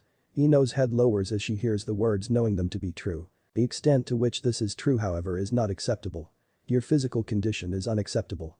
Your muscles, strength and stamina are not good enough. And besides the singular water style you've managed to master, the only that would be of real use in a combat situation against any competent shinobi would be that of your clan, the mind transfer technique, which considering its implications I'm labeling as a last resort, Fugaku continues as Ino's fists clench, her head still down and eyes hidden. Naruto's feat speak for themselves, and I trained Satsuki myself, so I know she would have been able to defeat the demon brothers alone.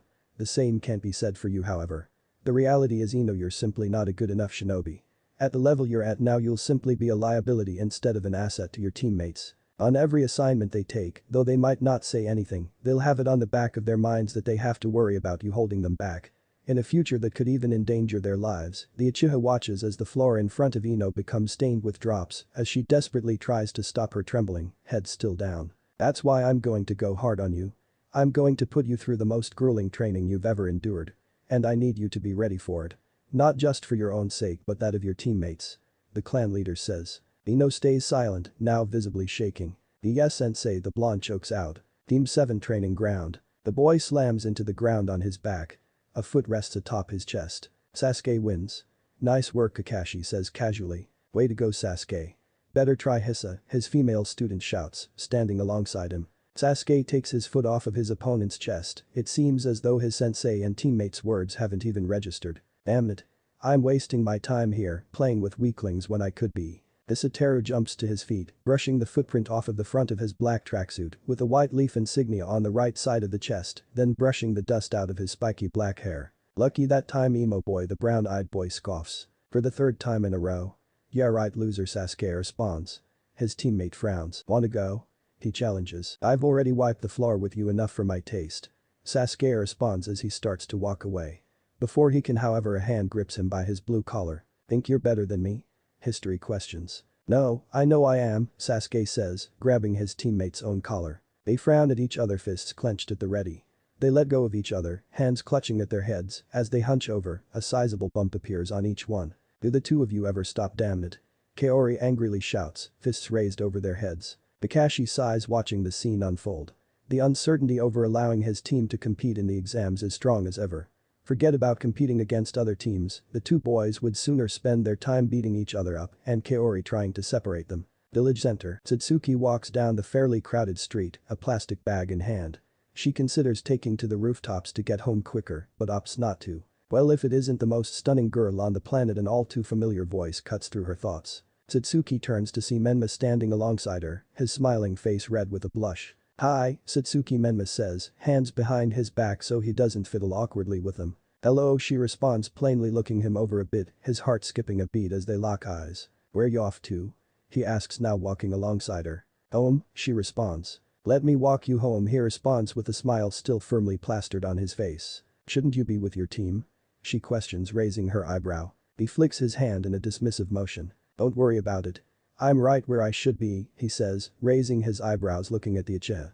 She shakes her head and looks ahead as the two walk alongside one another. Team 12 training ground. Ino yells out in pain as she flies through the air and rolls across the ground before coming to a stop and laying in a heap, her clothes torn in some places. Fugaku pinches the bridge of his nose and sighs in frustration. What the hell has Inoichi been doing? He watches as his student, with her palms to the ground, tries to get up and fails. His eyes move from her as his head turns to the Anbu Blackhawk who's just arrived. Lord Fugaku. Lord 4th Hokage summons the masked shinobi to speak. Fugaku raises an eyebrow. Minato. Is the blonde finally ready to give him some answers? He turns to see Ino with her head raised, still not off the ground, a bruise on her left cheek. If I'm not back in an hour, feel free to head home. Until then, work on some training of your own, he says before disappearing in a puff of smoke, the Anbu shinobi following suit. The Yamanaka heiress looks around for a bit to make sure her Jonin instructor is really gone before letting her head fall and rest against the ground, gasping for air. Hokage Tower, Hokage's office. He actually looked me in the eye and said that to me. Inoichi exclaims, looking around the room at Minato, who sits at his desk, Shikaku, who sits across from the village leader in one of two seats, and Choza, who is leaning against the wall to the right with his arms crossed. The room is silent for a few moments before Shikaku chuckles a bit, shaking his head. Of course he did. It's Fugaku. What did you expect? The Nara head asks. Anyway, what are you gonna do? Fight him? Choza asks, looking at his friend with a smirk on his face. Flashback, ready? The Chunin Academy instructor stands with his hand raised in the air as the two boys stand across from each other. Oh? He shouts. Seconds pass before Inoichi is on his back, his head turned to the side, having received a hard right hook. Cheers erupt from a number of the other academy students. Winner. Fugaku Uchiha, the instructor announces. Oh? The instructor shouts. Inoichi runs forward, intent on not letting his opponent get the first in this time. He throws a punch only for Fugaku to sidestep it with ease, spinning his body and sweeping his opponent's legs out from underneath him with one of his own. Inoichi lands on his back, his opponent grabbing one of his feet still in the air. Fugaku flips the blonde boy onto his stomach using his leg and begins to twist his ankle. Yamanaka wails in pain, slapping the ground with his palm in surrender. Winner. Fugaku Uchiha. The instructor announces. The two boys stand across from one another with the instructor watching, hand raised in the air at the ready. Not today, you're not, Inoichi muses, his hands behind his back. Fugaku narrows his eyes in suspicion at this. Oh? The instructor orders. Inoichi removes his hands from behind him, holding them in a triangle formation out in front of him. Mind transfer, he shouts. His subconscious leaves his body, making a beeline for the Uchiha. That's. Fugaku muses, recognizing the technique from his hours of studying. The boy jumps to the side, successfully averting his opponent's subconscious, missing him. He runs forward, his opponent's eyes having rolled into the back of his head as his body slumps and falls onto its knees. Hey, wait. He's already on. Ai, Fugaku shouts, drowning out the instructor's voice as the first head cocked back flies through the air and slams square into the unconscious Yamanaka's face, laying him out onto his back. Flashbacks end. Tuckles and giggles fill the Hokage's office, all in the room except Inoichi laughing. Yamanaka looks around the room at his childhood friends with a deadpan expression on his face. This isn't funny. Inoichi angrily exclaims, only for the giggles in the room to turn full on laughter. Remember when he used that fire style to set his hair alight? Ahahaha, Choza guffaws, Shikaku and Minato join him. This is serious. Inoichi once again yells he's a loose cannon. This is only his first mission as the Jonin commander of a Genin squad. Who knows what else he could pull. He can't be trusted with subordinates, Minato, and that's why I'm requesting you reassign Ino to a different squad. The mood in the room turns stoic. I'm here as a father. Satsuki is Fugaku's student and daughter, so I can't speak for her, and Naruto is not only your subordinate as the Hokage, but your son, so whatever decision you take regarding him is yours alone to take. But I'm committed to protecting Ino, which is why I'm here with this request. Minato sits back looking at Inoichi in thought. What a drag, Shikaku sighs. Inoichi, your position is understood, but you know Minato can't just. You know, Minato interrupts Nara's head. Apologies for gesturing to Shikaku for interrupting him before turning to Inoichi and continuing. It's funny you mention Fugaku because Minato himself is interrupted this time by the sound of the door opening without a knock. Fugaku walks in. He looks to the right and sees Choza. The two nod at each other in acknowledgement.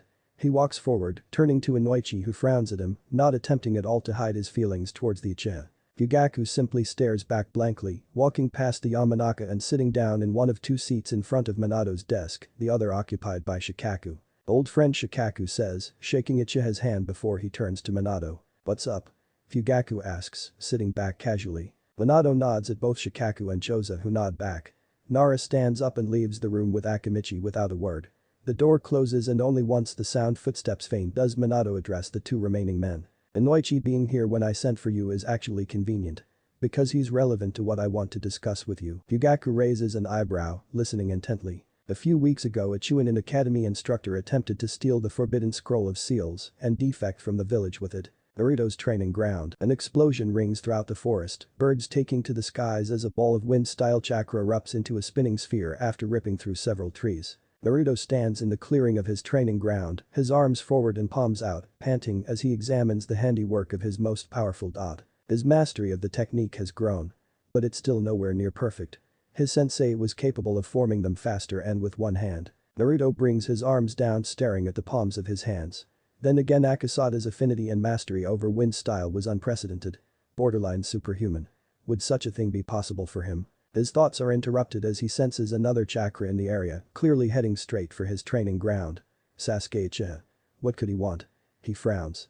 Is this visitor thing becoming a trend? With Menma and Satsuki, the pair stand in front of the Uchiha clan compound. Well, here we are, Menma says, awkwardly looking over at the Uchiha girl. It was great seeing you again, he says, a wide grin on his face. Maybe we can get together again soon, Menma says. Don't push it, Satsuki says, walking off towards her home. Didn't say no, Menma says inwardly, pumping his fist into the air in front of him repeatedly. Upon closer inspection, Satsuki must admit Menma is attractive. Not as much as his brother, certainly, but attractive nonetheless. Naruto's training ground. Sasuke jumps down into the clearing. He looks out at the training ground everyone in the village avoids and sees him. The blonde boy stands there, clad in all black, staring right back at him. He walks forward until he's sure he is within earshot, but still a fair distance away. The two stand across from each other in silence, the trees shaking in the wind being the only sound that fills the clearing. Sasuke casts a glance behind the subject of his interest, and his eyes widen as he sees the other end of the clearing, some of the trees there shredded and ripped apart, laying in a row that comes to a stop at what appears to be a pit in the ground. What kind of man could have done that? He looks back at the boy who stands staring at him, still not having said a word. The Uchiha boy finally speaks. Naruto Uzumaki Namikaze. I've come to see your true power. Fight me. But Hisateru. He closes the door to his apartment behind him and walks forward. He unzips his jacket, tossing it onto the floor and tossing himself onto his sofa, kicking off his black sandals and laying his head back in his hands, with his eyes closed and sighs. So how is everything proceeding? History opens one eye to see an elderly man standing across the room. He has black spiky hair and one visible brown eye, much like Hisateru himself. His right eye is concealed by bandages wrapped around his head. He is dressed in a long-sleeved white top, a cane in his left hand and a black robe concealing his right arm and shoulder completely. History looks back up at the ceiling before closing his eyes. Great, he responds. The tapping of the old man's cane echoes throughout the room, followed by the shuffling of him seated himself in the opposite sofa. So you've gained the trust of your teammates then? The old man asks. Hisateru chuckles. Yeah, they trust me. Hisateru chuckles, his eyes still closed as Danzo raises his lone visible eyebrow at the tone of the only one of his subordinates who refuses to bow in his presence. Well, in any event, there's something important we must discuss. Mizuki. It appears he attempted to steal the forbidden scroll of seals likely for his master. He failed and has been arrested. Danzo says. History chuckles in response. Huh. You don't say. So that's why. I was wondering why he disappeared off the face of the earth, the boy says. Why is this important to us? Isn't Mizuki the snake boy? History questions. That is true. But he is privy to vital information concerning Orochimaru's operations. In order to protect said information, Orochimaru has enlisted our help. Which we will provide, of course, once sufficient reward has been given. Danzo responds to the boy. He's currently being held at the Hidden Leaf Strict Correctional Facility in solitary confinement and under regular interrogation. Our contact inside the facility, when the time comes, will assist you in getting in, but his skills in infiltration and assassination are nowhere near those of yours. I need you on standby and ready at a moment's notice to act. He must be silenced before he can say the wrong things. Assuming he hasn't already. Danzo says. Hisateru sits up and looks at Danzo. The Hidden Leaf Strict Correctional Facility. A correctional facility housing hardened criminal shinobi. A place where the worst of the worst go. He smacks his hands together and licks his lips. Some fun. Sure thing, old man. Just say the word, History says, smiling giddily. Danzo looks around the room. Now to make sure you're keeping that head sharp. Where's your shogi set? The elderly man asks. Hisateru groans in response. Thanks for listening. I hope you enjoy it. If you want the next part of this video, turn on that bell notification. Like, subscribe and comment down below. And also check out the others videos I have created and enjoyed it. See you guys next video.